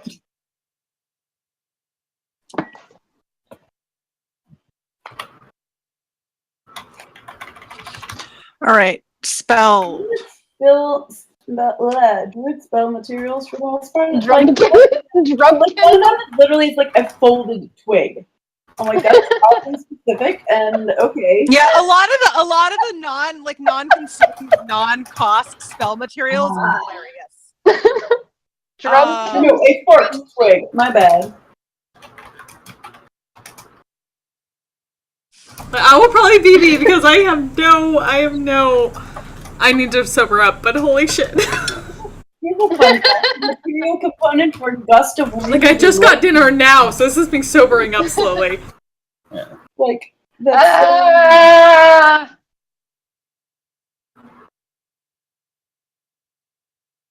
Oh man. Yeah, we're not sleeping for a little while. No. Guys, help me decide what my second magical secret is. I don't know. Get yourself a fucking unicorn! You already took it. Oh, okay. You took identify as your spell. Unicorn steed! Bards can learn. It's a spell that Bard can learn from basically any class, I think. Oh! Yeah, I can learn any spell of 3rd level or lower. I can learn 2 of any spell of 3rd level. I think Tracy might be home. I'll be right back. Dude, like... Hi, Tracy! Tell her hi for us! So I'm taking Revivify because 1, where you would, and 2, our cleric may or may not be able to actually cast Revivify. Yeah, that's true. Yeah, I remember having that conversation. So Revivify is happening, but then the second one is really up in the air, and I have so many options, and it's hard. I'm gonna look at the spell list. Aaron, Find Steed would be funny, but I think if I'm going to take Find Steed as a magical secret, it's going to be a higher level That's magical fair. secret, so I can have a ridiculous, like, Pegasus. Yeah, that's fair. Jeez, that's like That's so Bards. many. Cosplaying as tentacles. Cosplaying as tentacles. I love it. Like I need more utility spells, but I don't know what's good. Like I picked Dispel Magic just because. That's a handy one to have. I mean, that's a good one though. Part of my challenge is a lot of the spells that seem like interesting. Ideally I want a non-concentration spell because so many bard spells are concentration. Yeah, definitely. I mean, that's my problem, but since I only have like 2 spell slots, concentration doesn't let me get the most out of them. Yeah, yours. Yeah, I mean, for me, I only maintain 1 concentration spell at a time, and I have so many damn concentration spells. See, the problem is, I'm looking at it. I'm looking at the spells, Jerusha, and I don't know actually what's a bard spell. No, but it can be any. Like some of the stuff. Yeah. Well, but I mean, like. Oh, like what she could learn as a bard anyway. So yeah. If something jumps out at you, I was just wondering if you had counterspell yet. Yeah. So that is an option. I have not taken it yet. It is something I could take. It's not a bard That's spell. the whole reason Scanlan was able to do it most of the time. Yeah. Counterspell is always handy. You don't really have Counterspell's amazing. Like I could learn it, but I have 2 spell slots. And it can only ever go up to 5th So you recharge your spell slots on a short rest, though. So my Chrome just died. Holy fuck! But it's saying calm you can learn blink. I'm just like spell. Wow. Nothing weary of blinking. That's a terrible idea. I mean, blink can be great when blink is good. Yeah. Otherwise, it can be Jester blinking around the fucking temple all day. Oh my god. Yeah, I mean, I guess I'm just trying to decide whether I want something like counterspell or Fireball. Fireball. Like, do I want something like good. counterspell, or do I want something that's damaging? Right? Is the question. I mean, also things like haste. Also things like haste and fly, but those are concentration. I was just looking at those. Yeah. They are concentration, but they are cool. So my spells right now, I have. What do I have? Could learn Liuma's tiny hut. I have Liuma's tiny hut. That is you have it? Okay, good. Yeah, that's a because that is an awesome spell. So I have light, message, vicious mockery for my cantrips, and then bane, dissonant whispers, healing word, identify, hideous laughter, heat metal, invisibility, and hypnotic pattern, and then Liuma's tiny hut. So I have a situational damage spell with heat metal, right? Because there has to be metal. And it's a concentration spell. but it doesn't matter. It only matters if it's like armor and it's staying on them. Dissonant Whispers, which does damage, and Vicious Mockery, which does damage.